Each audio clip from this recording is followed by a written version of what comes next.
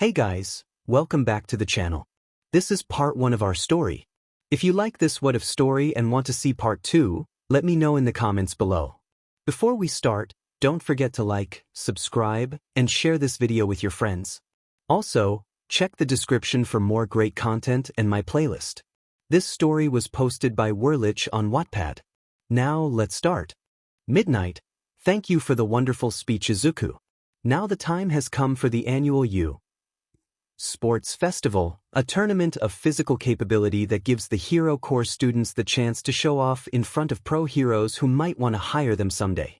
Everyone is going for the gold, but there can only be one winner.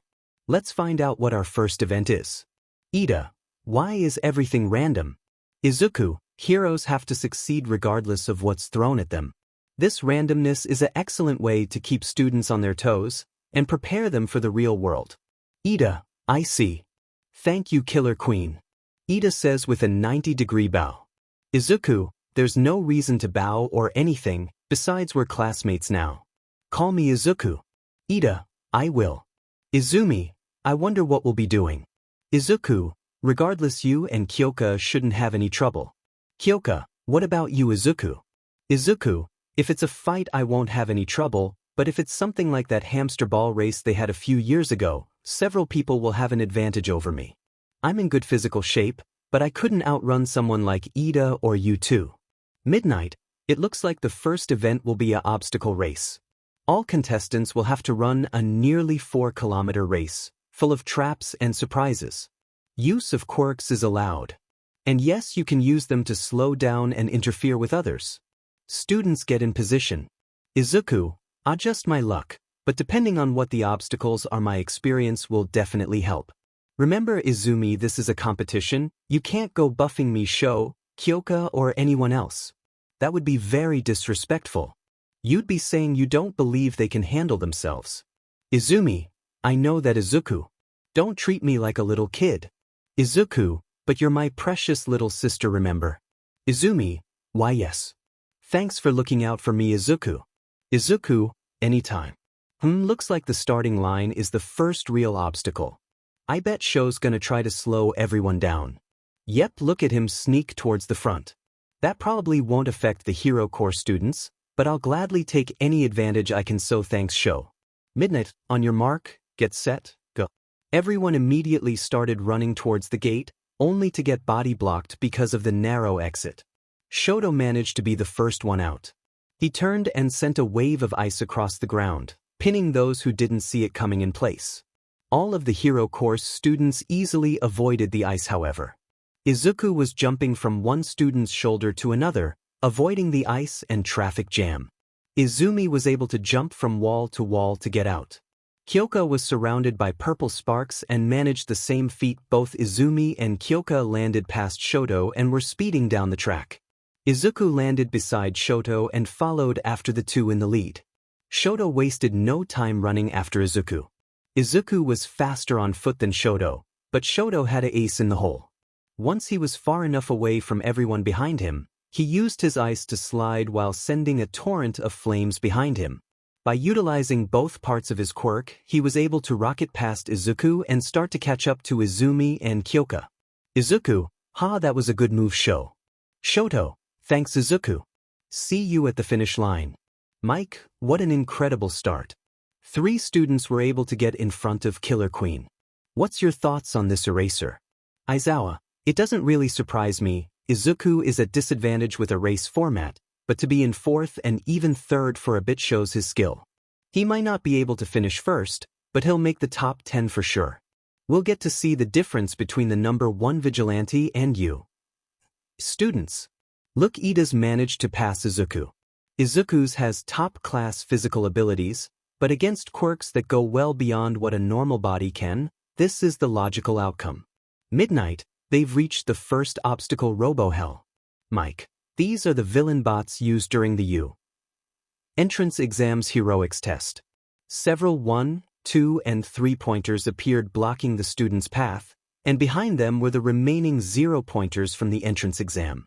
𝐒𝐮𝐽, oh, I can use this. 𝐒𝐮𝐽 jumped onto a 3-pointer's back, being sure to touch it. He then jumped in the direction of another robot further down the course. He brought his thumb down like he was using a detonator, causing the three-pointer to explode. 𝐒𝐮𝐬𝐴 used the force of the blast to reach the next robot. He repeated this in a fluid motion. On flying by a zero-pointer, he made sure to slap it, showing everyone he touched it. This put him in first place. From fifth to first in an instant. Killer Queen turned the obstacle into a speed boost. Aizawa, this is the difference between a pro and an amateur. 𝐒𝐮𝐬𝐴 used the robots to his advantage, claiming first despite his disadvantages.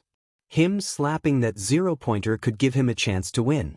Mike, what do you mean? Aizawa, watch and see. Kyoka, wow. That was so cool.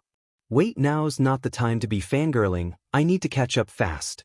Kyoka powered up with one for all, easily destroyed the 1, 2, and 3 pointers. Regardless of if she punched, kicked, or stabbed them with her Jack's metal, was sent flying, or at the very least severely dented. Kyoka, wow. This is so much easier than at the entrance exam. I bet I can take out one of those zero-pointers. Let's try. Kyoka ran at the nearest zero-pointer and stabbed it with both Jacks. She then sent powerful sound waves through the zero-pointer. The horrible sound of metal grating and being deformed filled the air. Then suddenly, without warning, an eruption of broken circuits, wires, and scrap metal burst from its back, leaving behind an empty shell. Kyoka, awesome. I did it. Now to catch up with Izuku. Another zero-pointer got in Kyoka's way. Kyoka, oh no. You're the one Izuku touched. Go someplace else, I can't risk getting near you. Meanwhile, Izumi, this is my chance to prove I deserve to be in you. Get ready to be scrap. Izumi tore through the robots with ease. Similar to Kyoka, each blow wrecked the robot villains. A zero-pointer was Izumi's next target. She baited a punch from the machine and swiftly dodged it. She then jumped on its arm and quickly made her way to its head. Izumi then unleashed a barrage of blows, taking off the zero-pointer's head. Once back on the ground, there was only one more zero-pointer left. Izumi, what? Why, you're the one Izuku touched, aren't you? I can't get near you. Meanwhile, Shoto, I let Izumi have my recommendation to keep her safe. You all weren't any trouble then, and you won't be now. Shoto immobilized several of the robots by freezing their feet to the ground. Not able to move, they had no way to dodge the ice spears and fireballs Shoto sent their way. Shoto then turned his attention to a zero-pointer.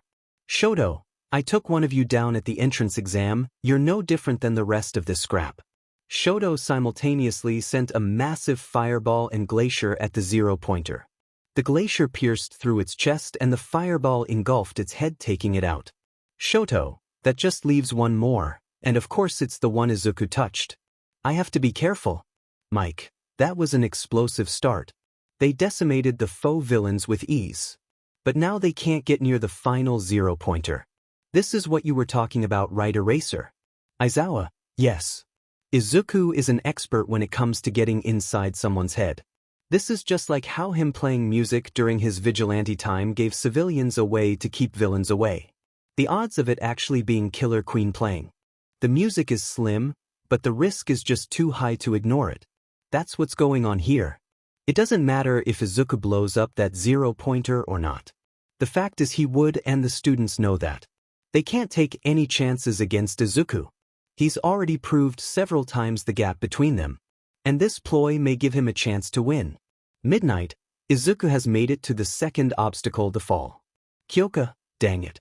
Izuku's already that far. Midnight, and it was no obstacle at all to the former vigilante. Izuku has already passed the second obstacle. Kyoka, what? Okay, even if it helps the other, we have to get past this thing now. Shoto, Yamamo. I'm going to stop its movement, you two take it out. Shoto and Momo, alright. Kyoka stabbed the ground with both her jacks and sent sound waves through the earth. The ground shook and cracked like an earthquake hit. The cracked ground couldn't support the weight of the zero-pointer and collapsed, trapping the zero-pointer's treads. Shoto then sent waves of fire and ice while Momo bombarded it with cannon fire, making sure it wouldn't move again. Now free from the fear of a moving bomb, everyone started advancing again, but they still gave the smoldering scrap a wide runaround just to be safe. Now at the second obstacle, everyone had an easier time. Shoto made a bridge of ice, and 𝐀𝐮𝐭𝐡𝐨𝐫 and 𝐒𝐮𝐵 were able to jump the gaps. Midnight, 𝐒𝐮𝐭𝐡𝐨𝐫 has made it to the last obstacle, the landmine field. When 𝐀𝐮𝐭𝐡𝐨𝐫 and 𝐒𝐮𝐵 made it to the last obstacle, 𝐒𝐮𝐭𝐡𝐨𝐫 was halfway through it. 𝐒𝐮𝐵 tried to catch up to him, but 𝐀𝐮𝐭𝐡𝐨𝐫 stopped. 𝐀𝐮𝐭𝐡𝐨𝐫, I won't make it in time with these mines in the way. Sorry 𝐒𝐮𝐵, but I can't hold back against 𝐒𝐮𝐭𝐡𝐨𝐫.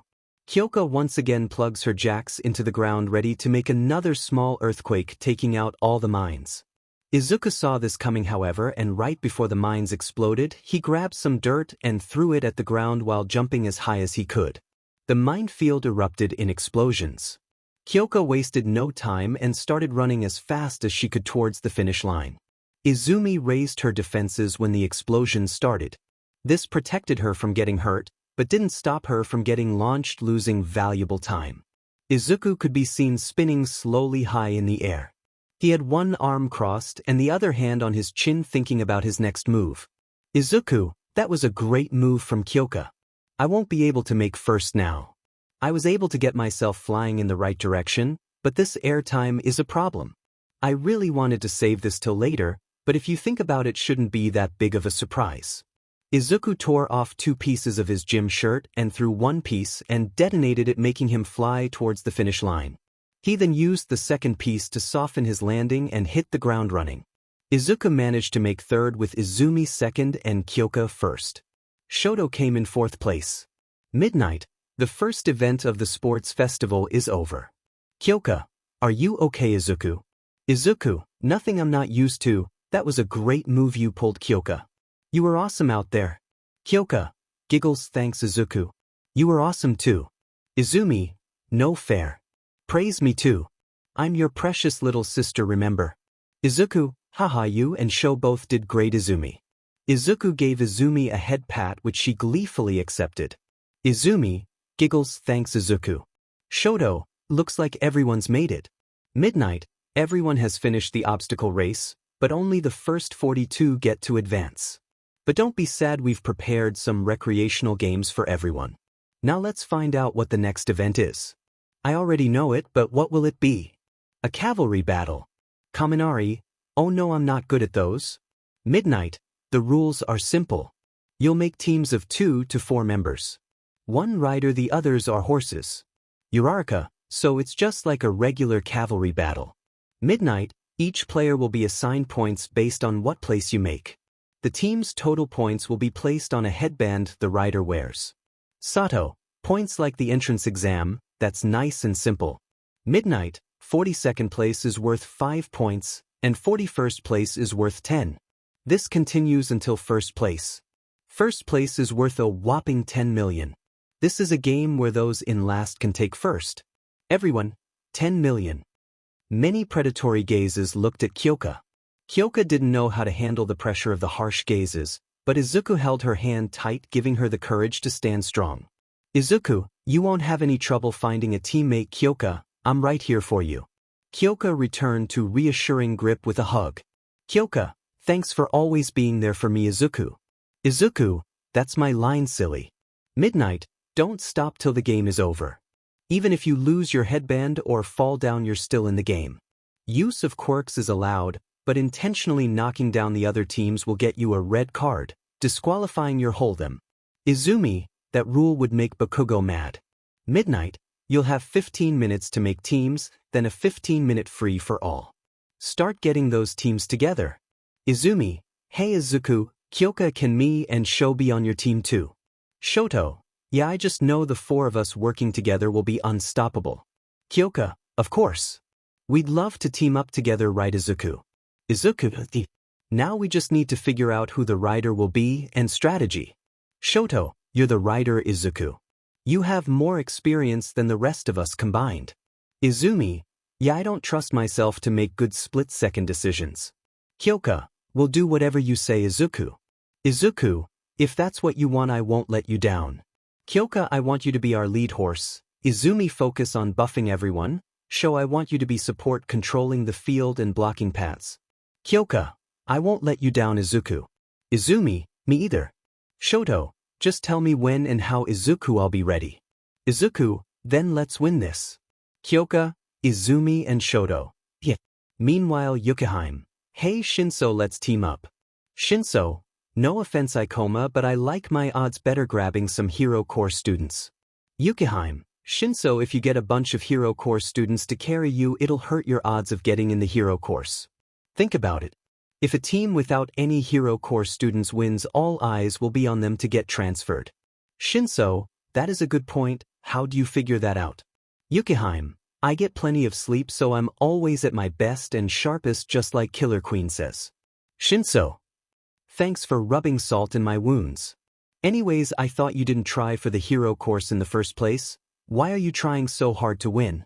𝗂𝐮𝐻, well, I'm not really sure what I want to do with my life, you know. Everyone at school always told me I should be a hero, but I'm not sure if I'm cut out for it. That's why I signed up for the general course. I figured if I did good enough at the sports festival that you thought I could be a hero, I would. If not, that's fine too. I'll find my own path in life. 𝗀𝐮𝐲, that overwhelming positivity of yours is something special. Fine, we'll team up and show everyone what we're made of. I just hope I don't regret teaming up with my only real competition for the transfer. 𝗂𝐮𝐻, well, no hard feelings either way. We're still friends. 𝗀𝐮𝐲, friends? With me? B, but I have a villainous quirk. 𝗂𝐮𝐻, quirk smirk. You want to be a hero? That's not what a villain does. You're a good guy, 𝗀𝐮𝐲. 𝗀𝐮𝐲, thanks 𝐒𝐮𝐭𝐲, it's no wonder you're so popular. 𝗂𝐮𝐻, I just treat people how I'd like to be treated, that's all. May, I'm joining too. I didn't get a chance to be on Killer Queen's team. But you're right. If a team with no hero course students win, all eyes will be on them. It'll be perfect to show off my babies to the big companies. 𝗀𝐮𝐲, have you ever heard of personal space? 𝗂𝐮𝐻, 𝗀𝐮𝐲, I don't know about this. Babies at her age. I think she might be a hussy. Daddy wouldn't want me to be around someone like that. 𝗀𝐮𝐲, I think you've misunderstood something, 𝐒𝐮𝐭𝐲. I hope. Can we see these babies of yours? Sure. May, pull out a box full of gadgets. May, Tada. These are my babies. These are hover boots. Oh, and these is a jetpack based off of a certain heroes with my own personal tweaks. And a grappling hook, a movement enhancement frame. 𝗀𝐮𝐲, we get it. You must be from the support course. If it'll make you quiet down, you can join. Is that alright with you, 𝐒𝐮𝐭𝐲? 𝗂𝐮𝐻, yeah. As long as she isn't a hussy, everything's fine. May, great. May 𝗏𝐻𝐿, at your service. Midnight, your 15 minutes are up, and everyone has a team. Great. Places everyone. The cavalry battle is about to begin.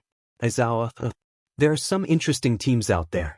Team 𝗧𝗂𝐮𝐦𝐦𝐚𝐫𝐲, 𝗧𝗜𝗍𝐼 Todoroki, Team Toru Hagakure Ashido Koji Koda Rikido Sato, Team Monoma Hiryu Rinsen Kaibara Kozii Tsubaraba, Team 𝗬𝗬𝗓 Azui Fumikage Tokoyami Mizo Shoji, Team 𝗀𝐮𝐲 Hitoshi 𝗀𝐮𝐲 𝗂𝐮𝐻 𝐒𝐮𝐭𝐲 May 𝗏𝐻𝐿, Team Taguru Kamakiri Pony 𝗀𝗏𝐭𝐻, Team Momo Yaoyorozu Tenya Ida Ijiro Kirishima Ochako Uraraka, Team Kodai Yui Kodai Jiroda Shishida Kojiri Bando Manga Fukudashi, Team 𝗬𝗎 Hanta Denki Kaminari Mashareo Ojiro Yugo Aoyama, Team Shoda Nairenjiki Shoda Shirhai Kuwaro, Team Kendo Itsuka Kendo Kinoko Kimori Setsuna Tokij Reiko Yanagi, Team Tetsutetsu Yosetsu Awasa Juzo Hananuki Ibara Shiozaki Mike.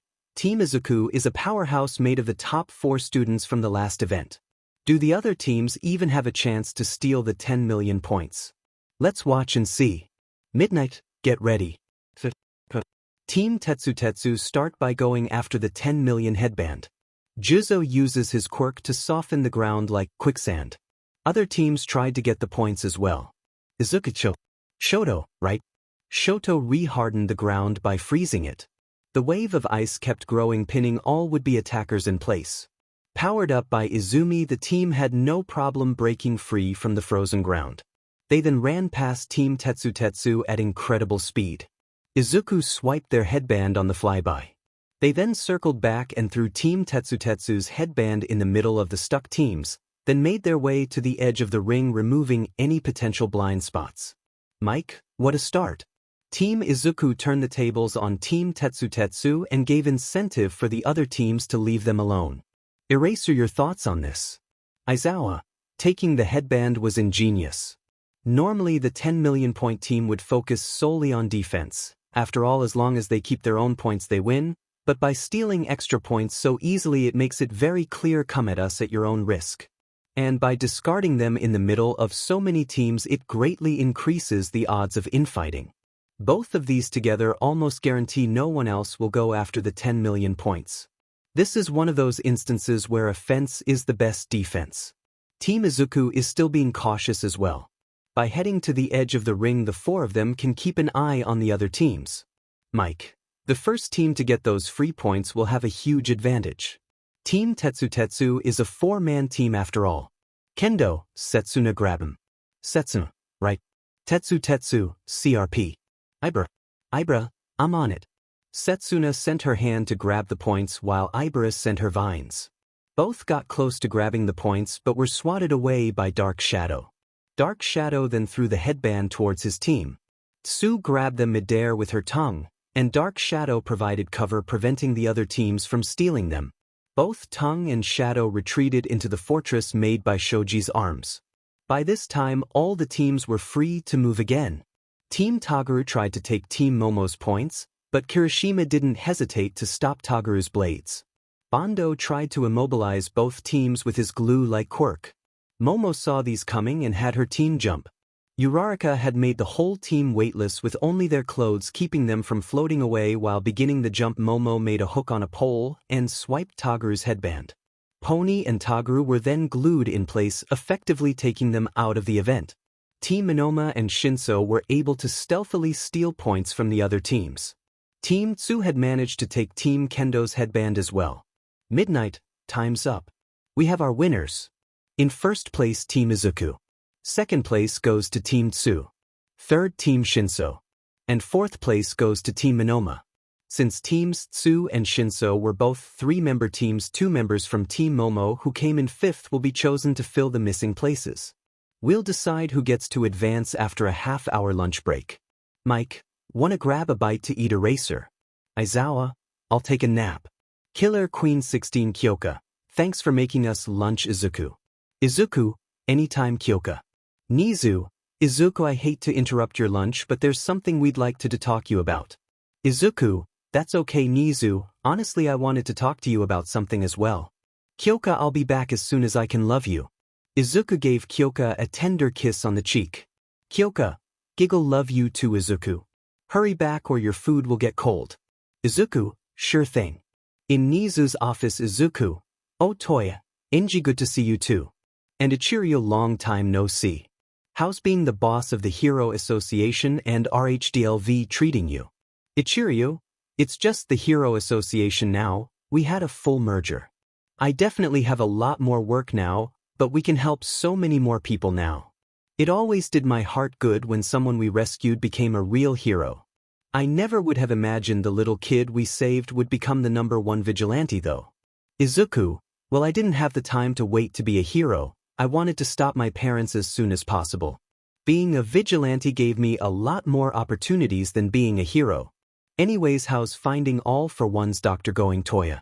Toya, it's been rough.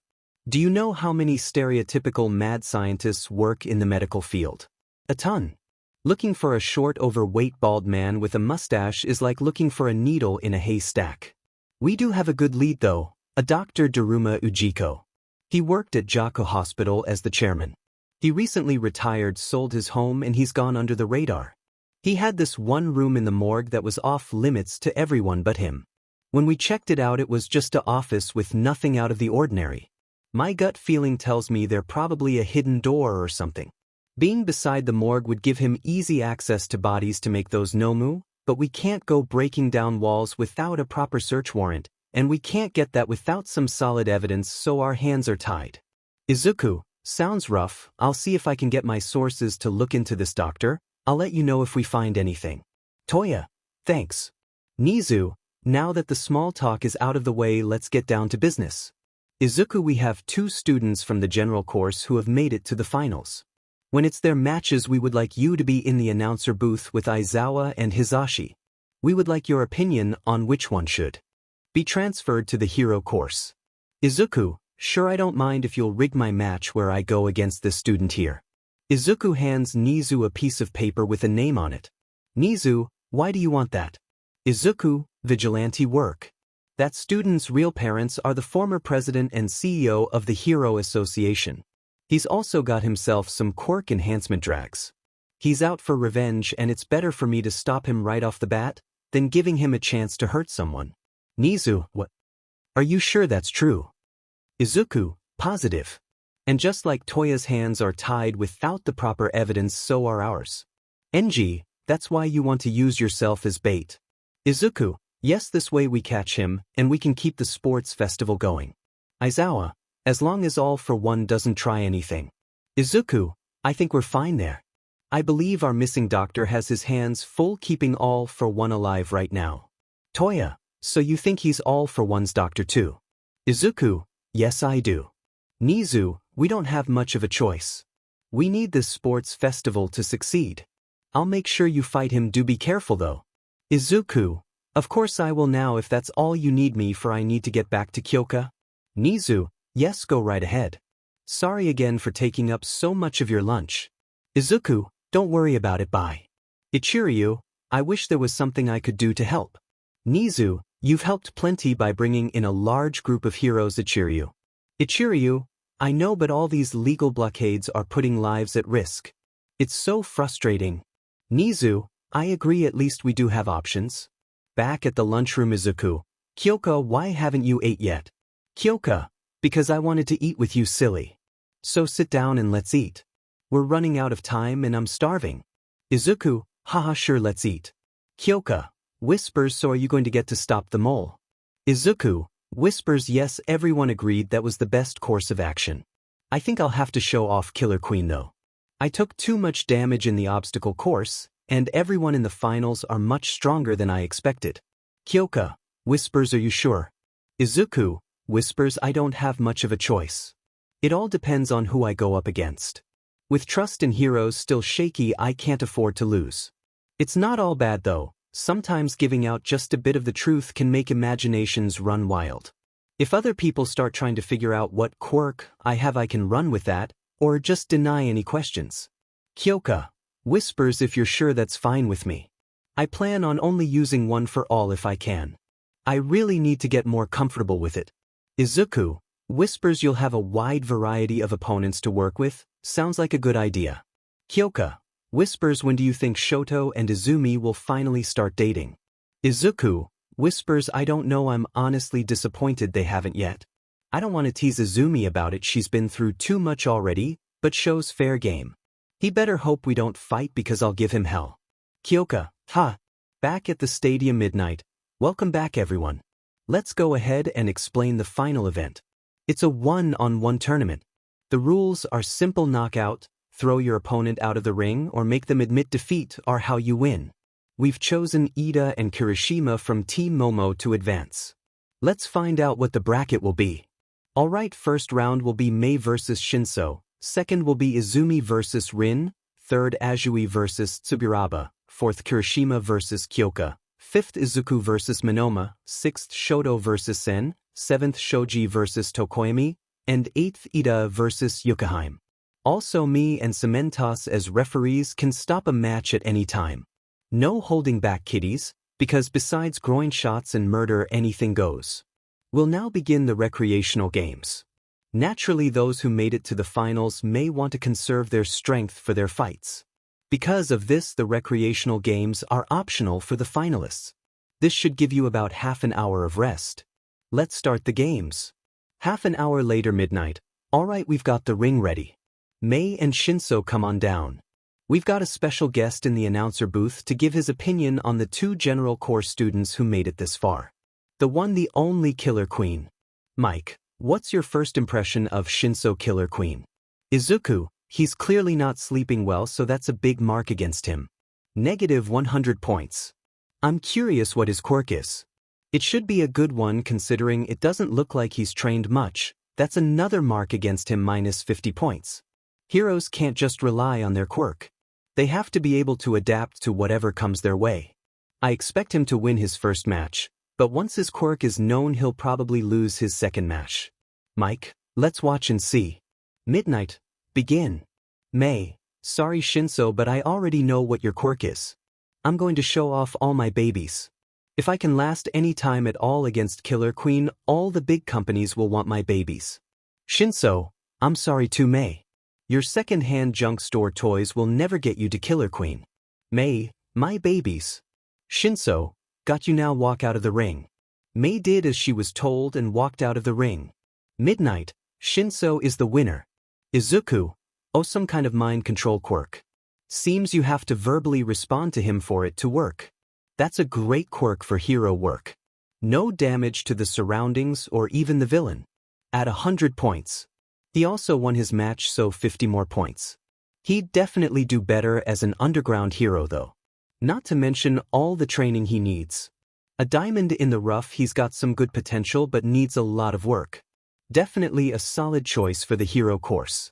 I can't wait to see the other one. Aizawa, wait, he has 0 points, how's he a good choice for the hero course? Izuku, the points don't mean anything. Aizawa. Mike.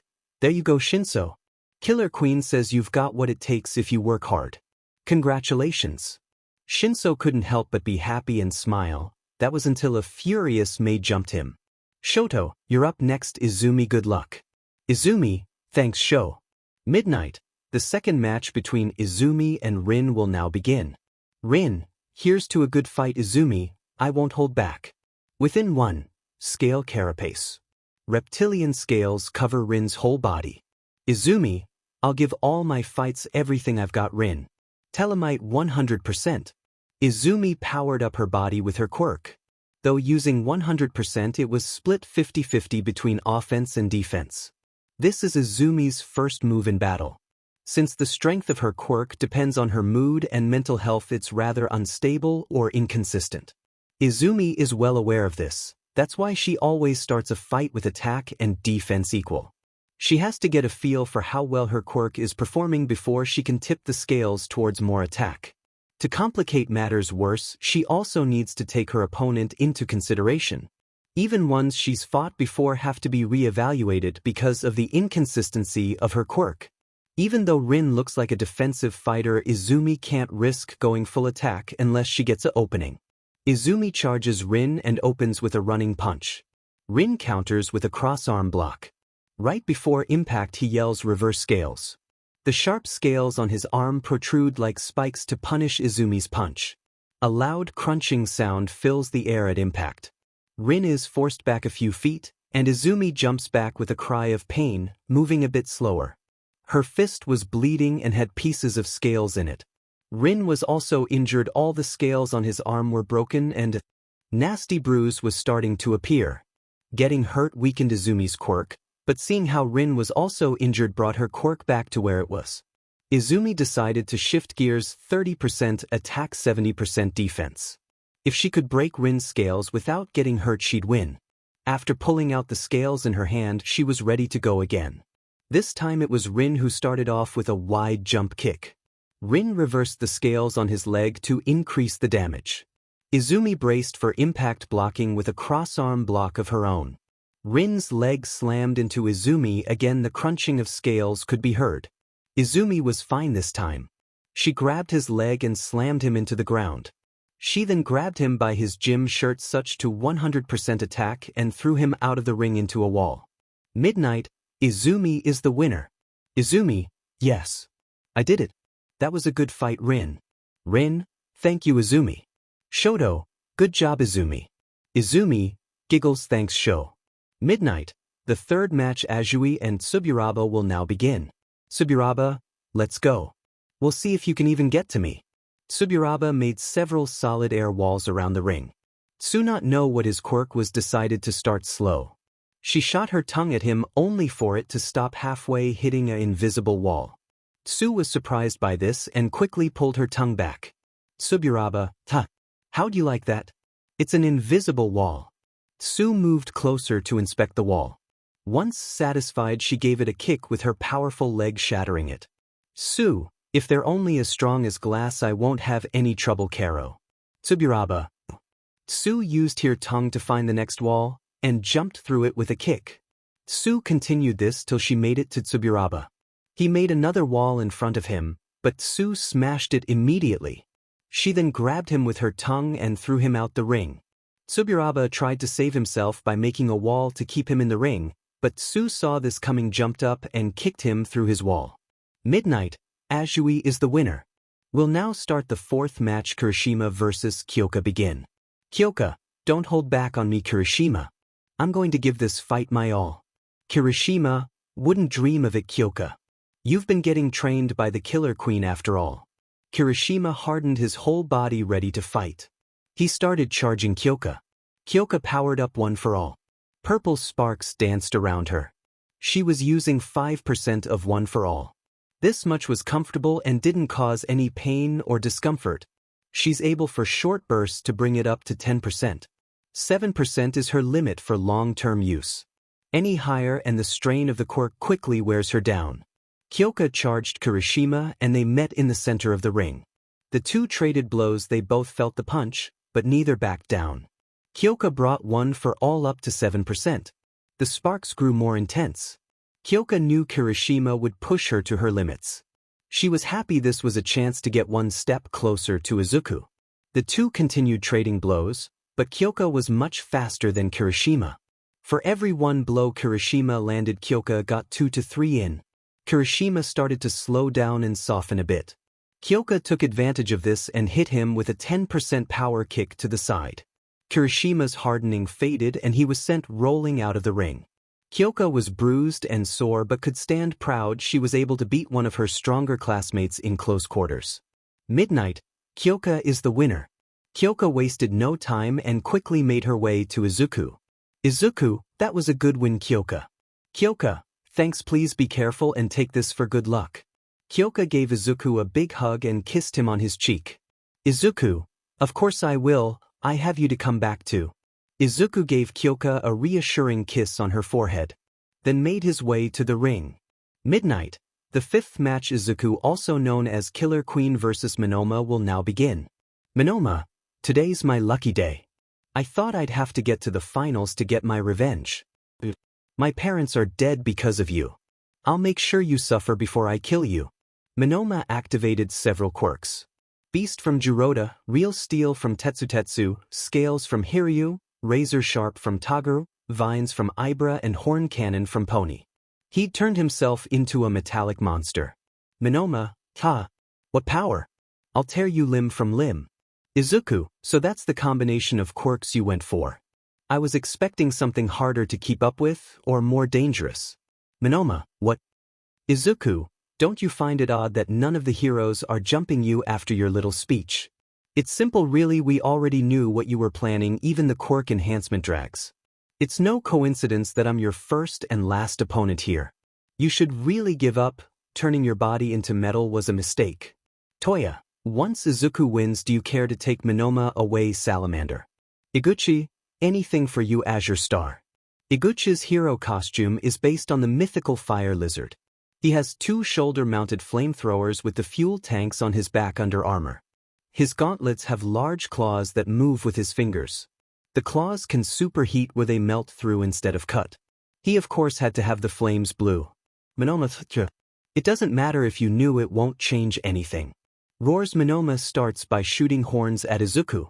𝗂𝗮𝗡 was able to easily dodge the non-remote controlled horns and touch the controlled one, making them blow up like ash. Next, 𝗂𝗂𝐴 made all his thorny vines twist and compress into one giant tendril. It didn't matter how this spiked limb hit, huge damage was guaranteed. He starts with a move similar to a scorpion stinging. 𝗂𝗮𝗡 dodges it with a sidestep and 𝗂𝗂𝐴 quickly pulls it back before 𝗂𝗮𝗡 can touch it. He then makes sharp blades sprout out of the massive WHP. He goes for a wide sweeping attack that covers the whole ring. 𝗂𝗮𝗡 jumps over it safely and lands holding his hand like a detonator. 𝗂𝗂𝐴, you can't bluff me. I was watching you like a hawk, you never touched it. 𝗂𝗮𝗡, I didn't but Killer Queen did. Confusion was clear on 𝗂𝗂𝐴's face. That didn't stop 𝗂𝗮𝗡 from bringing his thumb down. A massive explosion shook the ring. 𝗂𝗂𝗡 was on his knees from the blast. He barely stayed conscious. His upper back and scalp were horribly injured. His scales and skin were blown off his muscle and bone, but because he was metal, nothing blew off, only moved. His back now had 2 fins or poor wings. His head now had a warped crown, the only thing protecting his now exposed skull. 𝐒𝐮𝐬𝐽, give up now. Once your quirks wear off you need to be in a hospital. I know you can't see how bad a shape you're in, but believe me, you need immediate medical attention. 𝐼𝐻, never. Badly injured 𝐼𝐻 moved sluggishly, but charged 𝐒𝐮𝐽𝐽 nonetheless. He tried to cut 𝐒𝐮𝐽𝐽 with a large blade coming out of his forearm. 𝐒𝐮𝐽𝐽 touched it while dodging the blade. Once at a safe distance he blew up the blade. 𝐼𝐻's forearm was now in the same shape as his back and head. 𝐼𝐻, arg. My arm. What did you do? 𝐒𝐮𝐽𝐽, same thing I did to your back and head. See why you need to give up. 𝐼𝐻, that doesn't matter. I'm fine as long as I'm metal. 𝐒𝐮𝐽𝐽, look closer at your body. 𝐼𝐻, my scales are leaving. But I should be good for hours. 𝐒𝐮𝐽𝐽, you took some quirk enhancement drags before you copied your classmates' quirks, and more after, didn't you? 𝐼𝐻, so what if I did? 𝐒𝐮𝐽𝐽, all drags in large doses are harmful, especially illegal ones. Do you know why all for one never used quirk enhancement drags? They hurt your quirk itself. You may get a temporary power boost, but you're really taking steps backwards as far as having your quirk strong. There have even been cases where junkies made themselves permanently quirkless from overdosing several times. It's not just your quirk these drags hurt. Your quirk being powered up beyond what your body can handle puts a huge strain on it. Now multiply that strain for every quirk you copied. That's why your quirk is failing. You overloaded your body. Of course the damage I caused sped up the process, but you get the idea. All of 𝐼𝐻's copied quirks were gone now. He was bleeding badly now. Pain and blood loss made him pass out. Midnight, thank you for catching this spy 𝐒𝐮𝐽𝐽. After the ring is repaired, we'll continue on with the sports festival. I'd like to thank everyone in the audience for remaining calm and not giving away we knew 𝐼𝐻 was a villain. You had the choice to leave knowing a villain was here, but you bravely stayed. Thank you so much. The students were confused, especially 1B. It seemed like everyone knew but them. 1B was taking this news especially hard. They had unwittingly helped a villain try to kill someone. Once 𝐒𝐮𝐽𝐽 made his way back to the stands, 1B apologized to him. 𝐒𝐮𝐽𝐽, you have nothing to apologize for. You didn't know 𝐼𝐻 was a villain, he was your classmate going against a pro. You wanted to help him any way you could. That makes you all good Hero Corps students, and I look forward to working with you all someday. Kendo, thank you so much, Killer Queen. 𝐒𝐮𝐽𝐽, don't worry about it, and we're all you. Students call me 𝐒𝐮𝐽𝐽. Kendo, okay. Kyoka, I'm glad you're safe, 𝐒𝐮𝐽𝐽. 𝐒𝐮𝐽𝐽, thanks Kyoka. 𝐼𝐻𝐻, your turn, show good luck. Shoto, I'll do my best, 𝐒𝐻𝐻. Midnight, the 6th match Shoto vs 𝐮 will now begin. 𝐮, if I can get close I can win. Here I come, Todoroki. 𝐮 charged Shoto immediately to close the distance. Shoto shot a large wave of ice at Senator. The ice barely slowed 𝐮 down. With his gyrate quirk, 𝐮 easily drilled through the ice. This time Shoto shot a wave of fire at Senator. 𝐮 didn't stop running. He made his arms spin at high speeds, pulling the fire away from his body, greatly reducing the damage. 𝐮 burst through the flames and delivered a powerful spin kick to Shoto's side. 𝐮 was now in range and aggressively started attacking Shoto. It was clear to all that 𝐮 was the better CQC fighter. Shoto was taking a lot of damage. He needed to end the fight quick, but whether he used his fire or ice he couldn't get any distance. He decided on a risky move. Shoto grabbed 𝐮's arm and tried to encase him in ice. 𝐮 was able to get free by spinning his arm. Shoto expected as much. This first attempt was a feint. With his right foot Shoto was freezing 𝐮's legs. Before 𝐮 could react, Shoto grabbed 𝐮's chest and finished encasing him in ice. Shoto knew he didn't have much time before 𝐮 broke free, so he ended the fight with a big move. Shoto, Flash Fire Fist Jet Burn. Shoto used one of his father's moves. Raising his fireside's temperature to its limits, Shoto unleashed a massive blaze that sent 𝐮 flying out the ring. Midnight, Shoto is the winner. 𝐒𝐮𝐽𝐽, that was so cool, Sho. You can already use your dad's moves. Shoto, not all of them yet, but I'm working on learning them all like Toya. 𝐒𝐮𝐽𝐽, it's really nice how close your family is, Sho. Shoto, we're your and 𝐒𝐮𝐽𝐽's family too, 𝐒𝐮𝐽𝐽, don't forget that. 𝐒𝐮𝐽𝐽, I won't show. Midnight. The 7th match 𝐀𝐮𝐭𝐡𝐨𝐫 versus 𝗀𝐻𝐼𝐻 will now begin. 𝗀𝐻𝐼𝐻, here's to a good fight, my friend. Dark Shadow. 𝐀𝐮𝐭𝐡𝐨𝐫, I'll give this fight everything I've got. 𝗀𝐻𝐼𝐻. Dark Shadow rushes the multi-armed 𝗀𝐻𝐼𝐻, ramming him, trying to force him out the ring. 𝗀𝐻𝐼𝐻 accepts the contest of strength, grabbing Dark Shadow's arms with 2 of his tentacle arms holding Dark Shadow in place. 𝗀𝐻𝐼𝐻 then proceeds to land blow after blow with his free arms. 𝗀𝐻𝐼𝐻 begins making steady progress towards 𝗀𝐻𝐼𝐻. 𝗀𝐻𝐼𝐻, Dark Shadow's in trouble, I have to help him. 𝗀𝐻𝐼𝐻 quoted a dark poem to help stir up dark thoughts to strengthen Dark Shadow.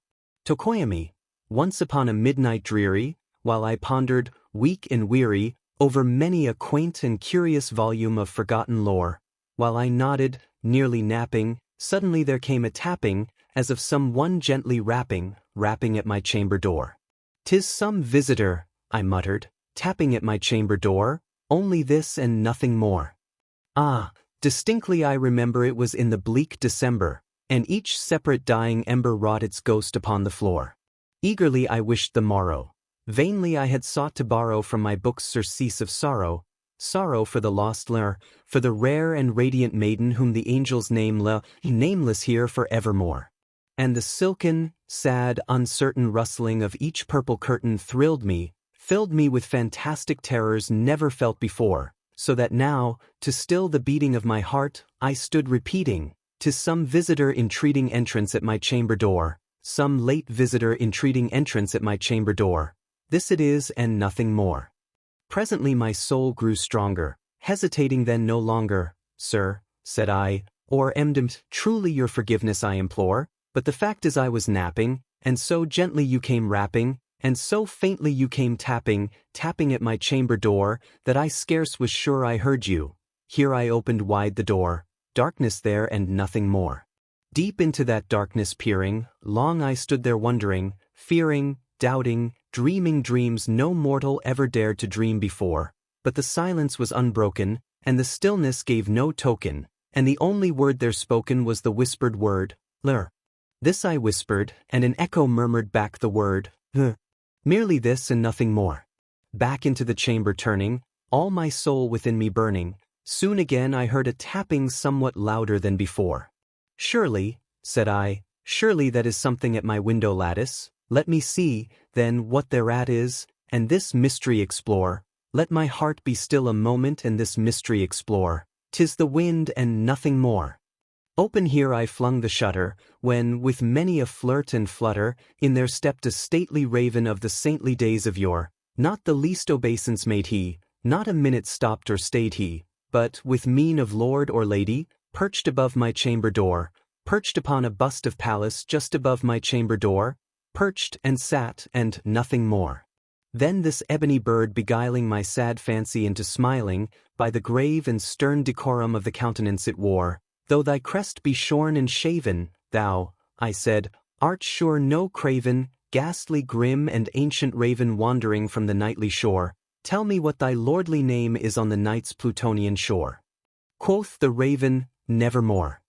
Much I marveled this ungainly fowl to hear discourse so plainly, though its answer little meaning, little relevancy bore, for we cannot help agreeing that no living human being ever yet was blessed with seeing bird above his chamber door, bird or beast upon the sculptured bust above his chamber door, with such name as Nevermore. But the raven, sitting lonely on the placid bust, spoke only that one word, as if his soul in that one word he did outpour. Nothing farther than he uttered, not a feather than he fluttered, till I scarcely more than muttered, "Other friends have flown before, on the morrow he will leave me, as my hopes have flown before." Then the bird said, "Nevermore." Startled at the stillness broken by reply so aptly spoken, "Doubtless," said I, "what it utters is its only stock and store caught from some unhappy 𝗻𝐻 whom unmerciful disaster followed fast and followed faster till his songs one burden bore, till the dirges of his hope that melancholy burden bore of never, nevermore." But the raven still beguiling all my fancy into smiling, straight I wheeled a cushioned seat in front of bird, and bust and door. Then, upon the velvet sinking, I betook myself to linking fancy unto fancy, thinking what this ominous bird of yore what this grim, ungainly, ghastly, gaunt, and ominous bird of your meant in croaking, nevermore. This I sat engaged in guessing, but no syllable expressing to the fowl whose fiery eyes now burned into my bosom's core. This and more I sat divining, with my head at ease reclining on the cushion's velvet lining that the lamplight gloated o'er, but whose velvet violet lining with the lamplight gloating o'er, she shall press, nevermore. Then, methought, the air grew denser, perfumed from an unseen censer swung by seraphim whose footfalls tinkled on the tufted floor. Wretch, I cried, thy God hath lent thee, by these angels he hath sent thee respite and nepenthe from thy memories of quaff, oh quaff this kind nepenthe and forget this lost Lenore. Quoth the raven, nevermore. Prophet, said I, thing of evil. Prophet still if bird or devil. Whether tempter sent, or whether tempest tossed thee here ashore, desolate yet all undaunted, on this desert land enchanted, on this home by horror haunted, tell me truly I implore, is there balm in Gilead? Tell me, I implore. Quoth the raven, nevermore. Prophet, said I, thing of evil. Prophet still if bird or devil. By that heaven that bends above us, by that God we both adore, tell this soul with sorrow laden if, within the distant Eden, it shall clasp a sainted maiden whom the angels name clasp a rare and radiant maiden whom the angels name Quoth the raven, nevermore. Be that word our sign of parting, bird or fiend. I shrieked, upstarting, get thee back into the tempest and the night's Plutonian shore. Leave no black plume as a token of that lie thy soul hath spoken. Leave my loneliness unbroken. Quit the bust above my door. Take thy beak from out my heart, and take thy form from off my door. Quoth the raven, nevermore. And the raven, never flitting, still is sitting on the pallid bust of Pallas just above my chamber door, and his eyes have all the seeming of a demon's that is dreaming, and the lamplight o'er him streaming throws his shadow on the floor, and my soul from out that shadow that lies floating on the floor shall be lifted, nevermore. 𝐀𝐮𝐭𝐲𝐵's poem was working. Dark Shadow was gradually becoming stronger as the poem went on. At first Dark Shadow was only able to stop 𝐀𝐮𝐭𝐲's advance. Then Dark Shadow was almost able to free his hands from 𝐀𝐮𝐭𝐲. 𝐀𝐮𝐭o𝐲 was forced to use 2 more arms to keep Dark Shadow's arms restrained. It was now Dark Shadow who was slowly pushing 𝐀𝐮𝐭𝐲. As Dark Shadow's power kept growing, 𝐀𝐮𝐭o𝐲 had to use all his arms to keep Dark Shadow from using his arms. This didn't matter now, as the poem was ending. Dark Shadow forced 𝐀𝐮𝐭o𝐲 out of the ring. Midnight, 𝐀𝐻𝐭𝐮𝐵 is the winner. 𝐀𝐻𝐭𝐮𝐵, that was a close fight. 𝐀𝐮𝐭o𝐲, your strength is incredible. 𝐀𝐮𝐭o𝐲, thanks 𝐀𝐻𝐭𝐮𝐵. Your quick thinking was impressive. Mike, so Killer Queen, what's your first impression of our other general course student? Izuku, she's clearly been resting well and looks like she's ready to take on the world. Add 100 points just for that. Her body's definitely in much better shape than 𝗀𝐻𝐭. That's another 50 points. Let's watch and see what her quirk is. Midnight, the 8th match 𝐒𝐮 versus 𝑒𝐮 will now begin. 𝐒𝐮, I respect your efforts, Miss 𝐼KOMA, in making it to this far. I will treat you just like you're from the hero course and give this fight my all. 𝐒𝐮 said with a 90-degree bow. 𝑒𝐮, thanks. I won't go easy on you either. 𝐒𝐮 made large wings of snow and took to the air.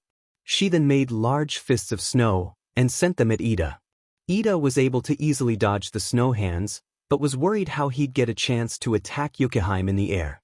𝐒𝐮 is impressed with 𝐒𝐮's speed and surmises the pipes in 𝐒𝐮's legs are necessary for his quirk.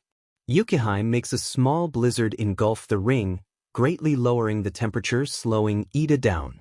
𝐒𝐮 tries to run, but the snow hands grab his legs, covering up his pipes. 𝐒𝐮's full attention is on the hands and trying to get free. He's lost track of 𝐒𝐮 due to the blizzard. 𝐒𝐮 attacks from above, yelling avalanche fall. 𝐒𝐮 had her leg extended high and brought it down on 𝐒𝐮's head with a small avalanche of snow, burying 𝐒𝐮 with only his head exposed. Midnight, 𝐒𝐮 is the winner. 𝐒𝐮, yay. I won. Izuku, it looks like she's got a snow creation and manipulation quirk. That's a great quirk with huge potential. Add another 100 points and 50 more for winning. She already has excellent control over her quirk and even has a super move. She's a clear choice for the hero course. Mike, congratulations 𝐒𝐮𝐬𝐽. Killer Queen also says you're hero material.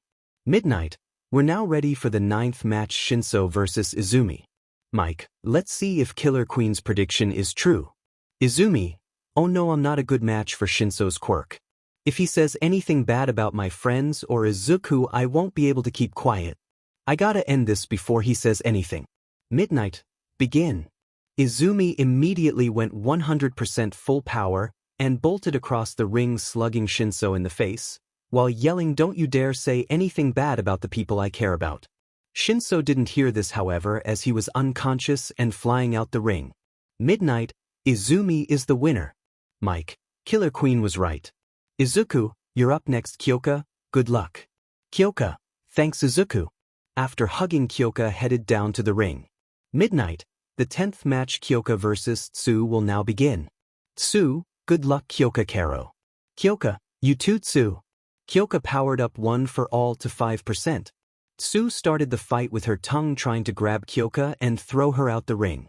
𝐀𝐮𝐭𝐡𝐨𝐫 quickly dodged and countered, hitting 𝗧𝗜𝗍's tongue with a 5% stab with her jacks.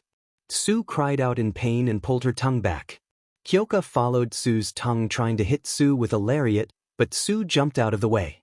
𝗧𝗜𝗍 then jumped at 𝐀𝐮𝐭𝐡𝐨𝐫 to deliver a powerful dropkick. 𝗀𝐮𝐽𝐻, not able to dodge in time, braced for impact with a crossguard. The strong kick sent 𝗀𝐮𝐽𝐻 skidding back, but she was still standing. 𝗧𝗜𝗍 jumped toward 𝗀𝐮𝐽𝐻 again, this time with a roundhouse kick. 𝗀𝐮𝐻 grabs 𝗧𝗜𝗍's leg while spinning, throwing 𝗧𝗜𝗍 over her shoulders, smashing 𝗧𝗜𝗍 into the ground, knocking her out. Midnight, 𝗀𝐮𝐻 is the winner. 𝐒𝐮𝐽𝐻, way to go 𝗀𝐻𝐻. That was awesome. 𝐒𝐮𝐻 congratulates 𝗀𝐻𝐻 with a big hug, lifting her off the ground with a spin. 𝗀𝐻𝐻 giggles, thanks 𝗂𝐮𝐻. Good luck with 𝗂𝐱𝐻. 𝗀𝐻𝐻 gives 𝗂𝐮𝐻 a kiss on the forehead. 𝗂𝐮𝐻, thanks 𝗀𝐻𝐻. 𝗂𝐮𝐻 returns the kiss before making his way to the ring. Midnight, the 11th match, 𝗂𝐮𝐻, the #1 Vigilante versus 𝗂𝐱𝐻, the son of the #1 hero, will now begin. 𝗂𝐱𝐻, I won't lose like last time. 𝗂𝐮𝐻, you better be ready. 𝗂𝐱𝐻 got into a solid stance, ready to counter whatever 𝗂𝐮𝐻 throws at him. 𝗂𝐮𝐻, why haven't you asked my sister out yet? 𝗂𝐮𝐽, I 𝗂𝐻. 𝗂𝐮𝐽 couldn't describe how embarrassed she was. Her face was ablaze. 𝗂𝐱𝐻 wasn't doing any better. Stance and concentration were gone, replaced with fierce blushing and a bit of stuttering. 𝗂𝐻, I 𝗂𝐻. 𝗂𝐻, don't even try to deny it. I know, your family knows, the whole class knows, everyone knows you love 𝗂𝐮𝐽. 𝗂𝐻 is walking ever closer to 𝗂𝐻. 𝗂𝐻, stop coming closer. Be besides my family maybe, but not our whole class. 𝗂𝐻 could only backpedal away from 𝗂𝐻. Mina, we all knew, dude. You're both easy to read. 𝗂𝐻 couldn't help but stumble back hearing that. 𝗂𝐻, so why haven't you asked 𝗂𝐻? 𝗂𝐻 was only a few feet away from 𝗂𝐻 now. 𝗂𝐻 had run out of room to run, he was the edge of the ring. 𝗂𝐻, stop. Don't come any closer. Nowhere left to run. 𝗂𝐻 flared up his fireside. 𝗂𝐻, do I have to get sheer heart attack to stalk you everywhere you go? 𝗂𝐻, please don't. 𝗂𝐻, 𝗂𝐮𝐽𝐽 loves you too. 𝗂𝐻, really? 𝗂𝐻, 𝗂𝐻, it's not like I could get any more embarrassed at this point because of you. 𝗂𝐮𝐽𝐽, would you like to go on a date with me? 𝗂𝐮𝐽, why yes. I would 𝗂𝐻. 𝗂𝐻, I'm happy for both of you. Of course, if you ever hurt my sister, I'd make sure you regret it. 𝗂𝐻, I'd never hurt 𝗂𝐮𝐽, but if I did, I'd want you to make me pay. 𝗂𝐻.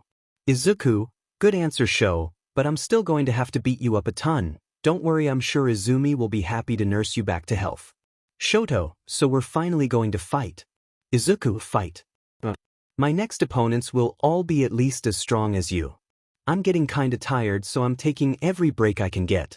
You're well within my range. 𝗂𝐻. Killer Queen. 𝗂𝐻, what? Killer Queen, 𝗬𝗑𝐵𝐵. 𝗂𝐻 was beaten by countless unseen blows before landing out of the ring battered and bruised. Midnight, 𝗂𝐻 is the winner. 𝗂𝐮𝐽, poor 𝗂𝐻. 𝗂𝐻, so 𝗂𝐮𝐽, don't you have something to say to your awesome big brother? 𝗂𝗮𝐽, yes I do.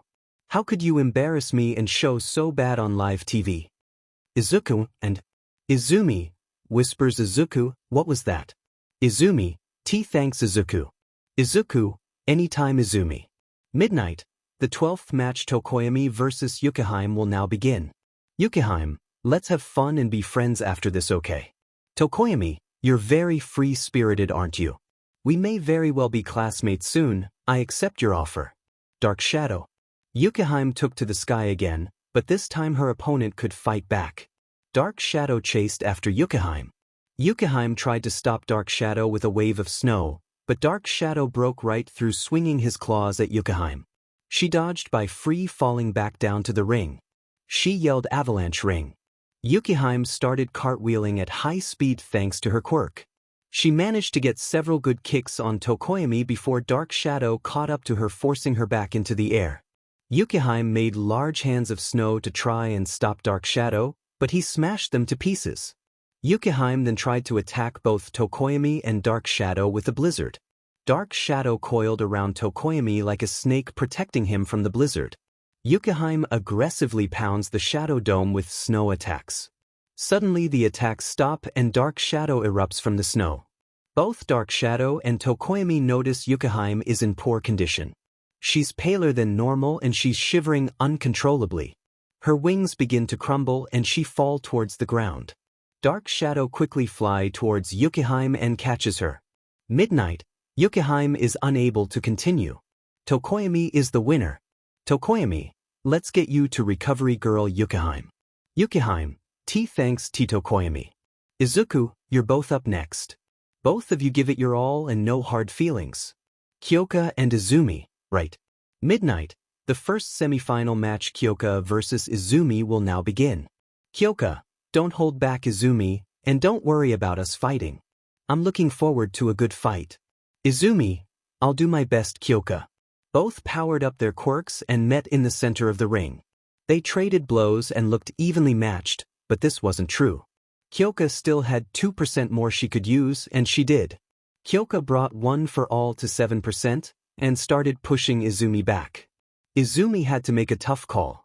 She needed to change her power balance. 50-50 wasn't working anymore, but does she go for defense like she did against Rin or more power? Izumi decided she had to be able to keep up with Kyoka's speed if she wanted any chance of winning. She went 70% attack and 30% defense. Izumi was now able to hold her ground, although she was taking more damage. Kyoka started being more aggressive, now jabbing Izumi with her jacks. Izumi under this assault had to go 100% defense, lowering her speed considerably.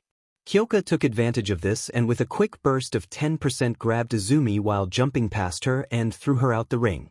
Midnight, Kyoka is the winner. Izuku, good job both of you. Kyoka and Izumi, thanks Izuku. Izuku, well here I go. Kyoka and Izumi, good luck. Midnight, the second semifinal match Izuku versus 𝐀𝐻𝐭𝐡𝐨𝐫 will now begin. 𝐀𝐻𝐭𝐡𝐴, you won't be able to trick me like you did 𝐭𝐻𝐿. Prepare for a battle, Killer Queen. Dark Shadow. Izuku, well it is true I don't know you well enough to call you out on your crush, so I'll do this instead. Sheer heart attack. Sheer heart attack, look this way. Dark Shadow. 𝐀𝐻𝐭𝐡𝐴, it's the thing that beat 𝐿 before, what do I do? Izuku started to slowly walk towards 𝐀𝐻𝐿. Izuku, what to do indeed? Do you send your shadow to stop me or sheer heart attack? Either way I win. 𝐀𝐻𝐿, blast. Dark Shadow, stop Izuku. Sheer heart attack, over here. Sheer heart attack was very close to 𝐀𝐻𝐿. 𝐀𝐻𝐿, Dark Shadow. Dark Shadow, right? Dark Shadow went for sheer heart attack, but the moment he found it, it exploded. The bright flash from the explosion sent Dark Shadow screeching back into 𝐀𝐻𝐿. Izuku, good choice. 𝐀𝐻𝐿 tried to punch Izuku, but Izuku grabbed his fist and tripped him to the ground. Izuku then pinned 𝐀𝐻𝐿 with his knee on 𝐀𝐻𝐿's back. Izuku, do you give up or do I let sheer heart attack blow you up? 𝐀𝐻𝐿, I give up. Izuku, again good choice. Izuku helps 𝐀𝐻𝐿 up. Midnight, Izuku is the winner. Mina, for how nice Izuku is, he sure doesn't play fair, huh? Momo, well as they say all's fair in love and war. And when lives are on the line, you have to save them no matter what. Killer Queen has always been rough on his opponents. Mina, yeah, that's true.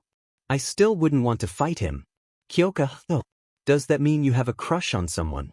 Mina, Kyoka. Kyoka, ha. Chill, I'm just getting you back a bit. Well, I better get going. Momo, good luck Kyoka. Kyoka, thanks Yamamo. Midnight, we're now ready to start the finals. Izuku versus Kyoka begin. Izuku, love you Kyo, but I won't go easy on you. Kyoka, love you too Izu, and I wouldn't have it any other way. I'd never catch up to you if you did. Kyoka powered up 1 for all to 7% and rushed Izuku. She didn't hold any punches, using her whole body to attack. Punches, kicks, and her jacks, she used them all. Izuku was able to keep up with her blocking and deflecting her blows. What Izuku couldn't see or react to, Killer Queen stopped. Both working in tandem. They also attacked together, or one would defend while the other attacked. Izuku was taking Kyoka seriously, but he wasn't going all out. Any fight with a serious Izuku is a 3-on-1 fight. Izuku, Killer Queen, and Sheer Heart attack, all fighting together. Suddenly Izuku jumped back and got into his detonator stance. Kyoka instinctively jumped back. Kyoka, what did you touch Izuku? Izuku, sorry Kyoka, but I'm really tired. I wanted to end this by blowing up the ring, but I'm too sore for that. I've decided to knock you out as gently as I can. Kyoka, Izuku, you don't know how to be gentle in a fight. I know you didn't touch my clothes, I made sure of that. Izuku, and you did a wonderful job at that. This is my most gentle knockout hair blasting. I touched a single hair on your appealing head. I'll be sure to catch you before you hit the ground. Click. A small explosion with only concussive force detonated, knocking Kyoka out, leaving a small knot on her forehead. Just like he said, Izuku caught Kyoka. Midnight, Izuku is the winner. We'll have the award ceremony in just a bit. Mike, well, that was an exciting first-year sport festival. Izuku, are you still sore? Kyoka. Izuku kissed Kyoka's forehead. Kyoka, giggles, not from our fight. Izuku. Izuku, I'll give you a massage later. Kyoka, looking forward to it. Shoto. Izuku, Izumi Sho want you to kiss his boo-boos. Shoto, Izuku. Izumi, giggles, he has so many though. I won't have enough time to kiss them all today, but I can start with this one. Izumi gives Shoto a tender kiss on the cheek. Shoto, thanks Izumi. Izuku, and Shoto, you too Izuku. Izuku, you're welcome. Well, it's about time we head to the award ceremony. Midnight, welcome back everybody. We're ready to hand out the medals. And we have a special guest handing out the medals. The #1 hero himself, Endeavor. NG, thank you Midnight. First, I'd like to say everyone here was phenomenal. If Killer Queen wasn't taking part, any one of you could have made it up here. Keep growing and going beyond your limits. Now in third place we have Izumi and Shoto Todoroki. NG places the bronze medals around their necks. NG, I'm so proud of both of you. Izumi, please continue to look after Shoto. Izumi, I will. NG. NG, thank you Izumi. You and Izuku have always been like my own children. I would never want to make you uncomfortable or relive any of the bad times of your parents, but if you want to, feel free to call me Dad. Izumi, really? NG, really, me and Rei are already taking care of you. We'd love for you to feel like family. Izumi, I'd love to Dad. I can still date Sho, right? NG, of course dear. Izumi, yay. NG, Shoto, my precious little baby. You're growing up too fast. You've already got wonderful girlfriend. You're turning into a fine young man. Shoto, Dad. NG, I'm sorry Shoto, I'm just so happy for you. Ahem. In second place we have Kyoka Jiro. Thank you so much for taking care of Izuku for me. Kyoka, anytime. NG, here's your medal Kyoka. NG places the silver medal around Kyoka's neck. NG, and in first place we have Izuku aka Killer Queen. NG places the gold medal around Izuku's neck. NG, Izuku, I'm so proud of the wonderful hero and person you are. It'll be an honor when I get to pass the title of #1 hero to you. Izuku, thank you NG for all your kind words. I don't think I'm ready to have parents again yet, but when I am, I'd love to have such a cool and kind dad. NG, thank you Izuku, that means so much to me. Take your time, you've been through so much already. There you have it, everyone. The winners of the first year sports festival. And remember, we all need to go beyond. Everyone, +Ultra. Somewhere in Japan. Oh ho ho. My old 𝐴 didn't make any moves. I wonder if he's dead. Whatever the case, I hope he's suffering in the most excruciating pain.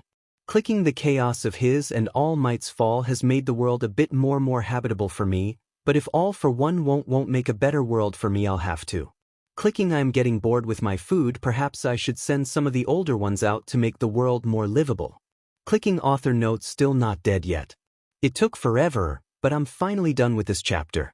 The hope, the dream, and the plan is to get back on my 2 chapters a week schedule. We'll all see how that goes. Anyways, I hope you enjoyed the chapter and are doing well. Till next time, goodbye. Artists wanted. I already made this request on my 𝐒𝐵R story, but I seriously haven't opened up Wattpad till now. I have no idea if anyone has taken me up on this. And honestly, it doesn't matter either way. It's called fishing, not catching. Hear the original request. At the Killer Queen Cafe Aizawa. I thought you said you were going to rest, Izuku. Izuku, working at my cafe is the most restful thing for me. It's my only place that feels normal to me. Aizawa, what about vigilante work? Izuku, that was a means to an end. Honestly, my plan was to retire and just work at my cafe, but something I didn't think would happen happened. Izuku said, staring at Kyoka lovingly. Izuku, I've got something I want to protect now, and I can't do that on the sidelines. Nezu walks into the cafe, clearly in a good mood. Nezu, I have good news. The sports festival was a huge success. The public is looking at heroes individually now. That's a huge improvement over thinking all heroes are the same. Aizawa, that's going to hurt some heroes. Nezu, not any of our students. Aizawa, right?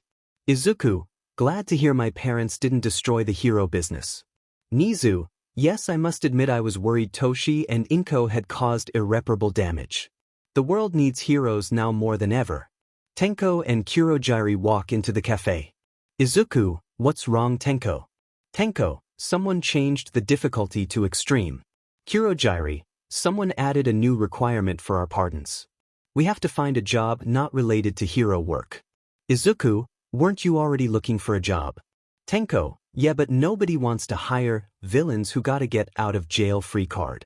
𝐾𝐮𝐭𝐡𝐨, I believe whoever added this requirement is well aware of the poor luck we've been having. Aizawa, do you have any idea who's got it out for you? Tenko, no, I doubt we've ever met them. Do you have any advice, Killer Queen? Izuku, finding them and blowing them up always worked for me. Aizawa, that's not legal, Izuku. Izuku, that's never stopped me before. Hey Kyoka, can you come here for a bit? Kyoka, sure, what's up? Izuku, Tenko and 𝐾𝐮𝐭𝐡𝐨 need a job, what do you say we hire them? Tenko, but won't that hurt your business? Kyoka, chill dude, it's no big deal, right Izuku? Izuku, it's no problem at all. We don't need any business from people who don't think everyone deserves a second chance. Besides, my regulars won't mind. Plus, if you do well, I can have you work mornings. It's been too long since the cafe was opened for mornings. 𝐾𝐮𝐭𝐡𝐨, thank you Izuku, we really appreciate all you've done for us. Izuku, no problem, if you want to go ahead and get started, Sho and Izumi can show you the ropes. Tenko, that'd be great. I really need a tutorial. Izuku, I think you'd make a good waiter, Tenko. Lots of fetch quests. Get the customer's order and take it to the cook. Once the order's finished, take it to the customer. Tenko, I'm great at fetch quests. I'll give it my all +Ultra. Izuku, you'll do great with that attitude, Tenko. 𝐾𝐮𝐭𝐡𝐨, I think you'd be best in the kitchen. 𝐾𝐮𝐭𝐡𝐨, I have experience making meals and serving drinks. I won't let you down. Izuku, I'm sure you won't. Izumi, come show Tenko and 𝐾𝐮𝐭𝐡𝐨 the ropes, they're new employees now. Sho and Izumi, okay. Nezu, have you had time to look over my request, Izuku? Izuku, yes, sounds fun, so count me in. Aizawa, try to keep it a secret. The fewer people who know, the better. Izuku, alright, it can stay a surprise.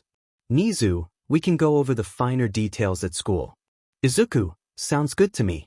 The next school day, Tsu, I had so many people talking to me on the way here. Kirishima, Me too. Uraraka, that's you, eh? For one event and the world's got its eye up on us. Izumi, hey Kyoka, where's Izuku? Kyoka, Principal Nezu needed to talk with Izuku about something. Aizawa, morning. Class, good morning.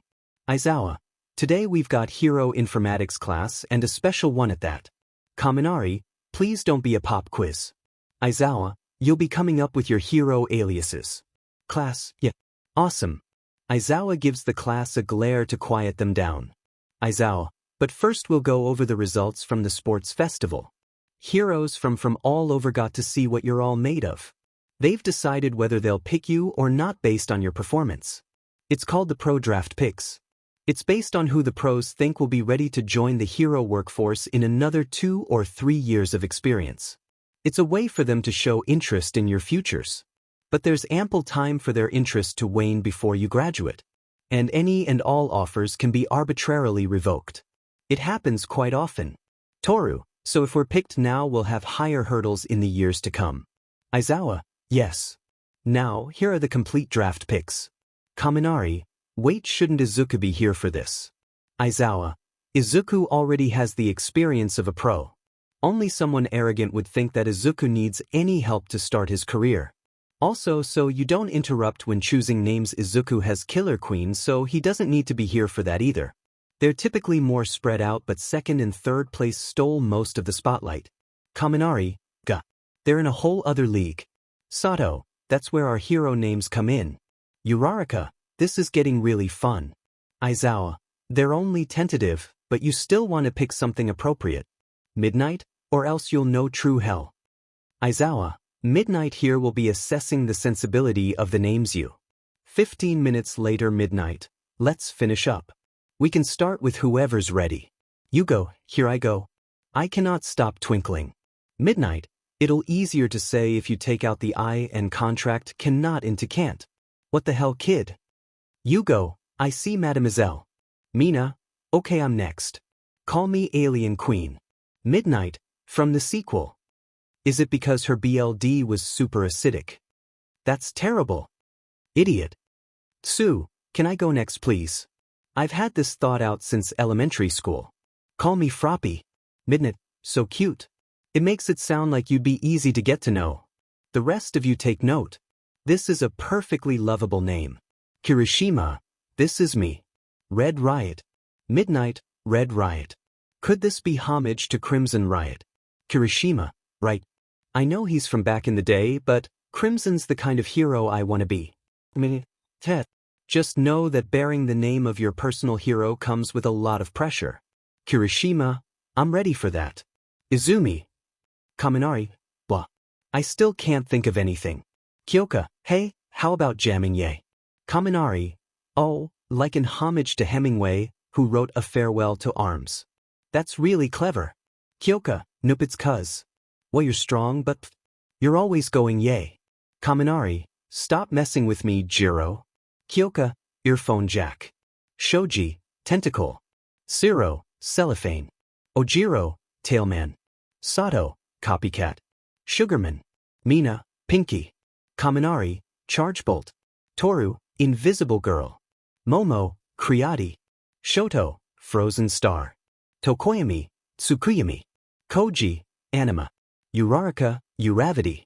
Ida, my brother wants me to inherit his mantle if anything were to happen to him. Ingenium. Midnight, you'll have to work extra hard to live up to it. Ida, I'm prepared to. Izumi, I want to go with my quirk's name, but the last thing I want is to give homage to my father. Power gift. Killer Queen, music playing in the distance. Kyoka, hey, do you hear music playing? Momo, no, but you and Shoji have the best ears. Do you hear anything, Shoji? Shoji, yes, and it's coming this way. The music continued getting louder until it was at the door. Suddenly the door exploded, revealing Killer Queen. Izuku, hello Hero Corps students. I'm pleased to announce that this Killer Queen will be picking one of you for the pro draft picks. Aizawa, Izuku, the door. Izuku, Nezu said it was okay. Aizawa, so I knew it was a bad idea to let you two talk alone. Izuku, if it makes you feel better, 1B needs a new door too. Aizawa, it doesn't. The class couldn't help but laugh and get hyped that Killer Queen would take someone on hero duty. Kaminari, big deal, you're just going to pick Jiro. Kyoka, you're not jealous, are you? Kaminari, no. Izuku, I might pick Kyoka, but I did go to 1B2. Momo, that's right, it would be odd to inform both classes if you already made up your mind. Plus Izumi's your sister and Todoroki is a good friend to you.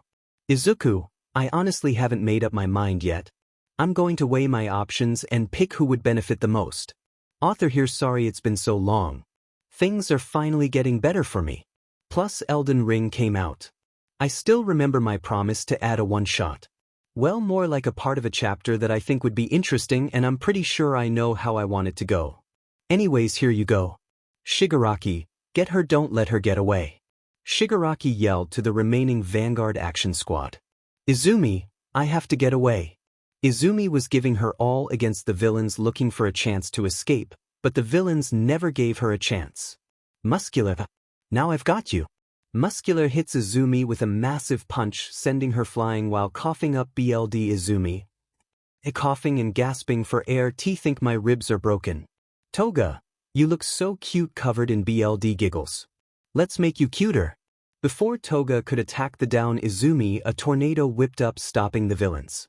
Once it died down, 𝐶𝐮𝐸 could be seen holding Izumi in her arms. Inko, don't worry dear, we're here to save you. Izumi, Tosi, all for one. All Might flies through the air, slamming into All for One only for him to stop All Might's momentum. All for One, Shigaraki, the tides have turned. It's time for you to leave. All for One blasts All Might away with his air cannon quirk. He then used his forced quirk activation quirk to use Kurojire's warp gate, as well as Magna's magnetism quirk, pulling the villains through the warp gate. Shigaraki, no MSTR. Let me stay and help you. All for One, it's time for you to stand on your own, Shigaraki. Shigaraki was pulled into the warp gate despite his struggling. All Might, you're not getting away this time, All for One. All for One, let's see how you fare against my air cannon again, All Might. All Might, All for One. Ha! The strongest hero and villain in one place. It was foolish for you to fight at night. Now you both face this Dio Speedwagon. All Might, that the vampire. Dio jumped from the top of a building, but disappeared right when he landed. Izumi and Inko. In front of them appeared Dio, shocking both of them. After getting a better look at Dio, they were astonished how much he looked like Izumi. Dio was staring at Izumi. All Might and All for One couldn't understand how Dio got past them. Neither one had let their guard down. Dio, I can see why everyone thinks we're twins. Inko, Izuku, is that you? Dio, is there something wrong with your ears? I told you I'm Dio Speedwagon.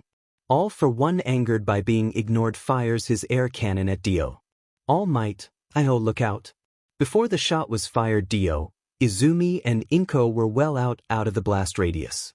Dio then disappeared again, reappearing behind All Might and All for One. Dio, quite impatient, aren't you? All for One, furious, now ready his cannon. Once more.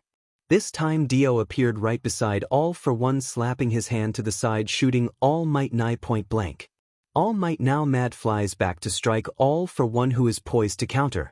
Right before their fists clash, they find themselves back to back. All for One, who are you? All Might, Izuku, is that really you? Dio, how many times do I have to tell you my name? Maybe this will answer your question. I'll tell you how my father saved me. My biological parents were heroes. One of the doctors was a huge fan of them. His quirk allowed him to see what quirk a child would develop. He used it on me and found out I was quirkless. He couldn't stand the shame I'd bring my parents, so he kidnapped me. His plan was to kill me and blame it on a villain, but my father saved me. I suppose I could be your Izuku, but that means nothing to me. Maybe this will make you fight me.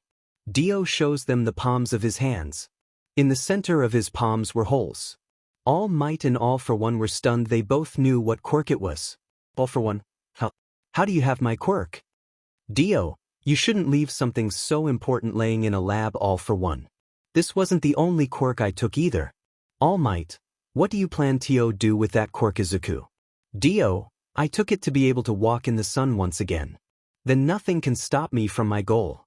Ha, All Might, I can't let you go with that quirk. Inko, Toshi don't. Dio, you're approaching me. All Might rears back to punch only for it to be effortlessly dodged again and again. Dio counters with a swipe of his claws, leaving a bloody gash on All Might's chest. All for One tries to attack Dio from behind only for a powerful kick to hit him in the back. All for One, what is this annoying power? Dio, it's the power to rule 𝐬𝗓𝗓𝗏. Dio appears in front All for One. Dio, 𝗧𝗓𝗧𝗧𝗧𝗧𝗧. With a flurry of punches, All for One gets sent flying. All Might, Izuku. If you don't stop, I'll end this with my ultimate move. Dio, WRY. Dio begins running towards All Might. All Might, fine. United States of Smash. Dio, Muda. Dio grabs All Might's wrist and shoulder, freezing his whole arm, stopping All Might's attack. Dio then begins to beat All Might while saying Muda. All for One. I hate to agree with All Might, but this farce has gone on long enough. I'll kill you both with one move. Spring-like limbs, kinetic booster ×4, strength enhancer ×3. Multiplier, hypertrophy, rivets, airwalk, and spear-like bones. I'll punch you with the ultimate combination of quirks that I have right now. Dio stops beating All Might. Dio, face my Space Ripper stingy eyes. Beams shot out of Dio's eye, piercing All for One's arm, fist to elbow. All for One, Dio disappeared once again, reappearing over All for One with a road roller. Dio, road roller to Dio crushes All for One under the road roller and beats the road roller into the ground, yelling Muda Muda Muda. All Might, Izuku. Dio, you don't learn, do you? Let's try this 𝐬𝗓𝗓𝗏. This time knives appeared with Dio surrounding All Might. All Might, W. All Might defends himself as best he can, but several knives stab him. All Might is still standing, but steam starts coming out of his body. Suddenly he deflates into a smaller form, removing the knives from his body. Dio, is this all the strongest hero and villain have to offer? Disappointing. Dio begins to leave, but Toshi stops him.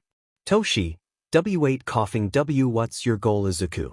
Dio, to take my girlfriend on a date, in the sun. Now if you'll excuse me, I have a quirk to trade for. Ha. Dio disappears, only leaving his echoing laugh. Toshi, a date. B, but that quirk is pure evil. What trade? W8, why did we fight then? Was this just a game to him? Toshi collapses from confusion and exhaustion. Aizawa, alright everyone, it's time to decide what hero agency you'll be interning at. Some of you may get to intern together since each hero can pick 2 students. Kaminari, wait, they get 2 picks. Why is Killer Queen only getting 1? Izuku, because I don't have a hero license yet. Aizawa's my first pick. On paper it'll be Aizawa's internship, but I'll be the one calling the shots. Momo, so it's a loophole to get around the license requirement. Aizawa, exactly. It's the simplest way to take advantage of Izuku's experience. Your internships will start in a week. I'll be handing personalized lists to those who were drafted. You may choose among those who scouted you. Each has a different specialty and region. Give your choice some real thought. Kirishima, I'm going for major crimes in the big city. Sue, I'd like a place I can deal with floods. Wonder if they've got that. Aizawa, submit your choices by this coming weekend. Zero, we've only got 2 days to pick. After class, Tsu, you're going Battle Hero Gunhead's agency. I thought for sure you'd go with 13. Uraraka, well, he did draft me. Besides, not making into the finals got me thinking. Getting stronger opens up all sorts of possibilities. And just doing things the same way is kinda limiting. Or something. Tsu, I see. Izumi, Izuku, can we talk? Izuku, of course we can. What's on your mind? Izumi, you have to pick Kyoka, you know that, right? Please for me. Izuku, oh thank you Izumi. Trying to be fair and giving everyone a chance was killing me. Now I have an excuse to go for the right choice. I'm doing it for my dear sister. Izumi, you don't like playing fair, do you? Izuku, not when I can help it. Can't say my life has been fair, but everything is looking up now. Still, old habits die hard. Well, I'll go tell Kyoka that I've picked her. You have fun with either Enji or Toya. Oh, that reminds me, tell Toya there is a secret lab in the hospital.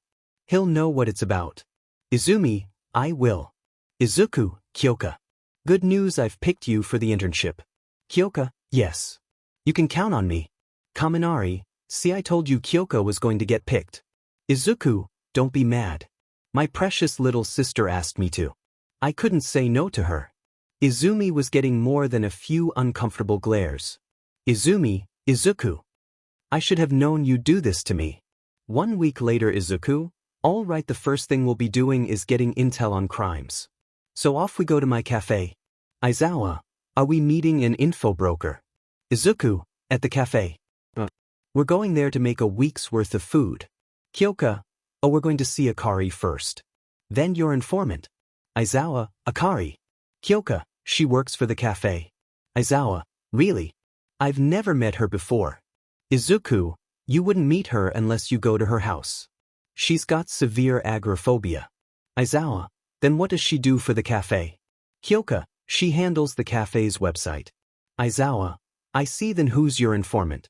Izuku, that's a secret, but I'll let you both know if you promise not to tell anyone under any circumstances. Aizawa and Kyoka, we promise. Izuku, good, and please keep this secret. I'd hate to have to blow you up, Aizawa. Aizawa, why just me? Izuku, you'll understand why when we meet them. At Akari's house, Izuku, Akari food 𝐴𝐿𝐴. Akari, come on in. Thanks for the food, I'm starving. Why's Aizawa Shota a Eraserhead here? Aizawa, how do you know my name? Izuku, because she's my informant. Kyoka, really? Akari, should you have told them that? Izuku. Izuku, they're both interning with me. Don't worry, they won't tell anyone. Akari, okay. Aizawa, so you're an info broker, Miss Akari. Akari, I prefer info collector. I don't sell information, I collect it. Especially criminal activity. Aizawa, how do you collect information on criminals? Akari, I surf the web. Aizawa, so you're a hacker. Izuku, Akari is the best hacker PRD. Her quirk can go into the internet. Since it's a quirk, security doesn't even acknowledge it, and it doesn't leave any trace at all. If it's connected to the internet in any way, she can access it. Aizawa, that's incredible. I can see why you want to keep this a secret. If word got out, police, criminals, and even governments would stop at nothing to have it for themselves. Izuku, exactly, Akari's life would be over. Akari, so what do you want to know about? Izuku, how are the missing persons going? Akari, they're happening more frequently now, especially in Hosu. Izuku, so we can finally figure out who's behind this. What about the 𝐒𝐮𝐭𝐡𝐨𝐫 Yakuza? Akari, they're still amassing funds for their project. Substance E escaped, so I think it's safe to assume Substance E is a person. They've been found, so no luck on finding them outside the Yakuza base. Izuku, I was afraid of that. Thanks, Akari. Akari, no problem. Izuku, alright, we've got our jobs for the internship. Let's get started. Kyoka, okay. Izuku, both jobs are urgent, but we'll start with the Yakuza case. Let's get you both briefed on the situation. For a while now, the 𝐒𝐮𝐭𝐡𝐨𝐫 has been doing everything they can to acquire money. The reason is they're working on a project to make quirk-destroying bullets. Aizawa, what? Is that even possible? Izuku, it is, and they've succeeded in making a few bullets that permanently destroy quirks. Thankfully, they're having trouble mass-producing them. Kyoka, what's Substance E? Izuku, it's the key to making the bullets. They've been very secretive about it on their computers. Considering it escaped, it's probably a person. Their quirk must be vital to making the bullets. Overhaul, their boss, has no concern for human life. He'll even kill his own subordinates without hesitation. He wouldn't hesitate to use someone as a lab rat. He's classified as a B rank villain, but his quirk alone makes him A or even S rank villain. Kyoka, what's his quirk? Izuku, it's called Overhaul. Have you ever seen Full Metal Alchemist? His quirk is basically alchemy.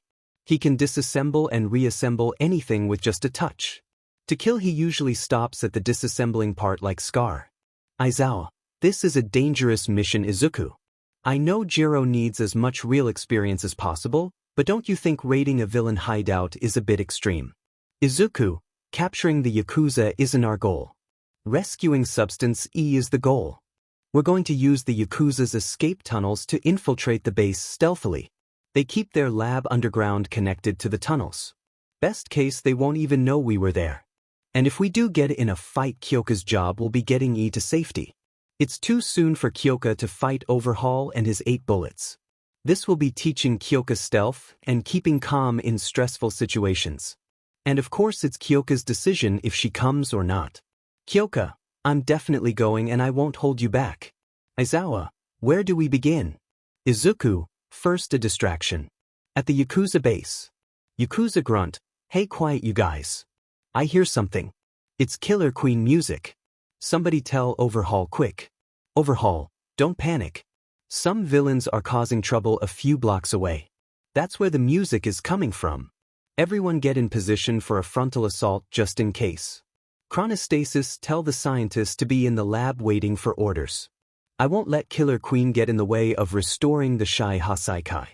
𝐀𝐮𝐿𝐴𝐶𝐿, of course Kai will be ready regardless of what happens. In the tunnels. Izuku, we're in luck thanks to that random villain attack. 𝐴izawa, so far we haven't seen any guards.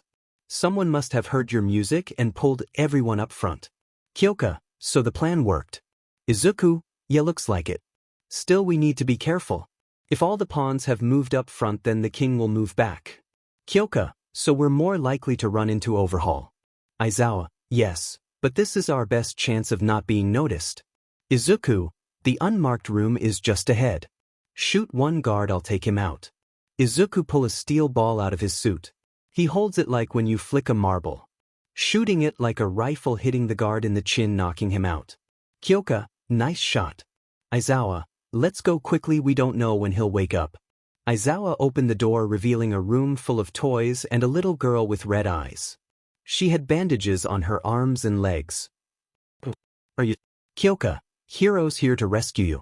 What's your name?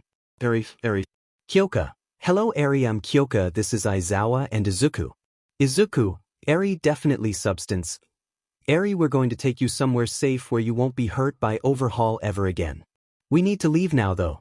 Eri, should leave me. He'll just hurt you. Izuku, we're not afraid of him, you can trust us. 𝐀𝐭𝐭𝐡𝐨𝐫, that's right Eri, you don't have to suffer anymore. Both Izuku and 𝐀𝐭𝐭𝐡𝐨𝐫 held their hands out to Eri. Eri slowly reached out and grabbed their hands. Eri, okay. Izuku, great 𝐀𝐭𝐭𝐡𝐨𝐫, could you carry Eri? 𝐀𝐭𝐭𝐡𝐨𝐫, sure, no problem. Let's go Eri. Izuku and company left, shutting the door behind them. Later. Overhaul, what is that incompetent doing? With a harsh kick, Overhaul moves the guard out of his way. Overhaul, Eri, you better be in there. The moment Overhaul touched the doorknob, an explosion that took his arm ripped through the tunnel. 𝐀𝐮𝐴𝐴𝐫, pained, coughing Kai. On the ground was an unconscious Overhaul missing an arm. 𝐀𝐮𝐴𝐴𝐫, don't just stand there. Get the doctor. With all for one. All for one, pained, wheezing 𝐀𝐮𝐭𝐡𝐨𝐫. You're awake. Careful, you shouldn't speak yet. Don't worry, I found you a successor who hates Killer Queen.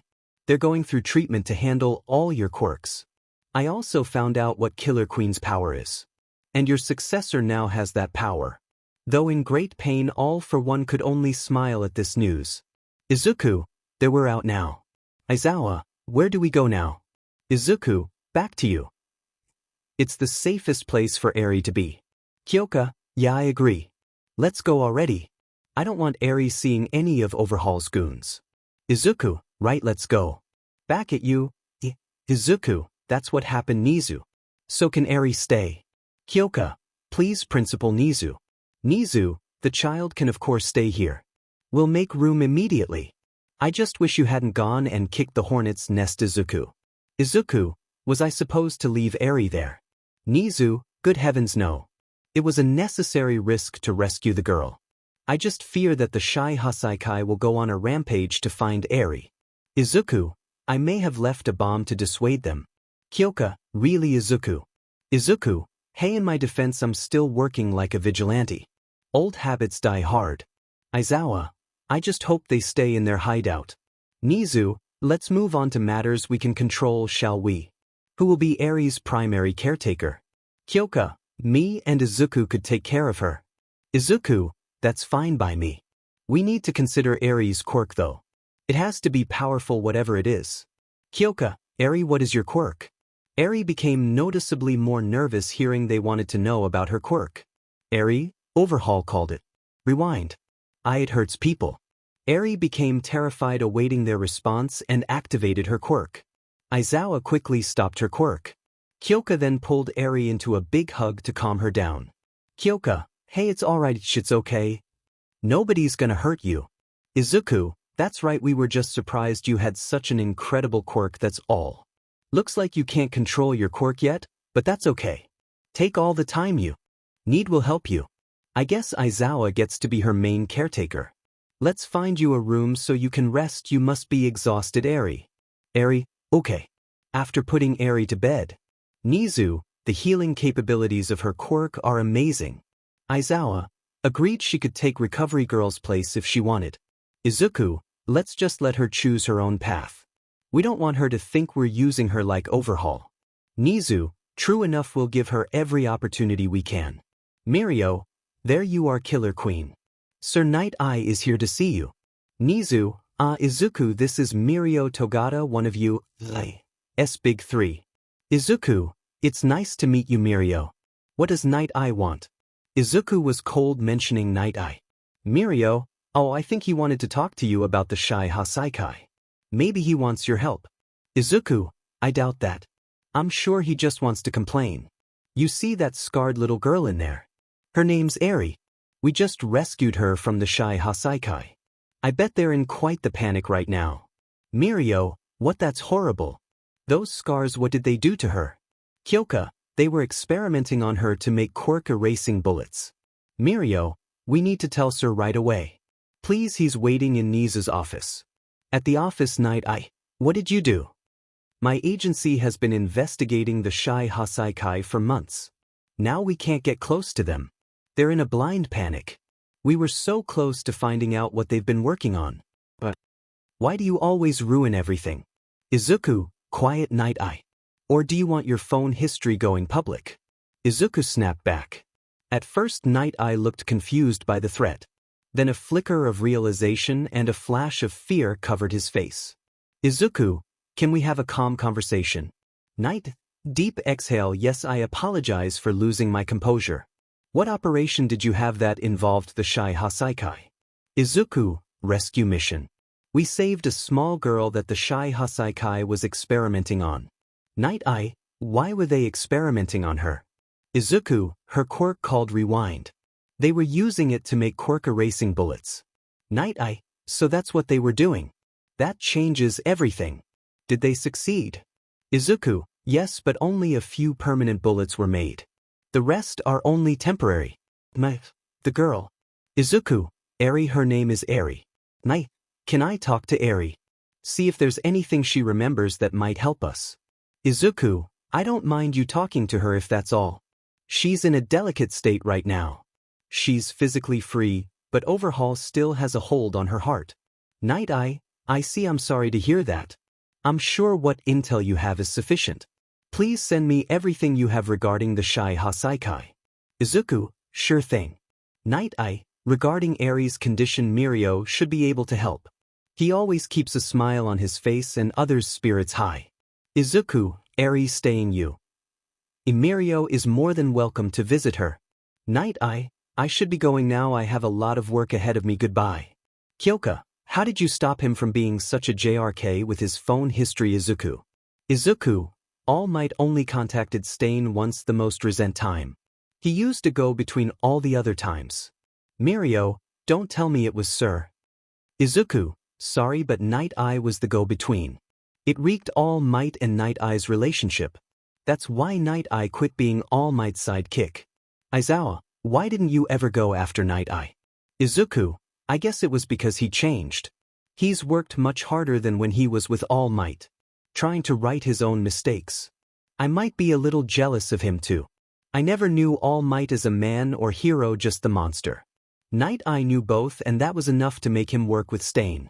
What would my life have been if I had a hero for a father? 𝐾𝐮𝐻, 𝐒𝐮𝐻. 𝐾𝐮𝐻 pulls 𝐒𝐮𝐻 into a warm embrace. 𝐒𝐮𝐻, thanks 𝐾𝐮𝐻, as long as I have you, what could have been doesn't matter. Oh Eri, what are you doing out of bed? Eri, why you were talking and then there was yelling. 𝐀𝐮𝐭𝐡𝐨𝐫 wanted to make sure we weren't going to hurt you.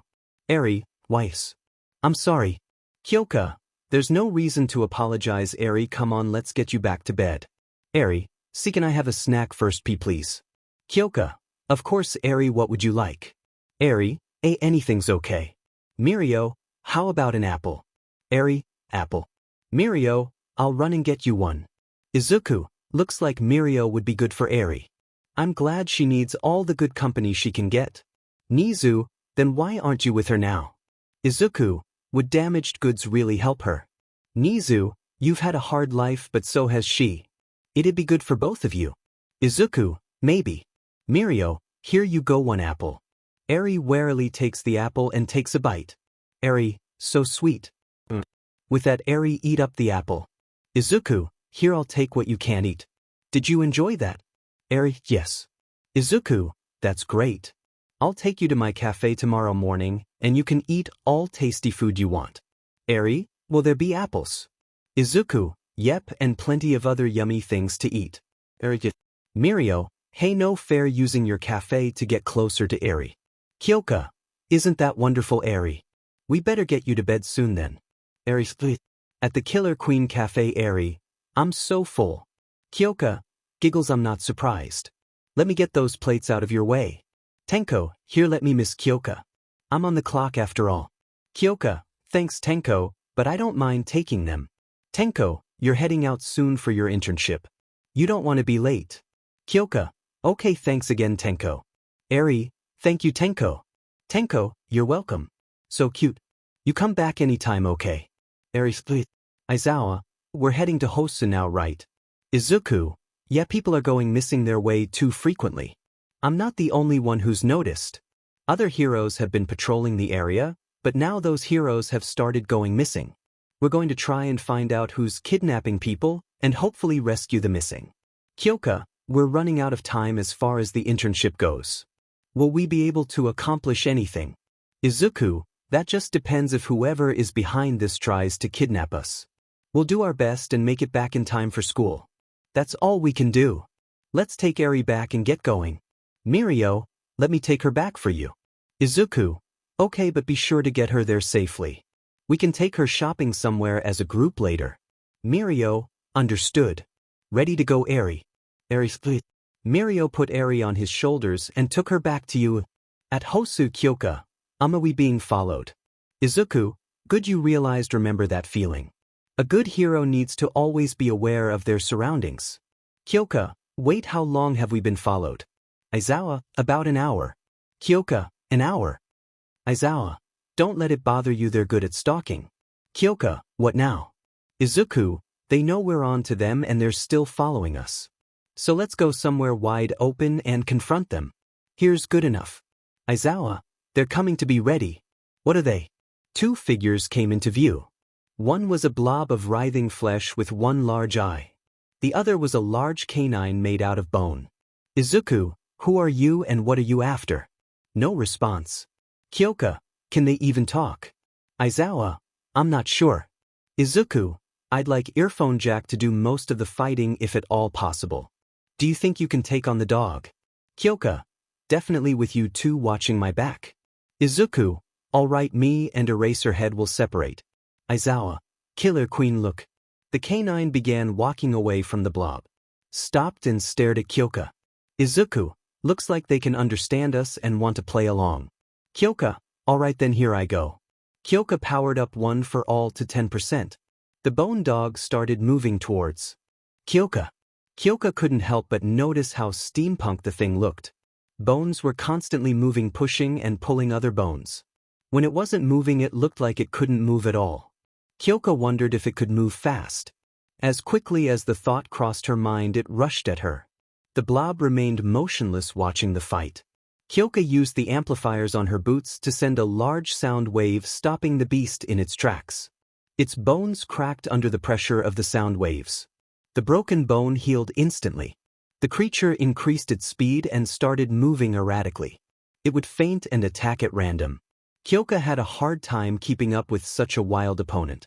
𝐀𝐮𝐭𝐡𝐨𝐫 would counter with her jack's stabbing breaking bone that healed itself. 𝐀𝐮𝐭𝐡𝐨𝐫, doesn't this thing feel pain? But the beast suddenly grew pincers from inside its mouth that snapped shut like a steel trap. 𝐀𝐮𝐭𝐡𝐨𝐫 had to break one to avoid getting hit. It then doubled in size, bringing its claws down with great force. 𝐀𝐮𝐭𝐡𝐨𝐫 upped all for 1 to 15% dodge to its side and punched it, shattering the canine's upper body. 𝐀𝐮𝐭𝐡𝐨𝐫, what? This revealed the upper half of a frail human. Bone began regrowing, so 𝐀𝐮𝐭𝐡𝐨𝐫 quickly knocked them out. 𝐒𝐮𝐭𝐡𝐨𝐫, 𝐀𝐮𝐭𝐡𝐨𝐫, look out. Immediately after the bone beast was knocked out, the blob moved in to attack. It made a tendril of flesh, shooting it high into the air and brought it down like a hammer. 𝐀𝐮𝐭𝐡𝐨𝐫 managed to dodge the attack, but the unconscious bone beast was indiscriminately hit. The tendril thrashed towards 𝐀𝐮𝐭𝐡𝐨𝐫, then went limp. Eraser Head had erased its quirk. 𝐒𝐮𝐭𝐡𝐨𝐫, your phone jack, knock it out quick, we need to move now. 𝐀𝐮𝐭𝐡𝐨𝐫, okay. 𝐀𝐮𝐭𝐡𝐨𝐫 quickly ran to the blob, stabbed it with her jacks, and released large sound waves into the blob, knocking it out. Police sirens could be heard getting closer. 𝐀𝐮𝐭𝐡𝐨𝐫, what's going on? 𝐒𝐮𝐭𝐡𝐨𝐫, I called the police to come pick up these two, but we're still being watched. 𝐒𝐮𝐴IZAWA, what? I haven't noticed anything. 𝐒𝐮𝐭𝐡𝐨𝐫, I haven't either, it's a gut feeling. I want us out of here now. How those two willingly played along was pointless unless they were ordered to. This seems to be bigger than I thought. 𝐀𝐮𝐭𝐡𝐨𝐫, those two acted like puppets on strings to me. The way they ignored pain was unnatural. 𝐒𝐮𝐭𝐡𝐨𝐫, agreed, you did great, by the way. Let's help the police take them into custody and get out of here. Later at the Killer Queen Cafe, 𝐀𝐮𝐭𝐡𝐨𝐫, have you heard anything about those two? 𝐀𝐮𝐭𝐡𝐨𝐫 asked while patting Eri on the head. 𝐒𝐮𝐴IZAWA, yes, but it's not the best news. They've completely stopped moving in police custody. Both the men were very frail despite how they fought. After a medical examination, the doctors discovered a mass attached to the front of their spines. The doctors were going to try and remove the masses, but the flesh and bone guys killed themselves. 𝐀𝐮𝐽𝐻, that's horrible. 𝐒𝐮𝐿, what about the masses? 𝐒𝐮𝐴IZAWA, they started to deteriorate quickly. The doctors were able to examine them for a bit. Their best bet is they were some kind of parasite. 𝐒𝐮𝐿, great, so we have a villain who can control people completely and we don't have any information. Other than their kidnapping people. They've even captured heroes. This could easily turn into a disaster. And they don't use the internet, so Akari can't help. We also have school tomorrow. I guess all we can do is go public with what little information we have. 𝐒𝐮𝐴IZAWA, I'll let the police know and inform all my colleagues. 𝐒𝐮𝐿, that would be great, thanks. Are you ready for your dessert? Eri, yes. 𝐀𝐮𝐭𝐡𝐨𝐫, here you go, one sundae with apple slices. Eri, Mina, that's so cool. You two actually got to fight some villains. 𝐼𝐮umi, yeah, Endeavor and Azure Star were great at finding all sorts of villains. 𝗏𝗱𝗯, we got to do evacuation support and logistics too. Mina, that's not fair that you two got two heroes to intern at. But that's still so cool what you got to do. 𝐶U, what did you do? 𝐶U, it was mainly training and patrol for me. Though one time we did catch some foreign smugglers, 𝐻𝐻𝗄. Mina, that's amazing. 𝐶U, how'd the past week go for you, 𝐒𝐻𝗄? 𝐒𝐻𝗄, it was very instructive. 𝐶U, 𝐒𝐻𝗄's had some kind of awakening. 𝐀𝐮𝐭𝐡𝐨𝐫, she was with the battle hero, right? Kaminari, I was pretty spoiled. It was a ton of fun. Now if you want to talk about the most transformative and traumatic experience, that'd be the one you had, 𝐀𝐮𝐿. 𝗂𝐿, saving that poor girl Eri and discovering a new group of villains. Kirishima, I'm just glad you're still alive. Momo, I was so worried. 𝐀𝐮𝐿, it was an experience, that's for sure. 𝐼𝐮umi, 𝐒𝐮uki, you really need to go a little easier on 𝐀𝐮𝐿. 𝐒𝐿, it was nothing she couldn't handle. I would have taken you and Sho on the same missions if I was able to. 𝐼𝐮umi, kinda makes me glad you couldn't. I don't think I'm ready for that.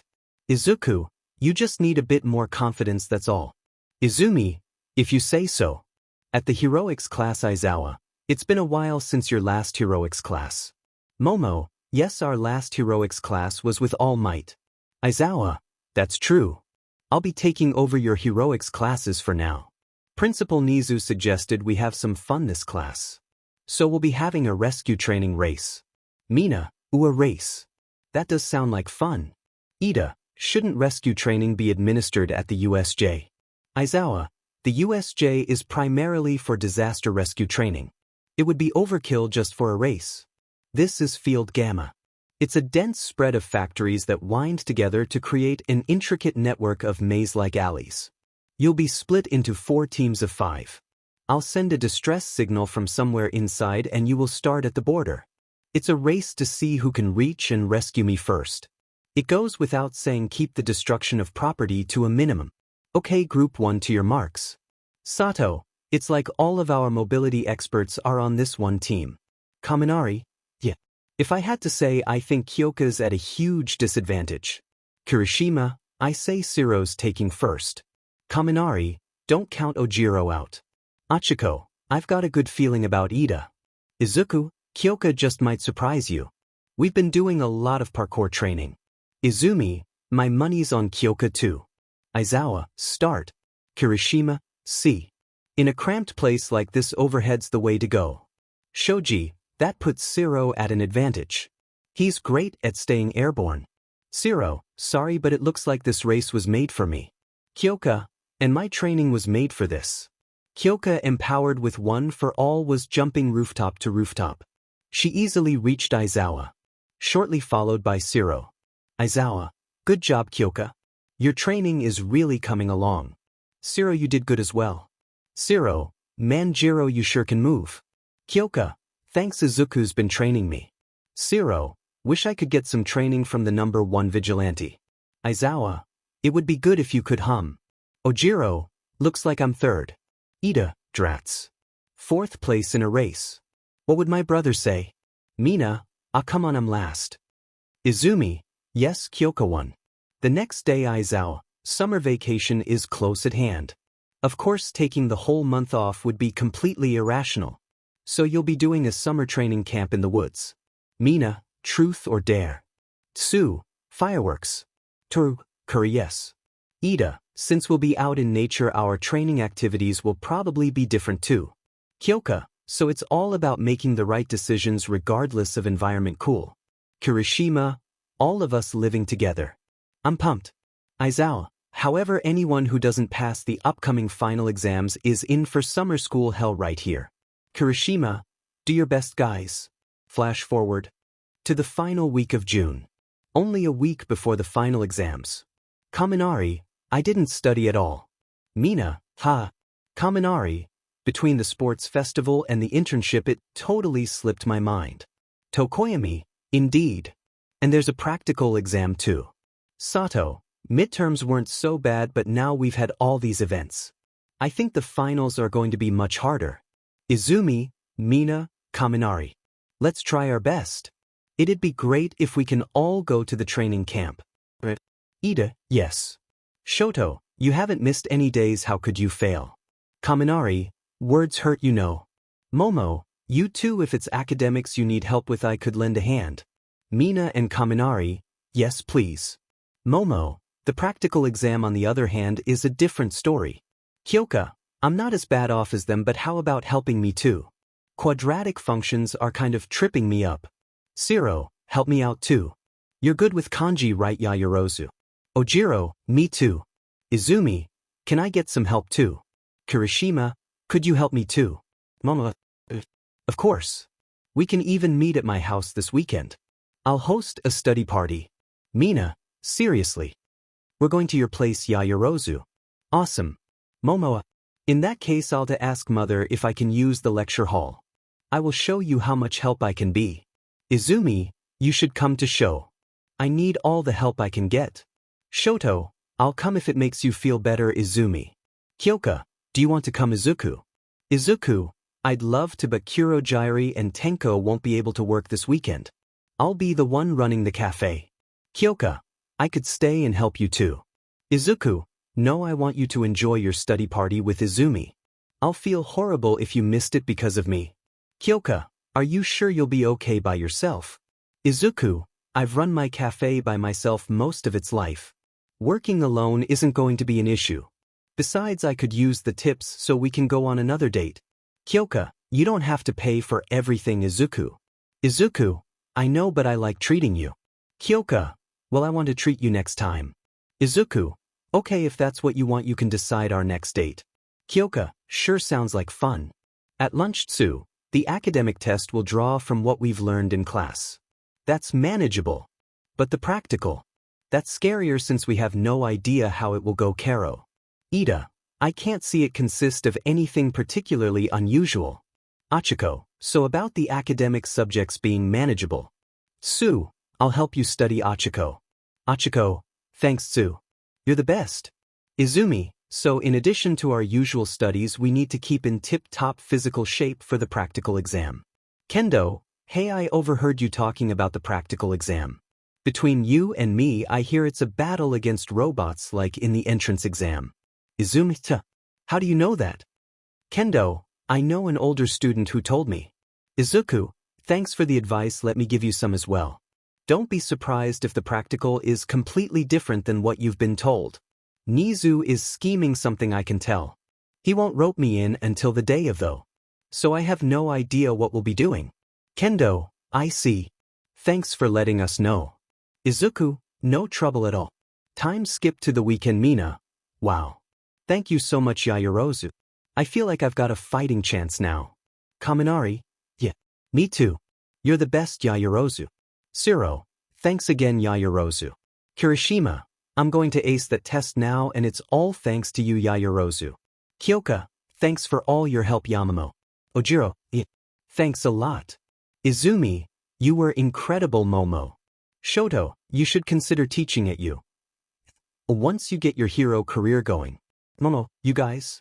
I'm happy I could help. Do you want to check on Izuku? 𝐾𝐿𝐭𝐡𝐨, I'm worried he's real busy. Work has really boomed since everyone found out the Killer Queen Cafe was run by Killer Queen. Shoto, I'm sure it's nothing Izuku can't handle. Izumi, sure he can handle it, but should he have to alone? 𝐾𝐿𝐭𝐡𝐨, let's make sure Izuku's fine. At the Killer Queen Cafe Izuku, so that's a Killer Queen special for you sir and a yogurt parfait for you miss. I'll get right on that. Sir, I'll have your refill in just a moment. No miss, I can add an order of fries to your order. So, welcome to the Killer Queen Cafe. If you don't mind a bit of a wait, I'll have you seated as soon as a spot opens up. Oh 𝐾𝐿𝐭𝐡𝐨, what brings you here on your day off? Here you go sir, your refill. 𝐾𝐿𝐭𝐡𝐨, Izuku, this place is packed, how are you handling this by yourself? No, never mind that, give me a minute to change and I'll help you. Izumi, will help too, right Sho? Shoto, of course. Izuku, here's your parfait miss. You guys really don't have to work on your day off. Here's your order sir. All in all it's been pretty smooth so far. Just a lot of customers. Here are those fries you asked for miss. If you want to wait I can seat you and you can enjoy the rest of the day. Here's your steak Mississippi 𝐾𝐿𝐭𝐡𝐨, we're helping and that's final. Come on guys, let's get changed. Momo, perhaps I could lend a hand. Izuku, I don't have a uniform for you. Not like that's a problem with your quirk. Here you go sir. Are you sure you're up for this? Momo, no. I'm not sure I am, but I want to help. Izuku, alright Aizawa, Nezu, here's a refill. Thanks for being patient and just like the last one make it last. If you're willing to help I won't turn you down 𝐻𝐻𝐻𝐻. Get with either 𝐾𝐿𝐭𝐡𝐨 or Izumi. They'll show you the ropes. Momo, thank you for letting me help. Izuku, and how would you like your eggs? Sunny side up it is. No problem 𝐻𝐻𝐻𝐻. After the rush was over. Momo, I'm exhausted. While all of you seem fine. 𝐾𝐿𝐭𝐡𝐨, you get used to it after a while. Izumi, yeah, but I don't see how you were managing all that by yourself Izuku. Izuku, I'm blessed with regulars who are patient and understanding. They let me work on the less patient ones. Momo, even so it's amazing how you kept up with everything. Izuku, I find hectic days like this good hero training. You have to keep calm and have a clear mind so you don't mess up. Momo, hero training. I'm afraid I wasted my internship with Iwabami. I didn't learn anything about heroics. I'm afraid I won't pass the practical exam. Izuku, I see. Don't let that get you down. You were an official recommendation student. If anything, that just put you even with everyone else. You're more than capable of passing the practical. Just have some faith in yourself. Momo, Izuku. Thank you. Hearing that from the #1 Vigilante really puts my mind at ease. I've made up my mind. I would like to keep working here for training if you'll have me. Izuku, I won't turn down good help, but I don't know how much training you can get working at a cafe. Momo, a calm, clear mind is something I need, and I can get that here. Izuku, if you insist, welcome aboard. Day of the finals Kaminari. We passed thanks to you, Yaoyorozu. Mina, thanks a bunch. Izuku, looks like everyone passed. That's just leaves the practical tomorrow. Kyoka, whatever it is we're going to pass it Izuku. Izuku, the next day Aizawa, let's begin your practical exam. It is of course possible to fail this exam. If you want to attend the training camp, then don't mess this up. Kyoka, sure are a lot of teachers here. Toru, 5, 6, 8 of them. Aizawa, knowing you guys, you probably asked around, and you might think you have a vague idea of how this'll go. Kaminari, it's a robot rumble like the entrance exam. Mina, fireworks. Curry, truth or dare. Nezu, not quite. Various circumstances have demanded a revision to the exam format. 𝐬𝐮𝐬𝐽, the principal. Momo, a revision. Nezu, well, you see, it is critical that our teaching simulates practical experience as close as possible. From now on, we'll focus on battles against flesh and BLD opponents. As such, you students will be pairing up and fighting one of the teachers you see here. Achiko, against a teacher. Aizawa, your pairings and assigned teacher have already been decided. Your battle moves, your grades, your friendships with one another. All of this factors and more were considered. So without further ado, first is Jiro and Izumi against Killer Queen. Kyoka, Izumi, and Izuku. Izuku, when did I become a teacher? Nezu, yesterday. You'll still be a student here, just not during your class. Izuku, what am I even teaching? Aizawa, you're 1A's new heroics teacher. Izuku, okay. I'm getting paid right. I've got bills to pay. Nezu, you will be paid, so do your best. Aizawa, 10 stages have been prepared, and all teams will begin simultaneously. The time limit is 30 minutes. Your objective is to either get these HNDCFFS on us, or you have to escape from the stage. Because your opponent is on another level, you're probably thinking running is the only option. That's why we had the support course department make us these ultra-compressed weights. This handicap weighs us down with a whole 50% of our body weight. It's a tried and true method of slowing movement speed and draining stamina. You better think of us as actual villains, because we teachers will be giving it our all to utterly crush you students. Izuku, let's see, so I'm starting at the exit and you two will start in the center of the town. You can either defeat me or get those HNDCFFS on me, or you can escape out the exit. And I have to wear these weights. Man, they're heavy. So you have plenty of options to win. You lose if time runs out, or I defeat both of you. I'm supposed to go all out and make this as hard as possible. Kyoka, don't go easy on us, Izuku. I want a real fight. Izumi, give us everything you've got, Izuku. Izuku, I love you both too much to take you lightly. I promise to go all out. Kyoka, thanks Izuku. I won't catch up to you if you're not serious. I guess this is where we go separate ways. Kyoka gives Izuku a hug and he returns it. Izuku, I love you, Kyoka. Kyoka, I love you too, Izuku. See you on the battlefield. Izumi, see you soon, Izuku. Kyoka, so what's the plan, Izumi? Do we fight or run? Izumi, I want to try and fight. We're already faster than Izuku and he has to wear those weights. If things go bad, we can easily get away. Think. Kyoka, I'd like to try and fight too. So that's what we'll do. Izumi, we made it to the center, so the test starts now, right? Kyoka, right? Let's go find Izuku. Kyoka, I hear his music. Izumi, he's close. Izumi, I hear it too now. Keep your guard up. I'm going full defense to start. Kyoka, I better power up too. Purple sparks begin to dance around Kyoka. She's going 10% her new limit for prolonged use. Izumi powers up her defenses to the max. The two find Izuku's boombox in the middle of the street. Izumi, careful Kyoka, the boombox is probably a bomb. Kyoka, would Izuku really lay such an obvious trap though? Suddenly a glass panel flies at them and shatters at their feet. Izumi, that scared me, I thought it was a... Izumi was cut off by the glass exploding. Each fragment blew up, making it similar to a cluster bomb. The multitude of explosions battered the girls' defenses. 𝐮𝐮𝐬𝐵 and 𝐀𝐮𝐭𝐡𝐨𝐫 were sent flying back. 𝐮𝐮𝐵, ow. I should have kept my mouth shut. Are you okay, 𝐀𝐮𝐭𝐡𝐨𝐫? 𝐀𝐮𝐭𝐡𝐨𝐫, yeah, I can keep going. We have to find 𝐮𝐮𝐭𝐡𝐨 quick. We're at a disadvantage while he's hidden. 𝐮𝐮𝐭𝐡𝐨, I'm over here, heroes. 𝐮𝐮𝐵, he wants us to come to him. He's got a trap ready for us. 𝐀𝐮𝐭𝐡𝐨, but we have to get him in sight. Look out for any marbles or coins laying on the ground. 𝐮𝐮𝐵, right? It sounded like 𝐮𝐮𝐭𝐡𝐨 was this way. 𝐮𝐮𝐭𝐡𝐨, are you coming, heroes? 𝐀𝐮𝐭𝐡𝐨, he's past that building. Once the two got near the building, it exploded. The explosion was massive, taking out the nearby buildings. 𝐀𝐮𝐭𝐡𝐨 and 𝐮𝐮𝐵 were sent flying through a building on the opposite side of the street. 𝐀𝐮𝐭𝐡𝐨, that one really hurt. 𝐮𝐮𝐵, are you alright? 𝐮𝐮𝐵, no, but I'll make it. 𝐮𝐮𝐭𝐡𝐨's whittling us down. I don't know if we can outrun him now. Should we just go for the exit while we can? Sheer heart attack. Look this way. 𝐀𝐮𝐭𝐡𝐨, that's sheer heart attack. We have to move now. The two quickly start to run towards the exit. 𝐮𝐮𝐵 switches to more power to keep up with 𝐀𝐮𝐭𝐡𝐨. The two are abruptly stopped by Killer Queen, giving them both a lariat.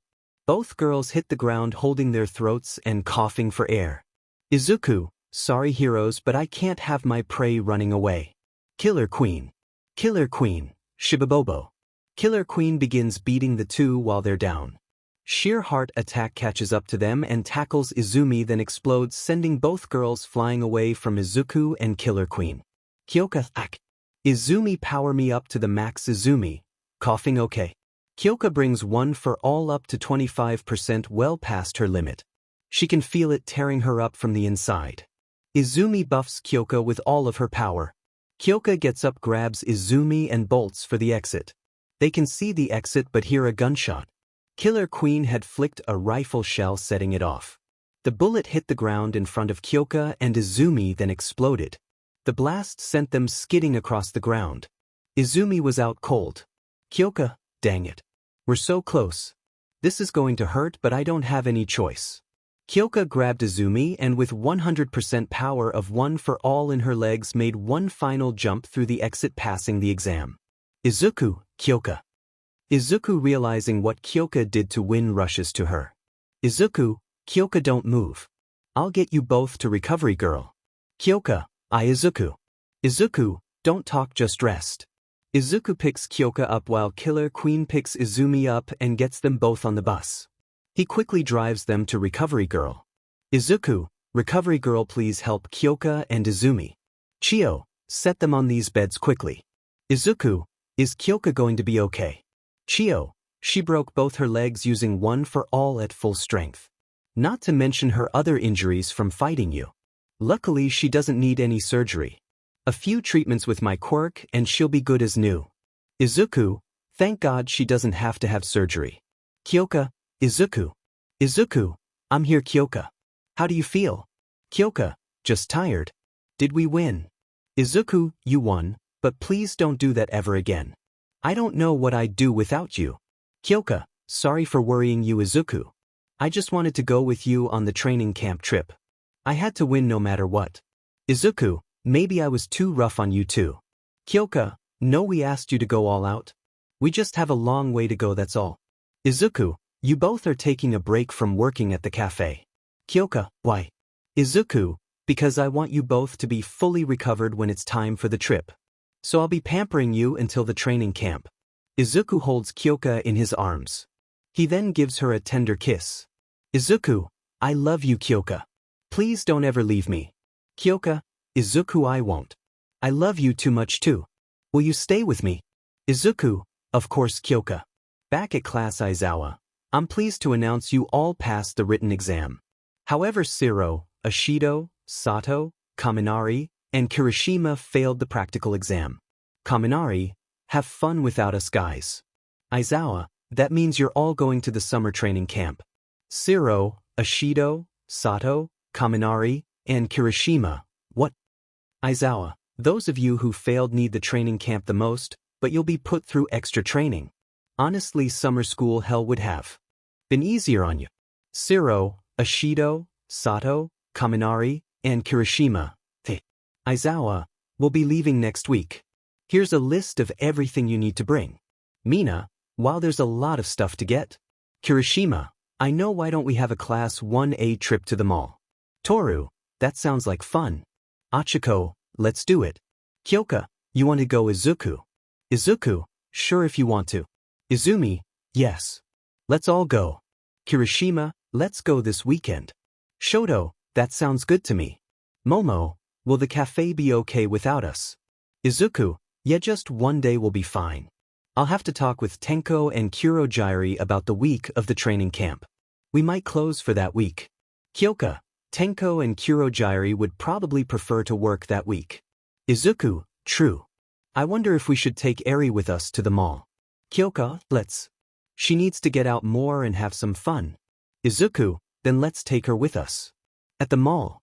Izuku, how you holding up, Eri? Eri, I'm fine. Kyoka, we'll get you a candied apple for a treat, okay, Eri? Eri, what's a candied apple? Izuku, an even sweeter apple. Eri, really? Eri started to drool a little thinking about the candied apple. Eri was holding both Izuku's and Kyoka's hands. Mina, isn't she just the cutest? Momo, it's nice to finally meet you, Eri. Eri, it's nice to meet you too. Kirishima, looks like we need some new shoes. Ida, the paper recommends well-worn shoes, but I could use a new pair. Achiko, I need some bug spray. Kaminari, let's split up and meet back here in an hour.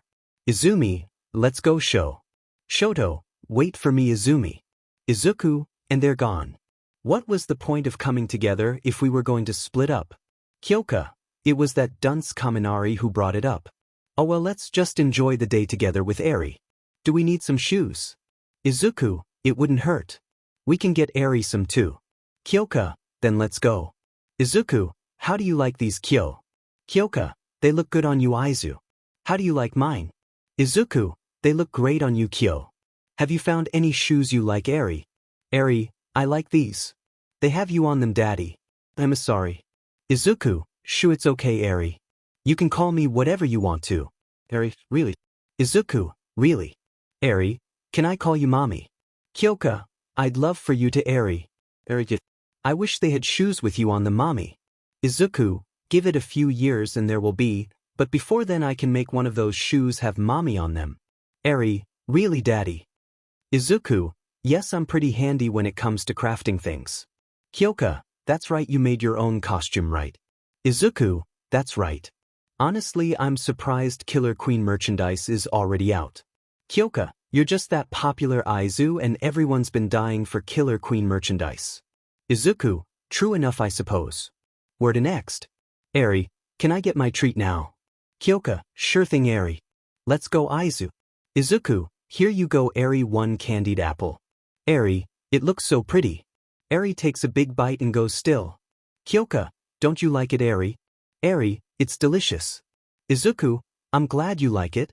You had us worried there for a second. It's not on the list, but I want to get a bass guitar for the cafe so we can play together, Kyo. Kyoka, I'd love that, Aizu. Kyoka gives Izuku a hug and kiss. Izuku returns them. Izuku, then let's go. Kyoka, what about this one, Aizu? It's a good price. Izuku, I want you to have a nice one, Kyo. Pick out a good brand. We'll need to get some strings for the electric guitar while we're here. Kyoka, this one here is a good brand that affordable. Izuku, do you like it? Kyoka, it's okay. Izuku, then it's not good enough. What about this brand? Kyoka, they're really good but expensive. Izuku, so you like them? Kyoka, yeah, but. Izuku, then this is what we're buying. Pick a style you like and we'll get it. Kyoka, are you sure this isn't going to hurt you? Izuku, no, not with the pay I got from Nezu. If it makes you feel better next time he pays me, we'll go get a better electric guitar. Kyoka, deal. I like this purple one here. Izuku, I like it too. It matches your appealing hair and eyes. Izuku gives Kyoka a tender kiss. Kyoka, giggles, thanks, Aizu, I love you so much. Izuku, I love you too, Kyo. Eri, what about me? Kyoka, of course we love you too, Eri. Izuku, yeah, we love you this much. Izuku picks Eri up and him and Kyoka shower Eri with kisses. Eri, giggles, I love you, Mommy and Daddy. Eri returns the kisses. Izuku, thank you Eri. We better check out so we can finish getting everything on the list. After shopping for everything on the list, Izuku, we better head back to the others now. Kyoka, yeah let's go. Kaminari, hey you guys are late, what took so long? Kyoka, if we didn't split up on what was supposed to be a group trip you'd know we had some extra business to take care of. Kaminari, oh shoot. You're right. I'm sorry everyone. Mina, don't beat yourself up over it Kaminari. It all worked out. What now? Izuku, we need to take Eri someplace to eat. Toru, I'm hungry too. Momo, then let's all eat together my treat. Achiko, are you sure about that Yayorozu? Momo, of course I am. Come I know a lovely restaurant nearby. Kirishima, this place looks expensive. I don't know about this Yayorozu. Tokoyami, indeed I don't want to take advantage of you. Momo, I'm the one who picked this place. Please let me treat everyone. Mina, fine just stop giving us those puppy eyes. Momo deal. Order whatever you want. Kyoka, you really want to treat everyone Hayamamo. Momo, yes. I've had so much fun today. Everyone enjoyed the nice meal together. It was now time for everyone to head home. At UA. Aizawa, alright everyone will be heading to the training camp today. However there's been a change of plans as far as the destination goes. Kaminari, but I already told my parents where we were going. Aizawa, exactly. For your own safety none of you will know where we're headed until we get there. All for one could still try something, and we're not taking any chances with your safety. Now follow me to the bus. Eri, Mommy Daddy. Izuku, are you coming too Eri? Eri, Uncle Aizawa said I need to stay with him. Kyoka, well welcome aboard Eri. I see you have your new shoes on. Do you like them? Eri, I love them. Eri had one shoe that was Killer Queen themed. The other shoe had earphone jack on it. They didn't match but Eri loved them. Izuku, I'm glad you like them. I'll have to make us both an earphone jack hoodie sometime. Eri, really daddy? Izuku, yes it's only fair since Kyoka got that Killer Queen hoodie. Izumi, could you make me a Frozen Star hoodie Izuku? Shoto, only do that if you'll make me a Power Gift hoodie. Izuku, I'll see what I can do. Kendo, hey one. Kyoka, hey Kendo. Good luck with the training camp. Kendo, you too. Momo, everyone on the bus in an orderly manner. 1 hour later. Aizawa, we're making a stop up ahead. Everybody out and stretch your legs. Sato, hold on, what kind of rest stop is this? Kirishima, right. And where's Class B? Aizawa, of course we stopped here for a reason. Eri, come stand by me. Eri, okay. Mandalay, hey Eraser. Aizawa, sorry. Haven't seen you in a while. Mandalay, rock on with these sparkling gazes. Pixie Bob, stingingly cute and cat-like. Mandalay and Pixie Bob, we're the wild pussycats. Water hoses, and we're the water hoses. Aizawa, these are some of the pro heroes who'll be helping us out. Mr. Izumi, Killer Queen, it's so good to see you again. Mrs. Izumi, we never got to thank you for saving us from that villain Muscular. Author here, these are Koda's mom and dad. They don't have names besides water hose. I'm not going to name them. Izuku, sorry for leaving in a hurry. Helping you wasn't on my list that day. Mr. Izumi, that's alright, we're just glad we can thank you finally. Mandalay, this whole area is our territory. Your lodging is at the foot of that mountain over there. Mina, so far away. Achiko, then why'd we stop halfway? Sato, Zero, let's get back to the bus. Hurry. Mandalay, it's now 9:30 a.m. I'm thinking noon at the earliest. Kirishima, crud. No way. Mina, run. Kirishima, back to the bus quick. Mandalay, kiddies who don't make it there by 12:30 won't get any lunch.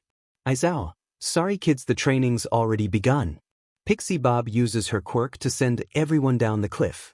Mandalay, this is our private territory, so feel free to use your quirks. You've got 3 hours to reach the facility on foot. Make it through the beast's forest. Kaminari, seriously. It's like a name straight out of Dragon Quest. Kyoka, where's Izuku at? Aizawa, Killer Queen is sticking with us. We can't have him doing all the heavy lifting for you. Izuku, sorry Kyoka. I'll see you in a little bit. Kaminari, look an actual beast. 𝐀𝐮𝐭𝐡𝐨𝐫, calm yourself creature. Please back down. The beast raised its arm to attack, ignoring 𝐀𝐮𝐭𝐡𝐨𝐫. Kyoka, 𝐀𝐮𝐭𝐡𝐨𝐫 can control animals, but it didn't work on this one. I get it. Kyoka, Izumi and Shoto quickly destroy the dirt monster. Mandalay, pretty crazy pace you got in mind for these kids. Eraser. Aizawa, normally these are skills they would learn in their second year. But the villains are starting to move now. They need to learn them sooner than that. Hence the sped up pace. So even our first years need self-defense skills. You take it over from here, Pixie Bob. Pixie Bob, leave it to me. My fur's standing on end. After hours of fighting dirt creatures and moving through the rough terrain, everyone makes it to the inn. Pixie Bob, they're finally here. 𝐬𝐮𝐹, it'll only take 3 hours, yeah right. Mandalay, sorry, that's how long it would have taken us to make it. Sato, flaunting the power gap in our faces. How cruel. Pixie Bob, we actually thought it would take you longer to get here. And you dealt with my earth beast pretty easily too. Not bad, especially you three. Gonna have fun with you in 3 years, young man. I'm marking you as mine. Izumi, hey. Back off, show is mine. Pixie Bob, what? But you're so young, that's not fair.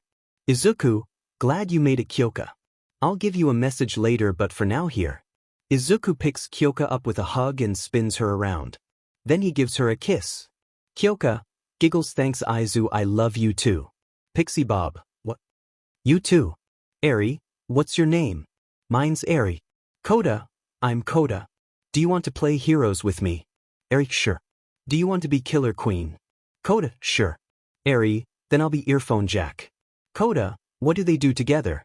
Eri, they save people and fight bad guys in this. Eri gives 𝐀𝐮𝐹 a kiss on the cheek. 𝐀𝐮𝐹's face turns a deep crimson. 𝐀𝐮𝐹, let's go save someone now. Eri, okay. Kyoka, how cute. Pixie Bob, no. Aizawa, enough of this sideshow. Go get your luggage from the bus. After everyone puts up their luggage, they eat a big meal together. Then they enjoy the hot springs. Izuku, that was nice. Time to go to bed, everyone. Kirishima, what? Why so soon? Kaminari, yeah. It's not even that late yet. Izuku, as your heroics teacher, I demand you all get 8 hours of sleep. No exceptions. You'll thank me later when Aizawa wakes you up at the crack of dawn. Author here, sorry for the long wait. I got in a shape where I didn't feel like writing anything, and when I did, I mainly started writing some new stories. So it took me a while to get back to this story. As an apology, here's a small part of one of my new stories. I hope you enjoyed the chapter and enjoy this teaser. In this story, Izuku has Hisoka's power from Hunter x Hunter. Shigaraki, we're the League of Villains, and we came here to kill the symbol of peace, All Might. Kurojiiri, All Might was supposed to be here today. Has there been a change in his schedule? Shigaraki, maybe he'll show up if we kill some students. Aizawa, 13 protect the students. So this was a waste of time then. I was promised a fight with All Might. I guess you'll have to entertain me. Too bad this thing doesn't think on its own. Shigaraki, get off my Nomu. Who are you anyways? I don't remember inviting you. The teenager was standing on top of the Nomu's head. He had green hair and eyes with diamond-shaped freckles. He was dressed up like a magician or maybe a jester. He had a star painted on his right cheek and a teardrop on his left. He was adorned with several suit symbols. Izuku, you can call me the magician. Izuku jumped off the Nomu with a flip and kicked Shigaraki, knocking him down. Shigaraki, what are you doing? Aren't you a villain? Izuku, heroes and villains might be how you see the world, but for me there are only the weak and the strong. And I live to fight the strong. Shigaraki, men. Get him. Needle hair. I've got him. Needle hair readies to shoot Izuku with her hair. Izuku points at her face, then the ground. Without warning, Needle hair headbutts the ground, knocking her out. Stitch Giant, what just happened? Izuku, do you like my magic? You all should run along. You're too weak to be worth my time. Only the man-child, his keeper, and pet look like they'll be any fun.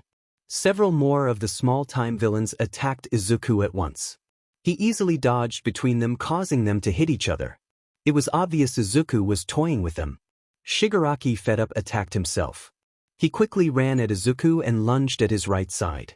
Izuku readied himself only for a portal to open, blocking his view. Another portal opened on his left side. Shigaraki reached through the portal and grabbed Izuku's lower leg. It immediately began to decay, taking off Izuku's foot. Izuku jumped back only for another portal to open where he was going. Shigaraki's other hand reached through and got a partial grab on Izuku's forearm. His arm and leg. He a goner. Aizawa, I have to help him. Before Aizawa could move, Izuku bursts out laughing.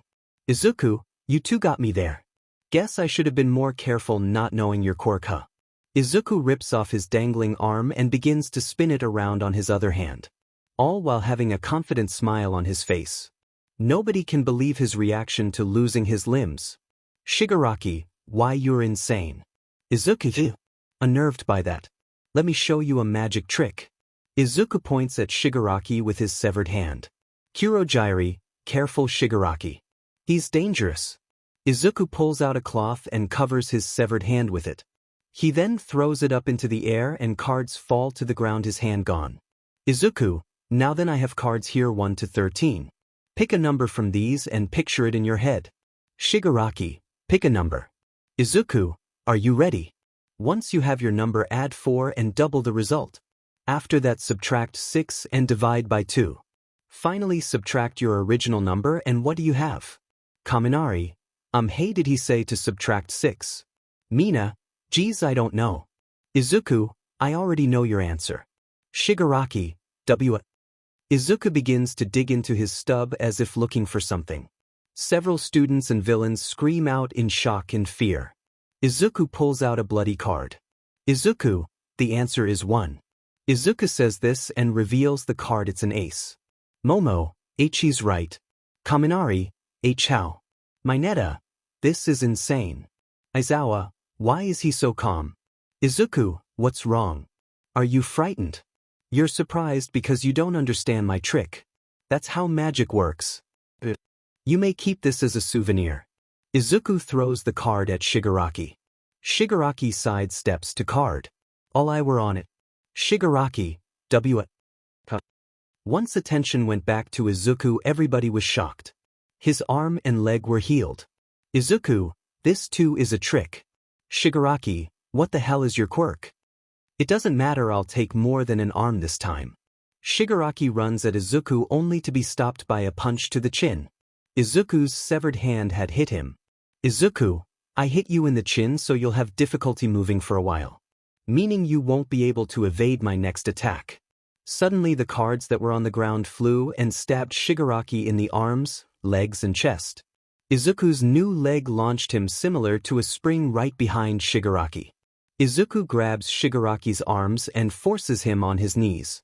Izuku then starts to bend Shigaraki's arms until they break. 𝐀𝐮𝐭𝐡𝐨𝐫, Shigaraki. Nomu save Shigaraki. Izuku throws Shigaraki at the Nomu. Shigaraki's hand flies straight to the Nomu face. Its head begins to decay and it stops moving. Izuku, you can take him if you want. I've lost interest in him. 𝐀𝐮𝐭𝐡𝐨𝐫 wastes no time and retrieves both Shigaraki and the Nomu, warping them to their hideout. Izuku, now what to do? I am at you. Should I see if their students are interesting? Aizawa, what? I won't let you near them. Aizawa jumps down and deactivates Izuku's quirk. Izuku's healed limbs return to being stubs. Izuku, so you cancel quirks. You might be fun to fight. Aizawa, give up. You're seriously injured and you don't stand a chance without your quirk. Izuku, do you take me for a one-trick pony? You're not as interesting as I thought you were, but I'll still play with you. To close the gap quickly, Izuku cartwheels towards Aizawa. Aizawa throws his capture cloth at Izuku. Izuku launches himself into the air, somersaulting towards Aizawa. Izuku then kicks Aizawa with his injured leg in the face before landing on his good leg. Despite being injured, Izuku was going toe-to-toe with Aizawa. Bakugo, Sensei needs help. We can't let that guy use his quirk. 13. Don't go. Some of the students went to help Aizawa. Aizawa was starting to blink more. And when he'd blink, his arm that was defending him would get pulled out of the way. When that happened, he was severely punished. Bakugo, we're here to help. Aizawa, no. Stay back. He's too dangerous. Bakugo flies at Izuku using explosions. He rears back both his arms to release explosions at Izuku. Aizawa can't help but blink. In a swift motion, Izuku waves his hand towards Bakugo right when he's about to attack. Both Bakugo's hands stick to his face the moment of detonation. The smoke and nitroglycerin burn his eyes similar to mace. Bakugo is now rolling on the ground in pain. Aizawa, Bakugo. Izuku, now's not the time to be looking away. Izuku attacks Aizawa with an elbow strike. Aizawa jumps back, putting some distance between him and Izuku. Izuku lunges at Aizawa. Kyoka, counterbalance. Kyoka's sound waves hit Izuku, sending him flying. He recovers midair and lands on his foot. He licks his lips looking for whoever attacked him. His eyes lock with Kyoka's. Izuku ignores Aizawa and begins hopping at a quick pace towards Kyoka. Kyoka, oh, he's coming right at me. Toshi, I am here late for class. What are all 𝐻𝐶𝐶's villains doing here? All Might's entrance pulled everyone's eyes towards him, including Aizawa's. Izuku, perfect. All Might in a flash defeated all the villains. Toshi, Aizawa, what happened? Aizawa, never mind that, where's the magician? Momo, sensei. Jiro's gone too. Aizawa, what? Number 5:30 a.m. Aizawa, morning kids. Today the real training camp begins. Kaminari, man killer queen was right. Sensei really did wake us up at the crack of dawn. Kyoka, good thing we got 8 hours of sleep. Aizawa, ideally you will all emerge stronger. Strong enough to acquire your provisional licenses. You've been through a lot these past few months. Undoubtedly you've all grown, it's only your techniques and minds that have matured. Your quirks haven't kept up with the pace. Starting today you'll improve on your quirks. This'll be so harsh that you'll wish you were dead. So do your best to stay alive. Kyoka, really glad we got 8 hours of sleep. Everyone begins their harsh training. Kyoka was striking the mountainside with her jacks to strengthen them for better sound quality. Shoji is working hard at creating duplicate parts faster and maintaining control over multiple parts at once. Tokoyami is attempting to control dark shadow while in complete darkness. Aoyama continuously shoots his laser, even when his stomach starts to hurt. Tsuyu does muscle training, strengthening her jumping capabilities and the power of her tongue. Ida is running laps around the camp perimeter. Ojiro is strengthening his tail by smashing it against hard objects, mainly Kirishima. Kaminari is continuously releasing electricity, hoping to train his body to withstand higher output. He is hooked up to a generator to recharge quickly. Koda is shouting, so his voice can reach faraway targets. Achiko trains by repeatedly using her quirk even when it's already made her queasy. She also rolls in a large ball to help suppress her GG reflex and strengthen her inner ear canals. Shoto attempts to produce ice while submerged in hot water. Meanwhile, he also uses his fire side to keep the water at a set temperature. Sato and Momo both continuously use their quirks while simultaneously taking in the energy they need for activation. Izumi is working on increasing her max output and staying in a positive state regardless of situation. 1B arrives and starts their training as well. Several hours later, Pixie Bob, like we said, the pampering ended yesterday. Ragdoll, 1E, then you gotta cook for yourselves. Today is curry. Wah, you all look worse for wear. That's why this is no mere kitty chow you'll be making. Ida, but of course, in times of disaster and evacuation, someone needs to fill the bellies and soothe the souls of fatigued citizens. That too is part of rescue operations. Naturally you never misses a teaching opportunity. So let's make the tastiest curry in the world, everyone. Aizawa, Ida's handy to have around. Everyone works together to make curry. Zero, this is pretty good. Achiko, yeah, not bad for doing it ourselves. Kaminari, why weren't you training Izuku? Izuku, me and the water hoses are here for security. That's why I'm in full costume. The wild pussycats are here to help with your training. Aizawa, you've been eyeing me for a while. Is something wrong? Aizawa, I haven't had your coffee in a while. Izuku, it's just been one day. Aizawa, that's too long to go without your coffee. Izuku, fine, I'll see what I can do, don't get your hopes up. I don't have any of the equipment from my cafe. Plus the only coffee we have is what you brought. 𝐻𝐿𝐴, it'll still be better than if I made it myself. 𝐻𝐿𝐴, alright, I'll see what I can do. 𝐀𝐮𝐭𝐡𝐨𝐫, could I get some too? I have a feeling I'm going to need it for my remedial classes. 𝐼𝐻, oh good thinking 𝐀𝐮𝐭𝐡𝐨𝐫. Me too please. 𝐻𝐿𝐴, sure no problem. All I have to work with is instant coffee. At least I can doctor it up some. Cinnamon, vanilla and nutmeg should do the trick. 𝐻𝐿𝐴, okay, that's 3 cups of coffee. Here you go. 𝐻𝐿𝐴, thanks. This is good. 𝐀𝐮𝐭𝐡𝐨𝐫, yeah thanks. 𝐼𝐻, here's to a good class. 𝐻𝐿𝐴, alright everyone in the remedial group, hurry up and get done. 𝗧𝗟𝗧𝗟, we're starting already. 𝐻𝐿𝐴, yes. 𝐻𝐿𝐴 is adamant you all get 8 hours of sleep, so we're pressed for time. Consider this punishment for failing. 𝐻𝐿𝐴, you're done. Good, let's go. The next day after their training. Mandalay, we have a special game for all you kiddies tonight. 𝐴𝐵𝐵, it's a test of courage. Ragdoll, both classes will take turns trying to scare each other. You can use your quirks, so be creative. 𝐾𝐮𝐭𝐡𝐨𝐫, great. I don't handle scary things well. Tiger, the team that makes the other pee their breathes the most wins. 𝐾𝐮𝐭𝐡𝐨𝐫, that's gross. Please don't word it like that. 𝐻𝐿𝐴, what's wrong? 𝐻𝐿𝐴, something's wrong, we're surrounded. What is that? 𝐻𝐿𝐴, I don't see anything. 𝐻𝐿𝐴. 𝐻𝐿𝐴, you don't see those tiny soldiers. 𝐾𝐮𝐭𝐡𝐨𝐫, no. We don't see anything. It's just like Killer Queen. 𝐻𝐿𝐴, everyone get to cover. They're readying to fire. 𝐻𝐿𝐴 shoots a marble at a group of soldiers. The explosion wipes them out. The other soldiers open fire, shooting Ragdoll repeatedly. Tiger, Ragdoll. 𝐻𝐿𝐴, quick, get her back to the lodge. 𝐒𝐵𝐵, make us some cover. Tiger rushes Ragdoll back to the lodge while 𝐒𝐵𝐵 makes earth walls for cover. 𝐒𝐵𝐵, haha, how do you like my bad company? 𝐻𝐿𝐴, 𝐒𝐵𝐵𝐵. Well, you are horrible company, but I wouldn't say you're the worst. 𝐒𝐵𝐵𝐵, no. Bad company is the name of my stand. Boom, 𝐻𝐿𝐴 had shot a marble at 𝐒𝐵𝐵𝐵. When the smoke clears, 𝐒𝐵𝐵𝐵's wounds quickly heal. 𝐻𝐿𝐴, you used the hyper regeneration quirk. So you're all for one's new successor. 𝐒𝐵𝐵𝐵, that's right. Now I'm the strongest. 𝐻𝐿𝐴, it doesn't matter how many quirks you have if you can't use them. 𝐒𝐵𝐵𝐵, doesn't matter if you erase my quirks, erase your head. I still have bad company. I think it's time to send in the Air Force and heavy artillery. Several attack helicopters, artillery and tanks appear. They begin to bombard 𝐻𝐿𝐴's location, forcing him to retreat behind cover from the unseen forces. 𝐻𝐿𝐴, 𝐻𝐿𝐴.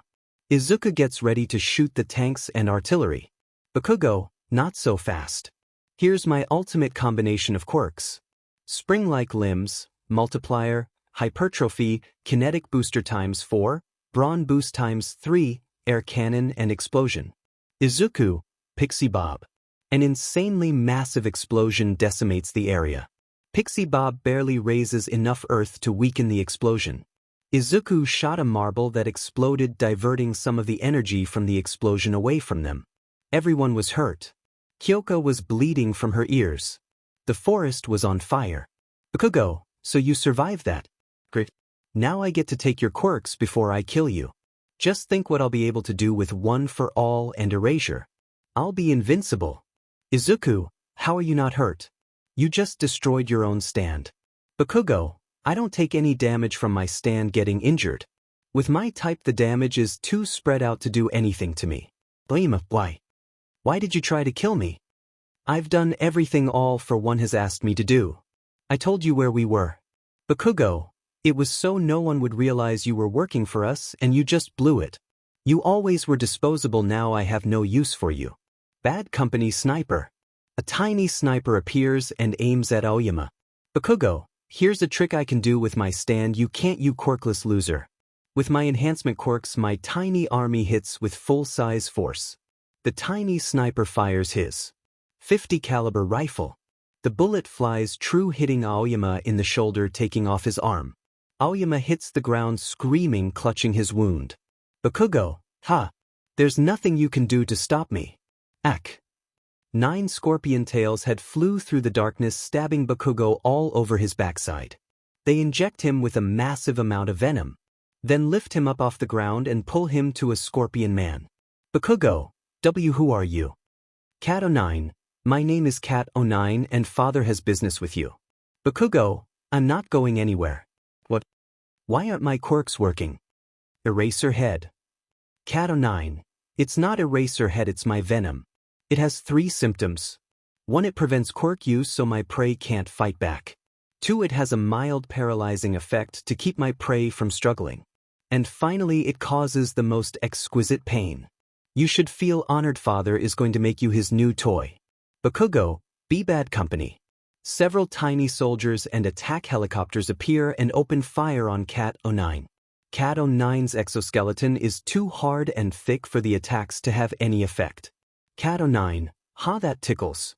Now to give you father's gift. 𝐀𝐮𝐽𝐽 pulls a strange-looking bug out of a small chest. He places it against 𝐒𝐮𝐽𝐽's stomach and it begins to burrow into him. 𝐒𝐮𝐽𝐽 cries out in pain. Once the bug reaches 𝐒𝐮𝐽𝐽's spine, it attaches to his spine and 𝐒𝐮𝐽𝐽 goes quiet. 𝐀𝐮𝐽𝐽 pulls out his stingers and begins to walk away with 𝐒𝐮𝐽𝐽. 𝐒𝐮𝐽𝐽, where are you taking him? 𝐀𝐮𝐽𝐽, father wishes to see all for one. His successor is going to take us to him. 𝐒𝐮𝐽𝐽, why do you want to see all for one? 𝐀𝐮𝐽𝐽, to see if he can still make a more habitable world for us. If he can't, father will do with him as he pleases. With those words, 𝐀𝐮𝐽𝐽 and 𝐒𝐮𝐽𝐽 disappeared into the darkness. 𝐒𝐮𝐽𝐽, is everyone okay? Kyoka will live. Aizawa, Aoyama won't if we don't stop his bleeding. 𝐒𝐮𝐽𝐽, we don't have time to wait for an ambulance. Sho cauterize his wound. Shoto, alright, but do we even need to save him? He's a traitor. 𝐒𝐮𝐽𝐽, he might have some intel we can use. Besides, heroes can't pick and choose who to save. Shoto, you're right. 𝐻𝐮UMI, power him up to make sure he lives. 𝐻𝐮UMI, okay. 𝐻𝐮UMI powers up Aoyama to help him get through his emergency treatment.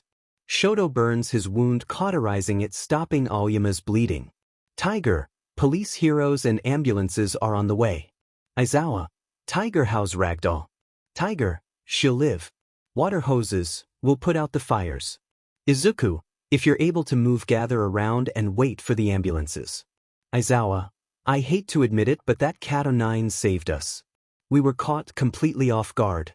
How did 𝐒𝐮𝐽𝐽 get a similar power to you, 𝐒𝐮𝐽𝐽? 𝐒𝐮𝐽𝐽, my guess another arrow like the one that shot me. Thank God Eri and Kodo were at the lodge when this happened.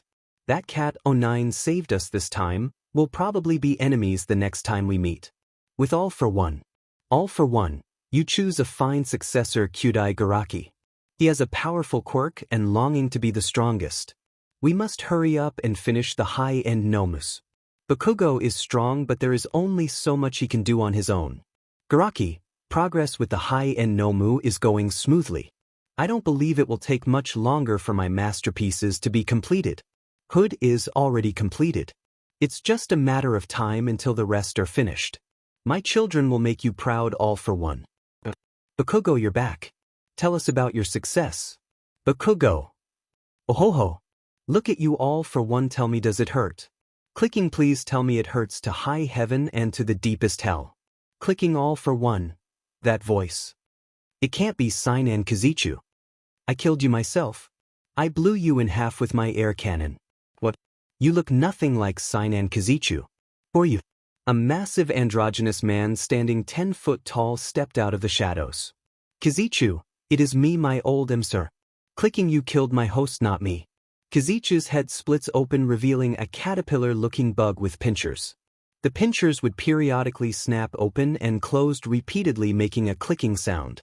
Each segment of its body looked like a brain. 𝐾𝐮𝐽𝐽, it's good to finally meet face to face, All for One. After you tried to kill me, I decided to copy you and Garaki to make the world more habitable for me. I made my own version of Garaki's nomu.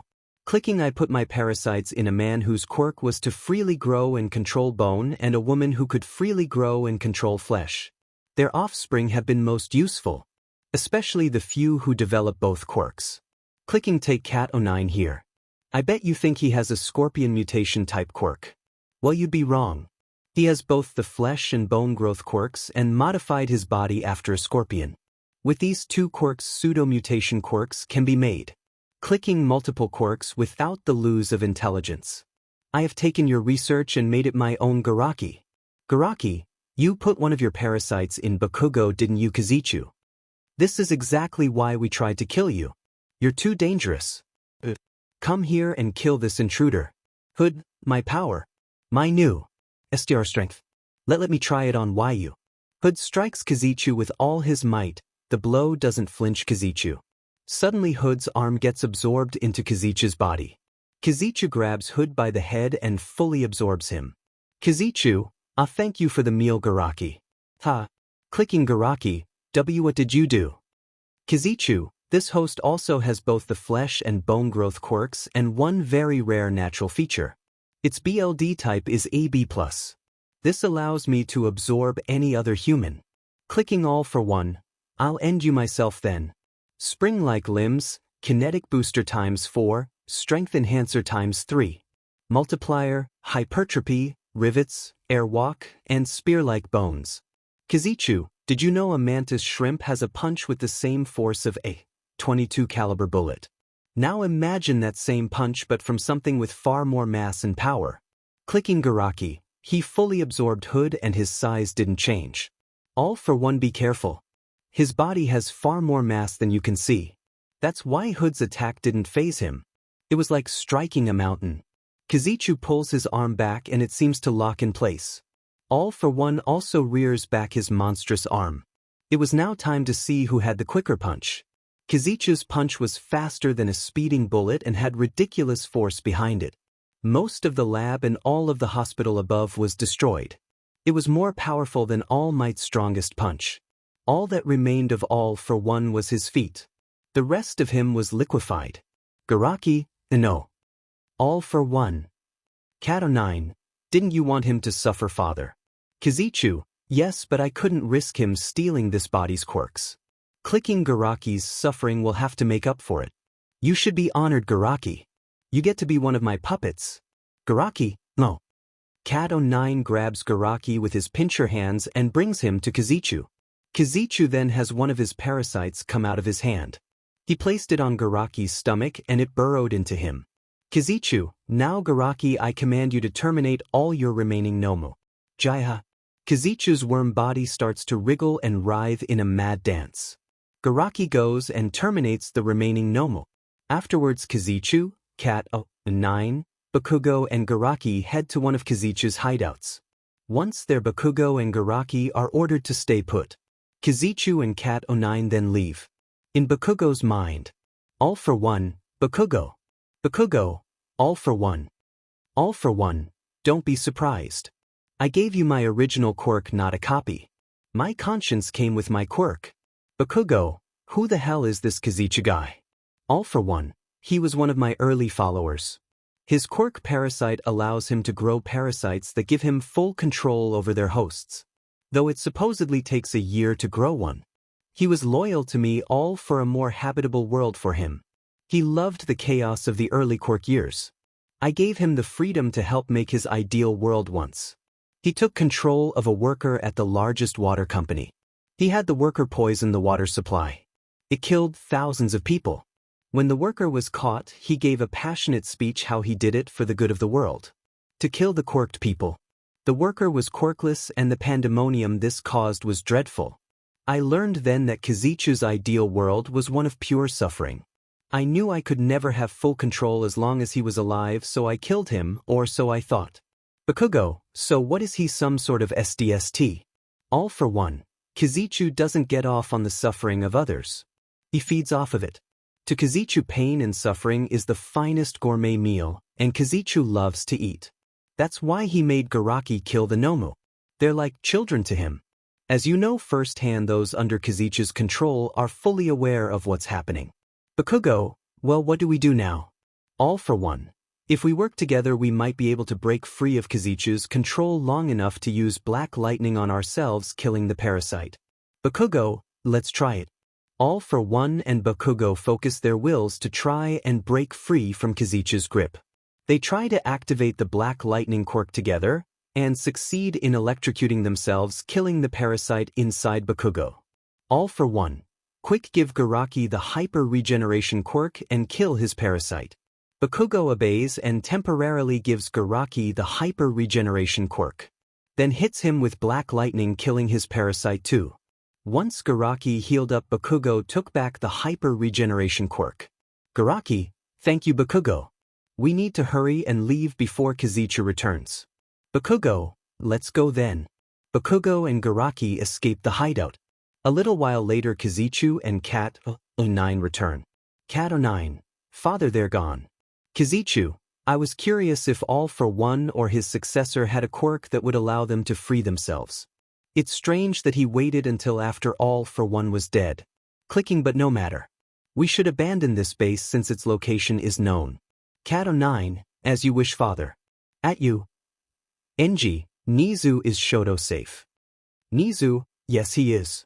Only Aoyama was badly hurt, and he was a traitor. He gave away the student's location. This is a horrible time for this to happen.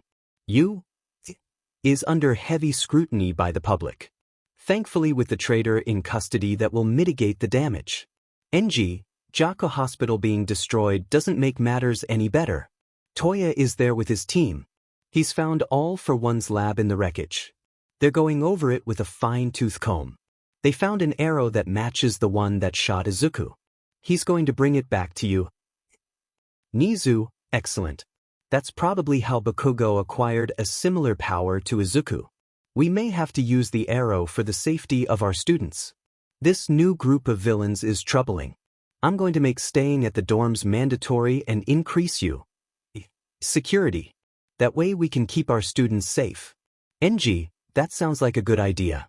I'm going to go check on 𝗀𝗱𝗚 at the hospital. Who knows what the villains could try next? Nezu, yes, go make sure our students are safe. That will take a load off my mind.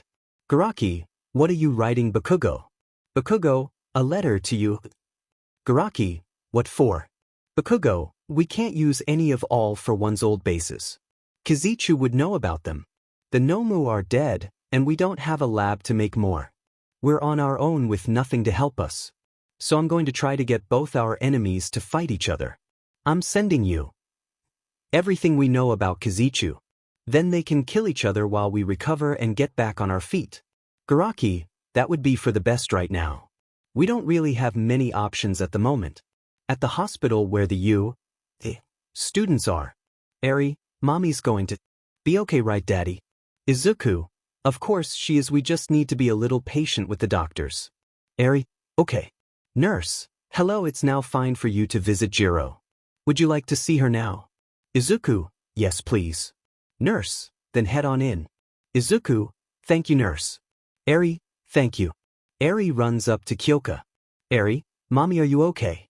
Kyoka, I'm just a little sore, but I'm okay, Eri. Eri, I'm glad you're okay, mommy. Izuku, would you like a massage to work out the soreness? Kyoka, that sounds great, Aizu. Izuku gives Kyoka a full-body massage. He starts with her legs, then her back and arms. He finishes with her neck. Izuku, how do you feel now, Kyoka, much better. Thanks, Aizu. Eri, can I get a massage too? Izuku, sure thing, Eri. Lie down beside Eri, okay. Izuku gives Eri a massage. Kyoka, how's everyone else doing? Izuku, everyone seems to be in the clear. Ragdoll is still in surgery though, but the nurse told Mandalay everything seemed to be going well. Kyoka, that's good to hear. I can't believe how much stronger 𝐒𝐮𝐽 has become, and he was taken by that scorpion man. They're both trouble.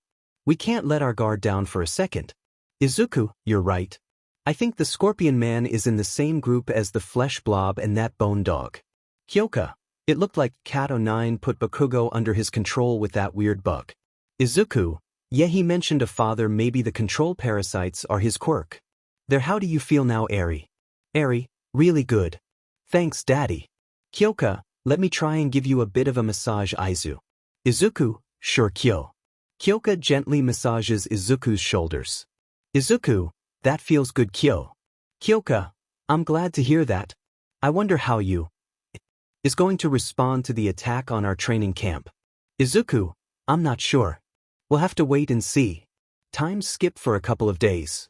Nezu, thank you 𝐻𝐿 for going with 𝐒𝐮𝐬𝐴 to ask 𝐻𝐿's parents to let them stay.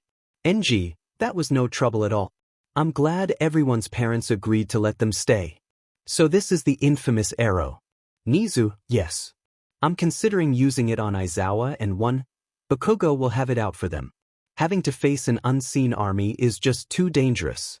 Aoyama and Ragdoll's injuries were severe.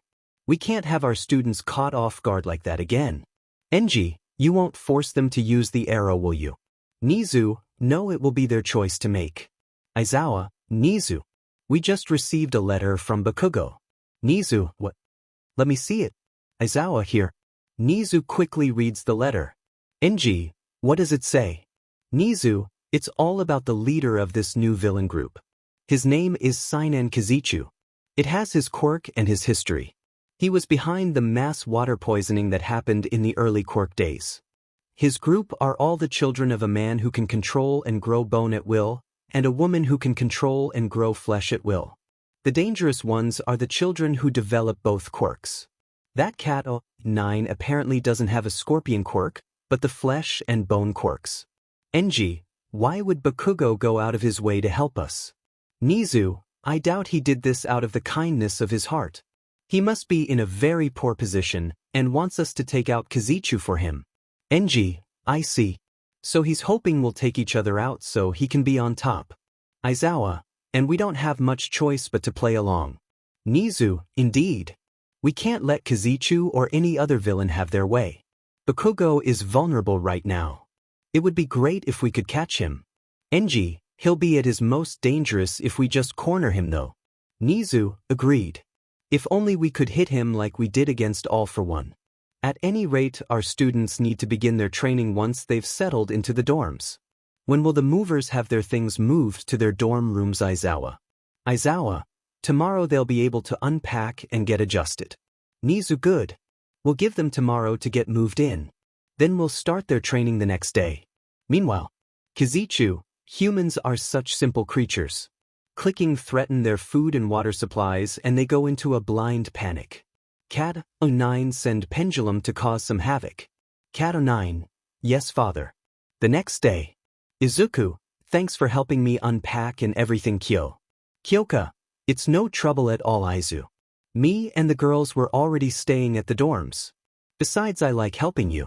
Izuku, thanks Kyo, I really appreciate your help and support. Izuku gives Kyoka a hug and kisses her on the forehead. Kyoka giggles thanks Izu. Kyoka returns the hug and kiss. The two work till nightfall and rest enjoying each other's company. Knock knock knock Izuku, come in. Kirishima, dude, you have to see what's going on the news right now. Kyoka, what's going on? Kirishima, a villain is destroying food and water supplies. Come on guys, hurry up. Everyone rushes to the TV. News reporter, an unknown villain is burning and poisoning CRPs. This villain is also burning down grocery stores and is poisoning water supplies in a wide area. Heroes are busy with the aftermath of the attacks. No one has been able to confront the villain yet. Witnesses say the villain is a large two-headed dragon. One head breathes fire while the other breathes a toxic gas. Our news chopper is on the scene with the villain. Let's go to them live. News chopper, we are in hot pursuit of the villain. It is as eyewitnesses said. The villain is a two-headed dragon. The dragon is flying in an odd fashion. It flies to the left then right instead of simply flying straight. It's wreaked havoc on the countryside. If it keeps flying in this direction, it will reach the big cities. Wait, one of the heads is looking at us. It's breathing fire at us. We're going down. The news broadcast abruptly stopped. With pendulum.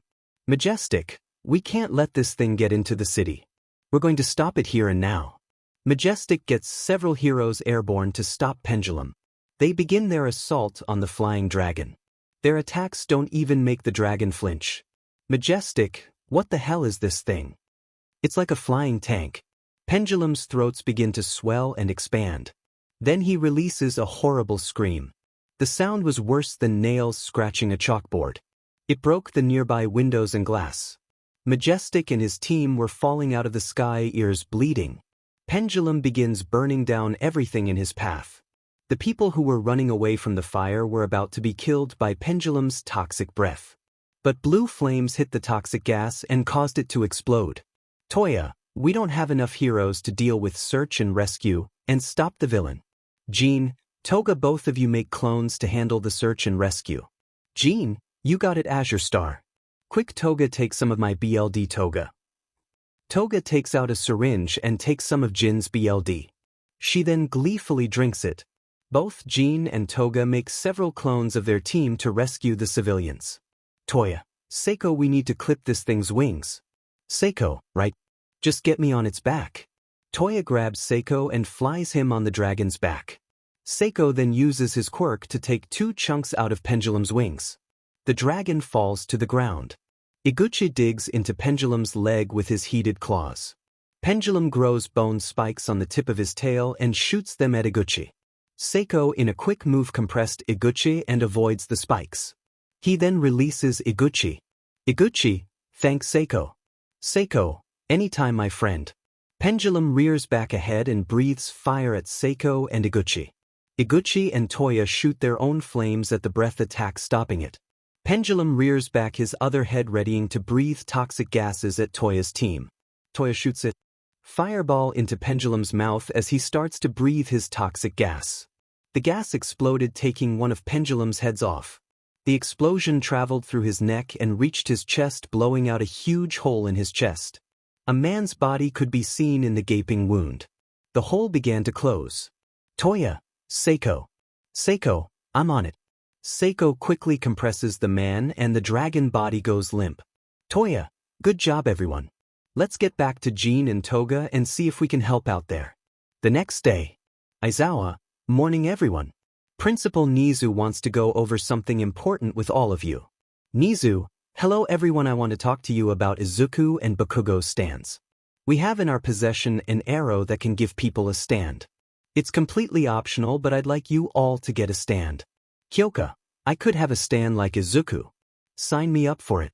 Kirishima, yeah, that sounds real manly. Nezu, does anyone not want a stand? The class is quiet. Nezu, very well, let's get started. Aizawa will go first. Nezu shoots Aizawa with the arrow.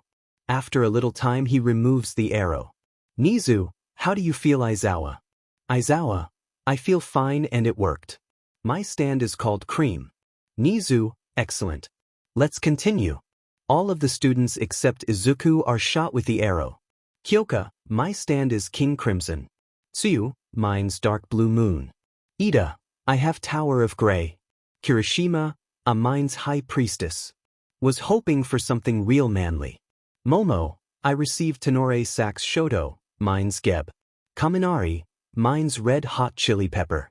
Mina, I got Chocolate Disco. Toru, mine's Little Feet.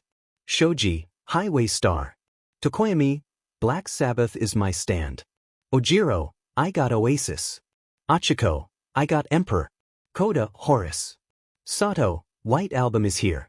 Siro, check out my craftworks. Izumi, mine's Catch the Rainbow. Izuku, now that you all can see stands, let me properly introduce Killer Queen. Kyoka, yes. I finally can see Killer Queen. He's so cool, Aizu. Izuku, thanks Kyo. Your King Crimson is cool too. Nezu, I'm glad that was successful for all of you. I'll turn things back over to Aizawa. Aizawa, our primary goal now is to get you your provisional licenses. Hero licenses are inextricably tied to the saving of lives, so one must be properly qualified for such a heavy responsibility. Naturally, the test is incredibly difficult. Kaminari, even the provisional ones that hard to get. Aizawa, that's why starting today each of you needs to come up with at least 2 ultimate moves. Ectoplasm, these are your finishers. Your most unique techniques. Cementos, combat is all about finding and making use of your particular strengths. Internalize these moves. Make them your own until they become unparalleled. Nemuri, your moves symbolize who you are. Nowadays pro heroes without ultimate moves are a dying breed. Aizawa, let's move forward with a more detailed explanation and a practical demonstration. Change into your costumes and meet us at Gym Gamma. At Gym Gamma. Ectoplasm, there's nothing that says your ultimate moves must be an attack. For example, take Ida's Reciproburst. That sort of extreme speed boost on its own is intimidating enough to be called an ultimate move. Ida, is it really suitable to be an ultimate move? Nemuri, yes. Remember how 𝐀𝐮𝐬𝐬𝐸 showed his stuff last week? His lacquered chain prison is a cookie-cutter ultimate move. It's simple and easy to understand. Aizawa, of course several of you already have an ultimate move. Your summer camp was cut short, but the quirk training we began there was part of the process of creating ultimate moves. In other words, until the second semester starts you'll be using the 20 remaining days of summer vacation to enhance your quirks and put together your ultimate moves through some extra intense training. And as your quirks grow and you start to formulate your ultimate moves, think about whether you need to alter your costumes. Use that plus ultra mentality to go beyond your limits. 𝐒𝐮𝐬𝐴𝐻 made several practice areas and ectoplasm scattered his clones around to test their ultimate moves. Everyone begins their training to make their own ultimate moves. Kyoka, what are you going to do, Aizu? Izuku, I'm not sure. Maybe help everyone with their ultimate moves or maybe getting them used to their stands. Kyoka, oh, I'd love for you to help me with my stand, Aizu. It seems to have two abilities. One is simple enough for me to understand. It's called Epitaph. I can see several tens of seconds into the future. It's projected as an image usually on my hair. The second ability kinda confuses me. It's called Time Erasure. I can apparently erase up to 10 seconds of time. But I'm not sure how useful that would be. Izuku, it's probably more useful than you think, Kyo. Let's spar a little so you can use it in combat. Try using it to stop this. Izuku shoots a marble at Kyoka. Kyoka, 𝐀𝐮𝐭𝐡𝐨𝐫. Kyoka activates her Time Erasure ability and erases the time of when the marble would have hit her. The marble passes through her without harming her. Once time resumes, the marble flies and explodes on a wall. Izuku, what just happened? I remember shooting the marble but the rest is blank. Kyoka, wait, so you're not aware of what happens during the time erasure? Izuku, it doesn't seem like I do. Let's test it in close range. Izuku and Kyoka get close to each other and Killer Queen throws a punch at 𝐀𝐮𝐭𝐡𝐨𝐫. Kyoka activates her Time Erasure once more. This time Kyoka moves out of the way of the punch and moves herself to an advantageous position. When the Time Erasure effect ends, Killer Queen is where he would have been after he had attacked. Kyoka gives Izuku a playful tap showing where she is. Izuku, that's so weird. What I would have done still happens but I don't remember any of it. Do you remember what happens, Kyo? Kyoka, yeah, I do. I can even move around during it but I can't attack though. Izuku, still that's an impressive stand ability, Kyo. You can do so much with it. Kyoka, thanks Aizu. 𝐶𝐮𝐻𝐿𝐴. I can power up Red Hot Chili Pepper with my quirk. He's so fast and strong now. Ida, my Tower of Grey is even faster than me. What maneuverability? It's on the frail side I'm sure, but I'm certain it could dodge a bullet. Mina, oh no. My chocolate disco needs some thinking to do well. At least the grid is easy enough to understand. Izumi, I need it to rain in order to use Catch the Rainbow. Achiko, I can control the bullets that Emperor shoots. Shoto, Geb is pretty straightforward, it's water I can control, and it seems pretty strong. I'll need to be careful and not burn or freeze it so I don't hurt myself. Momo, my Tenore Sax is able to create illusions. That has a lot of potential. Tsuyu, my dark blue moon works best underwater, and that suits me perfectly. Toru, my little feet can shrink anything it cuts with its index finger. It can shrink me too instantaneously. Everything else takes some time though. I think it's great for stealth. Shoji, my Highway Star has increased my sense of smell. Highway Star can run up to 60 km per hour and indefinitely maintain that running speed. Highway Star has the ability to create an illusionary room. The illusion's appearance is entirely dependent on the person being lured. Anyone who enters the room is targeted by Highway Star and it acquires their scent. Highway Star's main ability is to absorb nutrients from its victims when any part of it touches the target and then transfer the nutrients to me in order to heal me. Momo, be careful with your stand, it doesn't make olfactory illusions. I can tell where you are with smell. Momo, thank you for the warning, Shoji. I appreciate it. Tokoyami, Black Sabbath can't go into the sunlight or it will weaken and damage him. He thrives in the shadows, and I can even put him in dark shadow. 𝐒𝐮𝐬𝐴, my oasis is a suit that enhances my physical strength. It can also liquefy the ground to the consistency of mud. I can swim through the ground while it's soft. 𝐴𝐵, you really are a copycat. My white album is also a suit I wear. White album's signature ability is to dramatically decrease the temperature of anything I touch. When I touch something, the affected object's temperature decreases dramatically. White album's power is so powerful it can reach temperatures of about -100°C. 𝐶𝐻, my craftwork's primary ability is the manipulation of kinetic energy, either taking an object's kinetic energy completely away, freezing it in place, or adding more kinetic energy to a previously frozen object, making it move once more. 𝐀𝐮𝐭𝐡𝐨𝐫, High Priestess, possesses the ability to shapeshift and assimilate itself into any type of inorganic matter, be it metal, glass, or plastic. She also has dangerous claws and teeth. 𝐻𝐾ODA, Horus gives its MSTR the ability to generate ice in large quantity and at a rapid rate. Everyone continues to train their quirks and stands to prepare them for the provisional license exam. 𝐼𝐿𝐴, everyone out. We're here. 𝐾𝐿𝐴, getting nervous now. 𝐼𝐿𝐴, don't worry, 𝐾𝐿 will do this together. 𝐾𝐿𝐴, thanks 𝐼𝐿𝐴. 𝐾𝐿𝐴 gives 𝐼𝐿𝐴 a hug and he returns it. Momo, so we're doing this in 𝐶𝐮𝐭𝐡𝐨𝐫. 𝐀𝐮𝐭𝐡𝐨𝐫, still no clue what this test's about. Can we really earn our licenses? 𝐼𝐿𝐴, 𝐀𝐮𝐭𝐡𝐨𝐫, it's not a matter of can. You will. 𝐀𝐮𝐭𝐡𝐨𝐫, right, of course. 𝐼𝐿𝐴, earn your provisional licenses by passing this test, and you won't be eggs anymore, but full-fledged hatchings reborn as semi-pros. Show them your best. 𝐾𝐮𝐭𝐡𝐨𝐫, time for our cheer. All together now. Everyone, plus ultra. 𝐼𝐿𝐴, plus ultra. 𝐶𝐮𝐵, it's bad manners to intrude on another group's huddle. 𝐼𝐿𝐴, you got me. I am so sorry. 𝐼𝐿𝐴 headbutts the ground. Momo, it's Shiketsu. Theirs is one of the few elite hero courses that can rival you. 𝐼𝐿𝐴, it is truly an honor to compete alongside the fine students of 𝐶𝐮𝐵, let's go. 𝐼𝐿𝐴, be careful of that kid. He's very strong. Ms. Joke, Eraser. Is that really you, Eraser? I saw you on TV and at the sports festival. It's been too long since we had a face-to-face. Let's get married. 𝐼𝐿𝐴, no. Ms. Joke, you're no fun, Eraser. Come on over, everyone. Come meet you. This is Class 2-2 of 𝐀𝐮𝐬𝐴 Academy. Say hello to my students.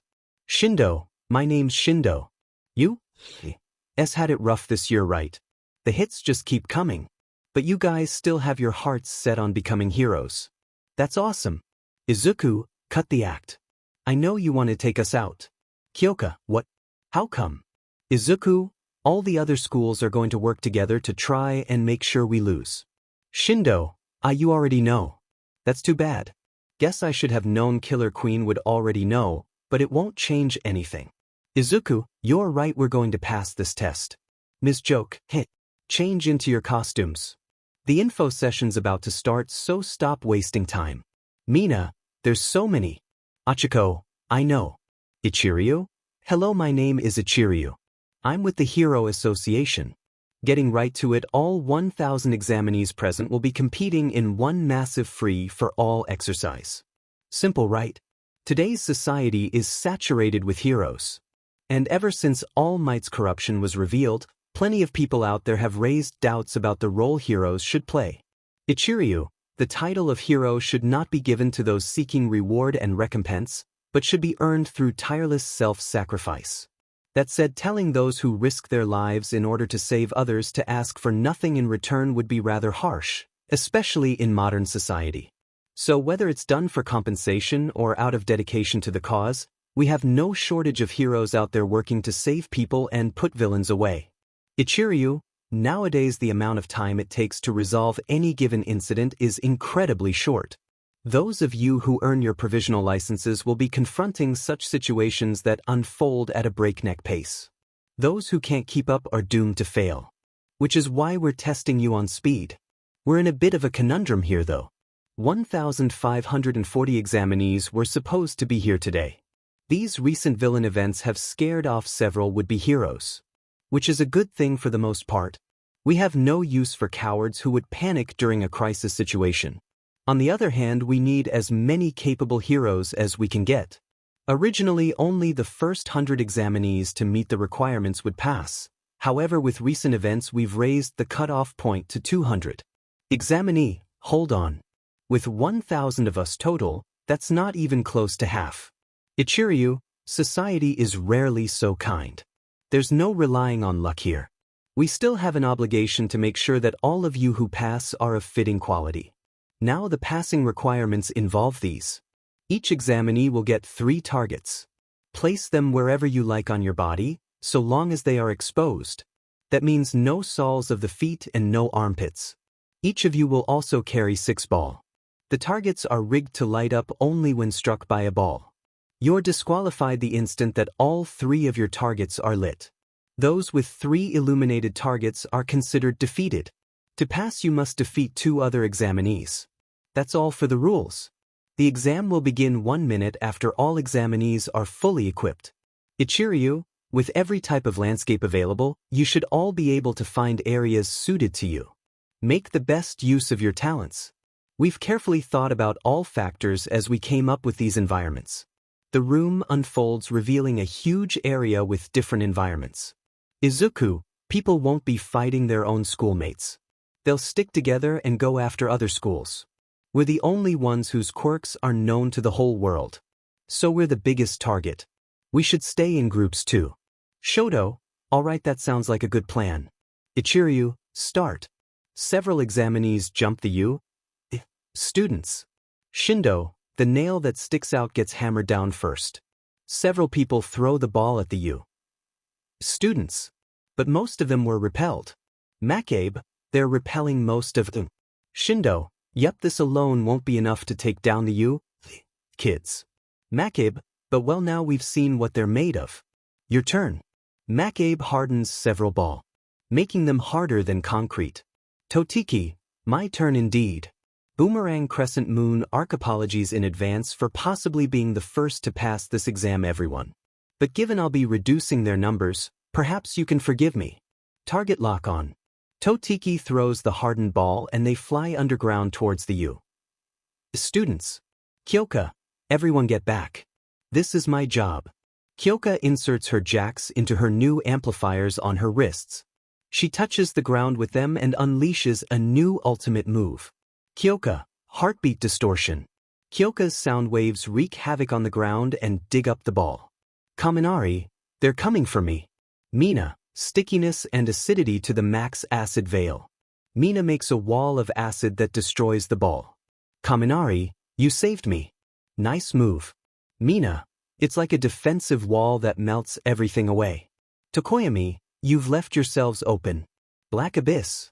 Piercing Twilight Claws. 𝗏𝐾𝐮𝐭𝐡𝐨𝐫, close one. 𝗏𝐾𝐮𝐵 barely dodged the attack with her quirk. Tokoyami, not so fast. Black Sabbath. Black Sabbath pops out of dark shadow and sends 𝗏𝐾𝐮𝐵 flying. 𝗏𝐾𝐮𝐵, ouch. What the hell hit me? 𝗀𝗱𝗃, this isn't the same class we saw at the sports festival. They've come a long way already. All right, everyone get back. Their defense is too good. We gotta split them up. Maximum force. Tremoring earth. 𝗀𝗱𝗃 made an earthquake that ripped the ground apart, scattering everyone. 𝐒𝐮𝐬𝐴, now it's time for my boombox to shine. You get everyone's attention and let us regroup. 𝐒𝐮𝐬𝐴 ups the volume on his boombox to the max, getting the attention of everyone nearby. Several examinees surround 𝐒𝐮𝐬𝐴. Examinee, dang it. How are we supposed to beat Killer Queen? Examinee, keep your cool. We don't have to beat him, we just need to hit his targets. 𝐒𝐮𝐬𝐴, oh, you think it will be that simple? Come and try your luck then. Suddenly 𝐀𝐻𝐭𝐡𝐨𝐫 appears with purple sparks flying around her. She sends the group behind 𝐒𝐮𝐬𝐴 flying with her counterbalance move. 𝐀𝐻𝐭𝐡𝐨𝐫, Aizu, I'm here to help. Everyone else is on their way. 𝐒𝐮𝐬𝐴, that's great Kyo. 𝗧𝗱𝗃, 𝐒𝐮𝐬𝐴, we're here. 𝐿𝐼𝐼𝐻, stay away from my brother.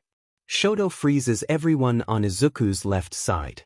𝐿𝐼𝐼𝐻 in a burst of speed knocks out everyone on 𝐒𝐮𝐬𝐴's right side. The examinees in front of 𝐒𝐮𝐬𝐬 turned their backs to him and started running away. 𝐒𝐮𝐬𝐬 took them out by shooting them with marbles that exploded on impact. Momo, we're all here 𝐒𝐮𝐬𝐬. 𝐒𝐮𝐬𝐬, glad you could make it. Let's tag all these guys and pass this test. Everyone. Yeah. Time skip till all 200 pass. 𝐒𝐮𝐬𝐬, now will all 200 of you please watch the screen. Ida. It's the field.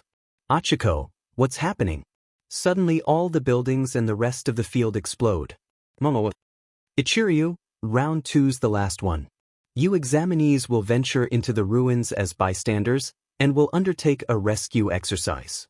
You will not act as ordinary civilians, but those who have hypothetically earned their provisional hero licenses.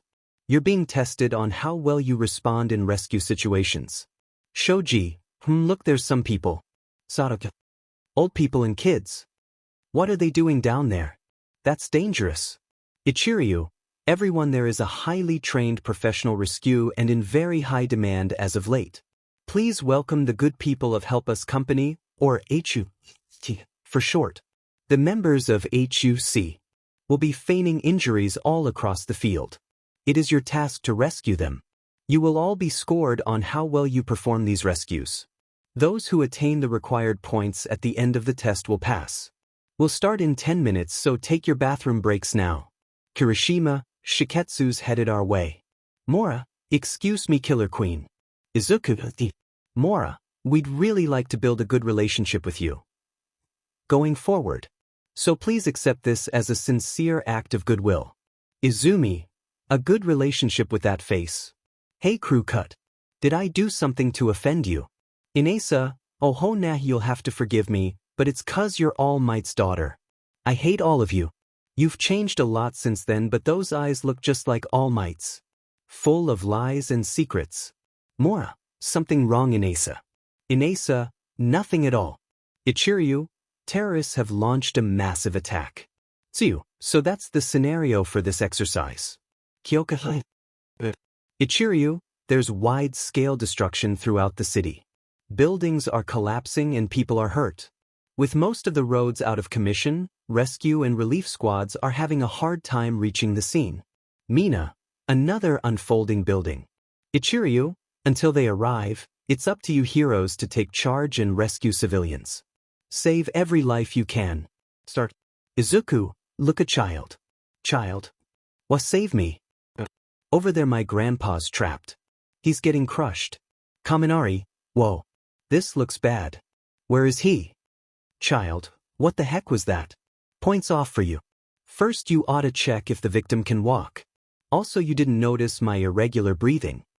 And what about the copious blood pouring from my head? Those with licenses know that assessing the victim's condition comes first. You've already proven how unprepared you are for this. Open your eyes and take a look around. Examinee, let's designate this area as a danger zone for now. Examinee, make the zone bigger. The terrorists could strike again at any moment. Mora, first, let's try to open up the roads and create a landing space for rescue choppers. Clear the way. Examinee, the waiting room should be our first aid station. I think it's big enough to be a full-blown evacuation center. Examinee, I'll take care of setting up a triage. Child, it's more than just literal rescue and evacuation. Licensed heroes are also supposed to fill in for fire brigades and police officers until they arrive. They keep everything running smoothly until other professionals can take over. Heroes have to perform all sorts of tasks in order to rescue people. But first and foremost, we're worried. In pain. The first thing we hear from you shouldn't be whoa. This looks bad. That's no good at all. Izuku, don't worry, kid. We're here now and we're going to save your grandpa. But first let's check you out. Can you walk? Show me your head for a minute. I'll get this poor child to the evacuation center. The rest of you go ahead. Don't worry, kid, you're going to be just fine. Izuku picks up the child. At the evacuation center. Examinee, you let me have a look at that child. Izuku, of course. He has a head wound. There's a lot of blood, but I don't think it's too deep. He's definitely alert enough to talk. Examinee, good. Bring him to that space on the right. Izuku, sure thing. Boom. Izuku, this is part of the exam. Get ready. 𝐀𝐮𝐭𝐡𝐨𝐫, seriously more to deal with. 𝐀𝐮𝐭𝐡𝐨𝐫, saving the injured and dealing with enemies. Can you really handle both situations?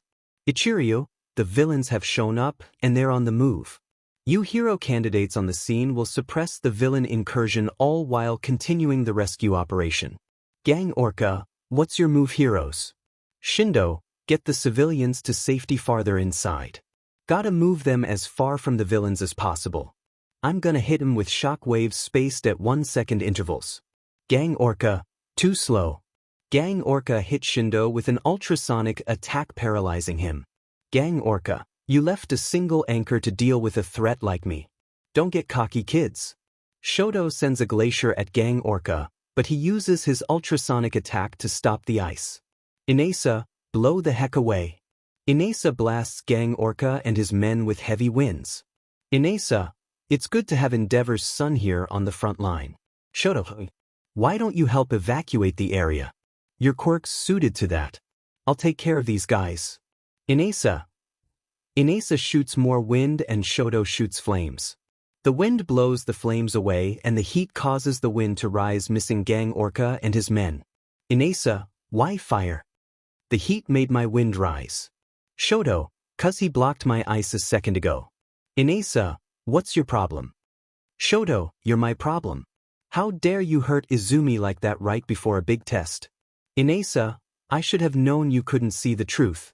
You're dating her after all. Shoto, that has nothing to do with you being a JRK to Izumi. 𝐀𝐮𝐭𝐡𝐨𝐫's man, have a taste of our cement guns. You won't be going anywhere once that hardens. Shoto and 𝐮𝐻𝐻𝐵 are both shot multiple times by the cement guns. Kyoka suddenly appears with purple sparks flying around her. Kyoka, counterbalance. Kyoka's sound waves fly at 𝐀𝐮𝐭𝐡𝐨𝐫 and his men. 𝐀𝐮𝐭𝐡𝐨𝐫 fires his ultrasonic attack to stop Kyoka's. The two sound waves collide and Kyoka's overpowered 𝐀𝐮𝐭𝐡𝐨𝐫's attack and sent several of his men flying. Another one bites the dust. Music is getting louder. Izuku, sorry 𝐀𝐮𝐭𝐡𝐨𝐫, but we're not going to let you near the civilians. Let's do this, Kyoka, right? Kyoka and Izuku rush 𝐀𝐮𝐭𝐡𝐨𝐫's men at high speed. Shoto and 𝐮𝐻𝐻𝐵 work together to make a fire tornado to seal up 𝐀𝐮𝐭𝐡𝐨𝐫. Ojiro, Tokoyami, Izumi, Tsuyu and Mina join the fight against 𝐀𝐮𝐭𝐡𝐨𝐫's men. It isn't long before all of his men are knocked out. 𝐀𝐮𝐭𝐡𝐨𝐫, a red-hot prison of fiery wind.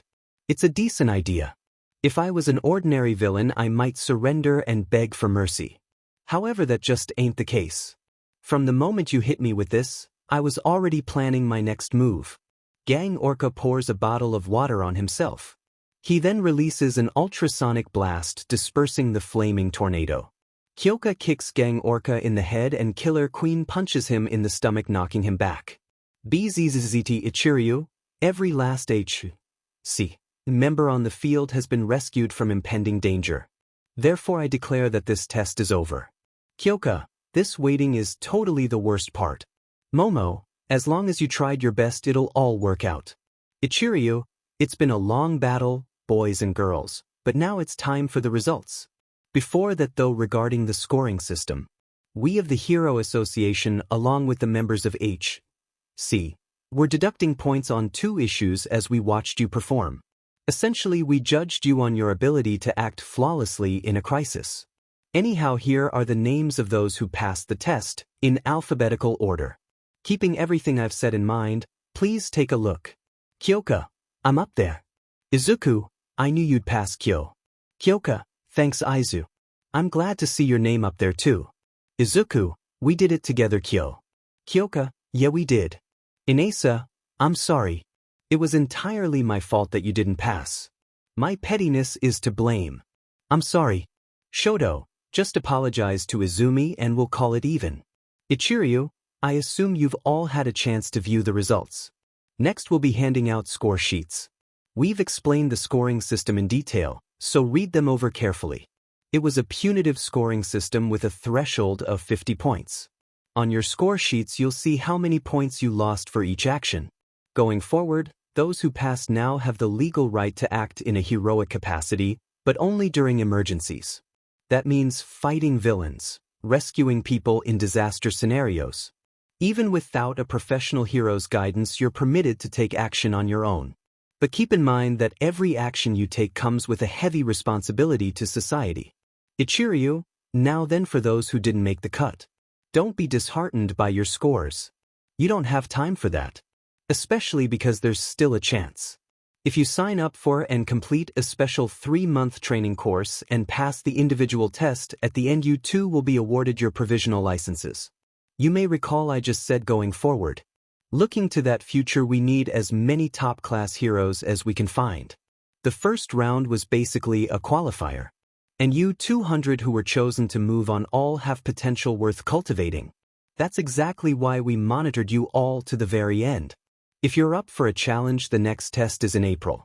Shoto, I'll get my license this time for sure. At the Killer Queen Cafe.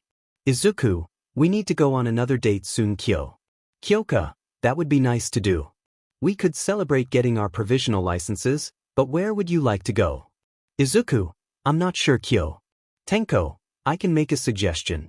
Me and 𝐀𝐮𝐭𝐡𝐨𝐫 are going to a fair that's close by for a father-son day. You could even bring Eri. I'm sure she'd enjoy it. Kyoka, that could work. It'd be different than what we usually do, and it has been a while since we've took Eri somewhere. Izuku, sounds good to me. Mirio, hey guys, what's up? Momo, Izuku and Kyoka are talking about taking Eri to the fair. Mirio, what? No fair. You two are always taking Eri somewhere fun. Let me go too. Izumi, they were planning on having a date at the same time. You'd probably be in the way. Mirio, no way. They definitely need me to come if they're going on a date too. I can watch Eri while they're getting all lovey-dovey. Please let me go too. Momo, he makes a good point. We don't want Eri seeing anything she shouldn't. Izuku, and just what do you think we'd be doing? It's up to you. I'm fine either way. Kyoka, it might be better to have some alone time here and there. Okay Mirio, you can come too. Mirio, yes. After closing time. Mirio, I got Eri. Mommy daddy. Eri ran to Kyoka and Izuku, giving them both a big hug.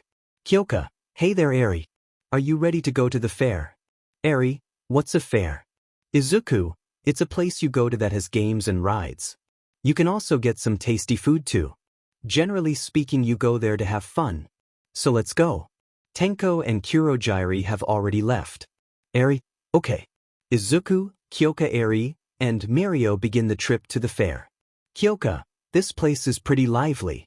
Let's go see what games we can try. Izuku, lead the way. Izuku and Kyoka tried out most of the games. Izuku was good at the throwing games and skee ball. Kyoka did well with the shooting games and she dominated on darts. Whether it was hitting balloons or a target, she was on point. Neither one could catch a goldfish though. Eri enjoyed watching them play the games. She was also enjoying getting all the prizes Izuku and Kyoka won. Mirio played a few games but was mainly carrying Eri's new stuffed animals and heroes.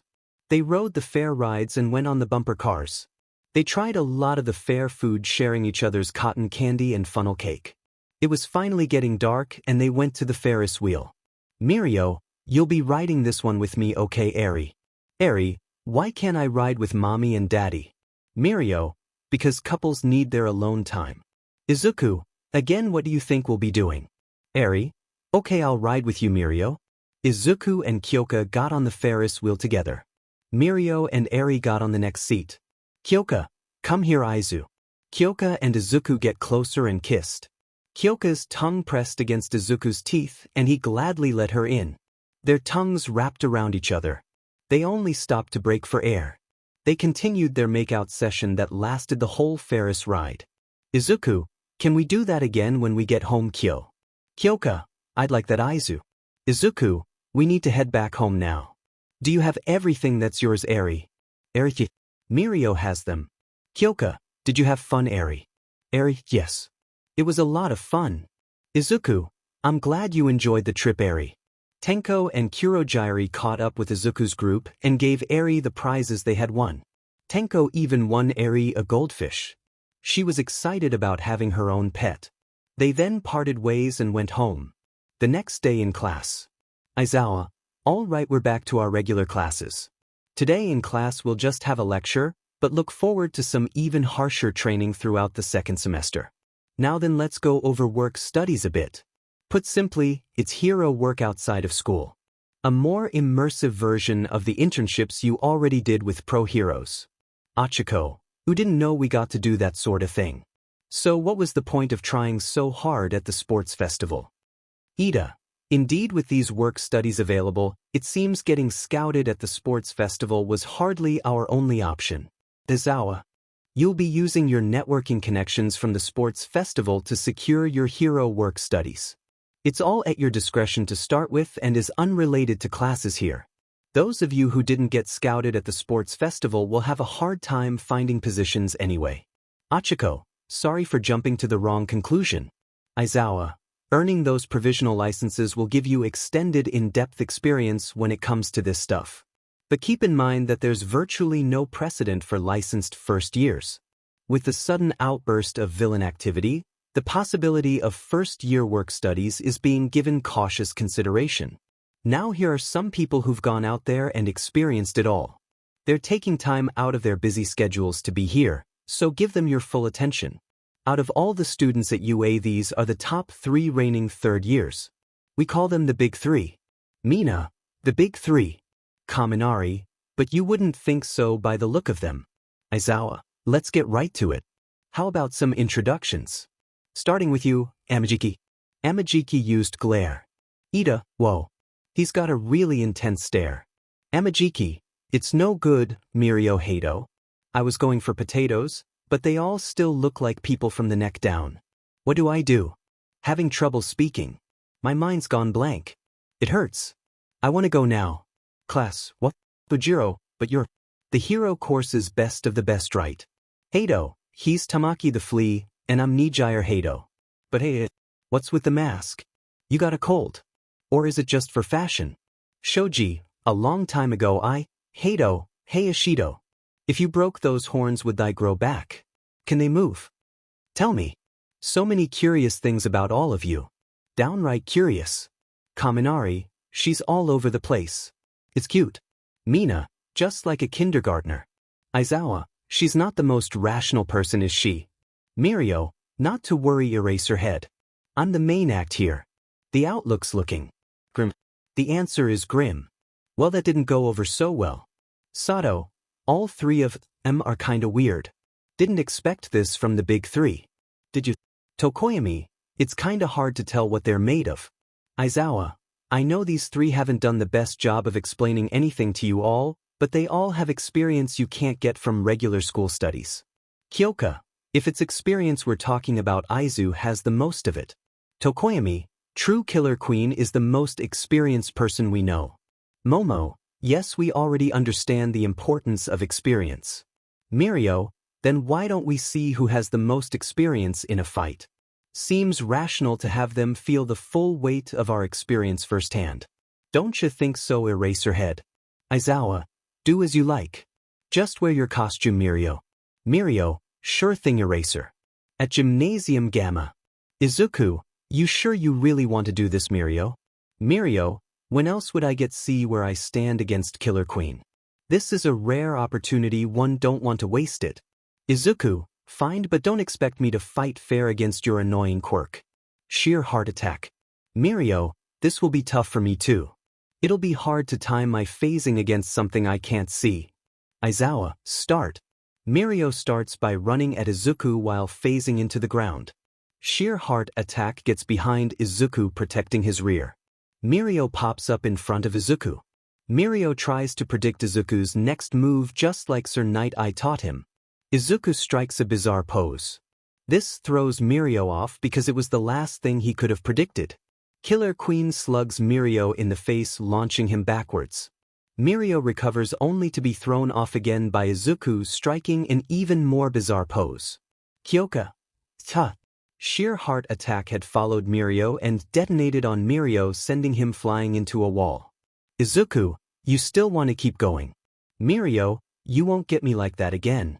I don't care what kind of pose you take. Mirio runs at Izuku again. He gets within range, but Izuku once again does something Mirio wasn't expecting. He punched Mirio in the face. While 𝐒𝐮𝐬𝐽 was staggering back, Killer Queen kicked 𝐒𝐮𝐬𝐽, knocking him down on sheer heart attack. Sheer heart attack then exploded, sending 𝐒𝐮𝐬𝐽 flying into the ceiling. Aizawa, that's enough, Izuku, you won. Kyoka runs and hugs Izuku's neck. Kyoka, I knew you would kick his butt. Aizu. Amajiki, you bit off more than you could chew. 𝐒𝐮𝐬𝐽. Edo, that was quick. Aizawa, as you can see, experience can make a difficult opponent easier to defeat. The next day. Aizawa, so we had a conference about potential work studies for first years yesterday. Plenty of teachers, even the principal, said don't even think about it. Kirishima, even after that whole demonstration we got. Kaminari, it makes sense though, given what led to the dorm system in the first place. Aizawa, but some were of the opinion that the overprotective direction we're going in won't foster strong heroes. As such, we will allow agencies with proven track records that offer work studies to take first years. That's our decision. Achiko, wonder how Gunhead's doing.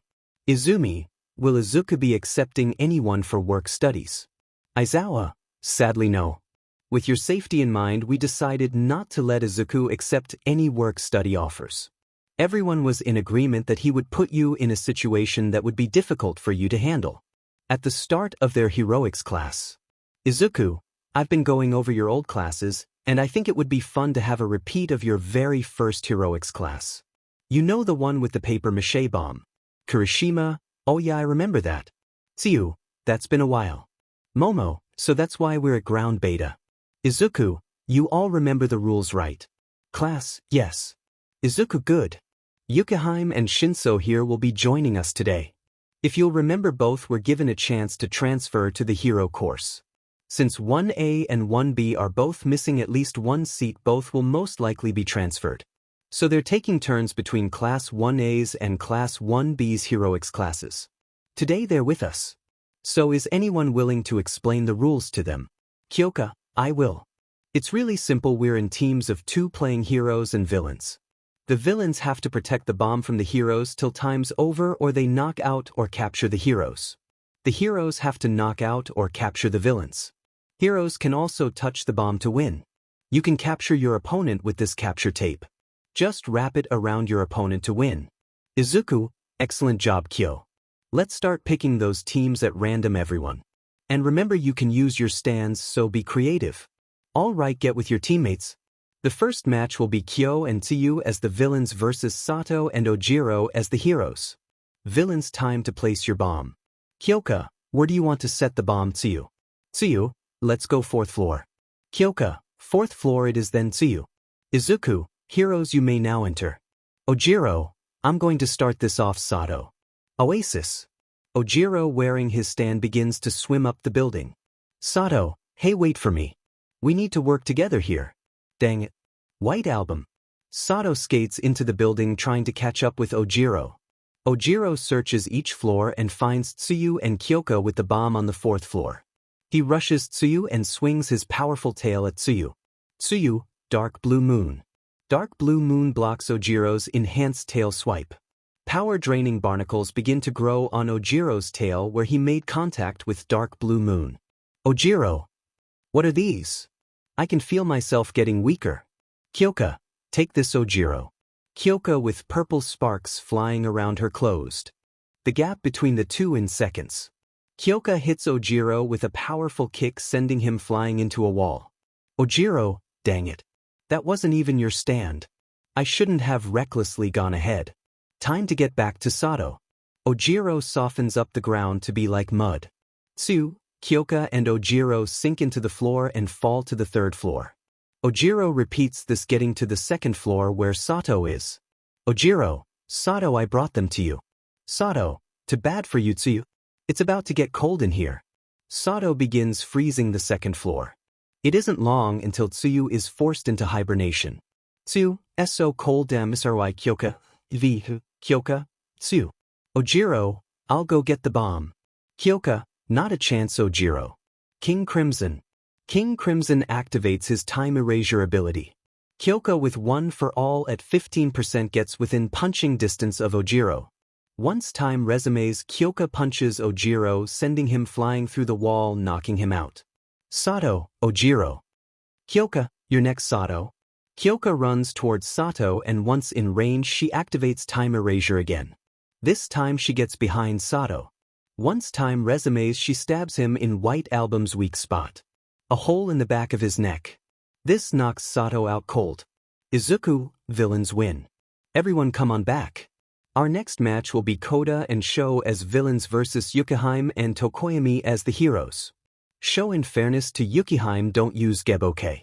Shoto, I can do that. Izuku. Izuku, villains go place your bomb. Shoto, where do you want to place the bomb at? Koda, 𝐒𝐮𝐭𝐡𝐨𝐫 can fly, so does it matter? Shoto, when you put it like that, no. Let's go for a quick match and place it on the first floor. Izuku, heroes, you may now enter. 𝗏𝐭yami, it's good to see you again. 𝐒𝐮𝐭𝐡𝐨𝐫. Let's do our best. Shoto has the advantage over me. The light his flames produce will weaken Dark Shadow and Black Sabbath. 𝐒𝐮𝐭𝐡𝐨𝐫, I'll do everything I can. 𝗏𝐭yami, I'll put out his fire with my snow. 𝗏𝐭yami, that would be a great help. 𝐒𝐮𝐭𝐡𝐨𝐫. Let's go. 𝐒𝐮𝐭𝐡𝐨𝐫 is in a hero costume. It's a white jumpsuit to help camouflage her when she's in a blizzard. It also has built-in heaters to help keep her from freezing from quirk overuse. 𝐒𝐮𝐭𝐡𝐨𝐫, 𝗏𝐭yami, there they are. 𝗏𝐭yami, they must want to win this quickly. Let's begin. 𝐒𝐮𝐭𝐡𝐨𝐫. Dark Shadow go. 𝐒𝐮𝐭𝐡𝐨𝐫, Blizzard Screen. 𝐒𝐮𝐭𝐡𝐨𝐫 makes a blizzard that fills the hallway. Dark Shadow charges Koda and Shoto.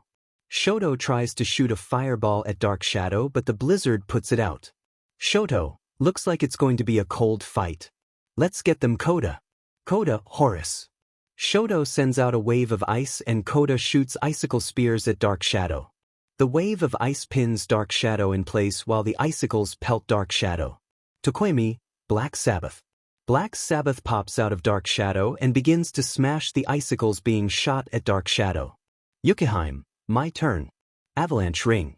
𝐒𝐮𝐭𝐡𝐨𝐫 cartwheels at high speeds with her quirk. She nearly invisible thanks to her costume. She kicks the ice that was pinning Dark Shadow, shattering it, freeing Dark Shadow. Both continue their charge towards the enemy team. Shoto and Koda concentrate fire on Dark Shadow, stopping his advance. 𝐒𝐮𝐭𝐡𝐨𝐫 slips past them and grabs the bomb. Izuku, hero team wins. Come on back. 𝗏𝐭yami, I'm freezing after that match. 𝐒𝐮𝐭𝐡𝐨𝐫, oh, let me help. 𝐒𝐮𝐭𝐡𝐨𝐫 gives 𝗏𝐭yami a hug from behind. 𝗏𝐭yami, what are you doing? 𝐒𝐮𝐽𝐡𝐨𝐫, my costume has heaters in it to keep me nice and warm. Doesn't it feel good? 𝗏𝐭yami, you're right, I'm much warmer now. Thank you. 𝐒𝐮𝐽𝐡𝐨𝐫. 𝐒𝐮𝐽𝐡𝐨𝐫, anytime. 𝗏𝐭yami. Izuku, the next round will be Momo and Toru as the villains versus Kaminari and Mina as the heroes. Villains, go ahead and place your bomb. Toru, where are we putting the bomb? Momo. Momo, how about the third floor? Toru, that works for me. I'll wait for them on the first floor. Momo, I'll go ahead and prepare for them as well. Tenori sacks Izuku, heroes, you may now enter. Kaminari, let's win this. Mina. Mina, right? This isn't the building, is it? Kaminari, there are way more stairs and doors than normal. Something cut my ankle. Mina, ow. Mine too. Kaminari, why are you shorter now? Kaminari, what? It must be Toru's stand. We have to find her quick. We'll never find our way through this maze if we're tiny. Try as they might, they couldn't find Toru or Momo. They lost by timeout. Izuku, villains win. The next match will be Izumi and Shinso as villains versus Iida and 𝗏𝗏 as the heroes. Iida, do you care to not use your stand? In fairness to Shinso. Iida, I don't care a bit. Here's to a fair fight. Izumi, but I can't use my stand unless it's raining. Well. Izuku, villains, you can now place your bomb. Shinso was dressed up like Aizawa with his voice-changing mask. Shinso, so where do you want to place the bomb at? Izumi, Iida will find us quickly regardless of where we place it. How does the second floor sound? Shinso, works for me. Izuku, heroes, you can now enter. Iida, I shall scout on ahead and find the bomb. Follow me as quickly as possible. 𝗏𝗏, 𝗏𝗏, you got it. I'll be right behind you. Iida runs into the building searching for the bomb. He quickly combed through the first floor and was now on the second floor. Iida, there you are. Villains. 𝗏𝗏, Iida, where are you? Iida, second floor. Shinso, 𝐒𝐮𝐭𝐡𝐨𝐫 wait in that room. 𝐒𝐮𝐬 did as he was told. 𝗧𝗟𝗧, where's 𝐒𝐮𝐬 at? 𝐒𝐮𝐬, I'm in here. 𝗧𝗟𝗧, well get out here. I can't stop these two by myself. ‡ too easy. 𝐼𝐮𝐵 tie them up with the capture tape. 𝐼𝐮𝐵, man I didn't get to do anything. That mask works really well for you ‡, it helps but it's still just a trick. Once you know about it I'm still at a disadvantage. ― time for the last match. Kirishima and Shoji as the villains versus me and Achiko as the heroes. Villains, go place your bomb. Kirishima, what do we do Shoji? Shoji, I think the quicker we face 𝐾𝐿𝐴 the less time he has to prepare and come up with a plan. Kirishima, first floor it is then. ―, ready or not here we come. ― enters the building and sees a room with Kyoka in it. ―, that's very tempting but I know that's not the real Kyoka. Achiko, stop going towards that room. It's a trap. Achiko, but it says it's free. ―, I don't know what you're seeing but don't go in that room. Achiko. Achiko enters the room and is attacked by Highway Star. ―, well there goes my partner. The you two are. Didn't want me coming up with a thorough plan I see. Too bad that works both ways. So how do you handle this? ― sets down his boombox and flicks two marbles, one at Shoji the other at Kirishima. Kirishima, High Priestess. High Priestess gets in front of Shoji. The marbles hit High Priestess and Kirishima. The one that hit High Priestess exploded, damaging Kirishima some. Shoji, thanks Kirishima. Kirishima, don't mention it. ―, sheer heart attack. Sheer heart attack, look this way. ― kept shooting marbles at Kirishima and Shoji, whittling Kirishima down. Sheer heart attack makes its way towards the two. High Priestess turns into a spear gun and fires at ―. 𝐾𝐿𝐴 catches the spear and blows it up. Kirishima falls to the ground coughing up blood.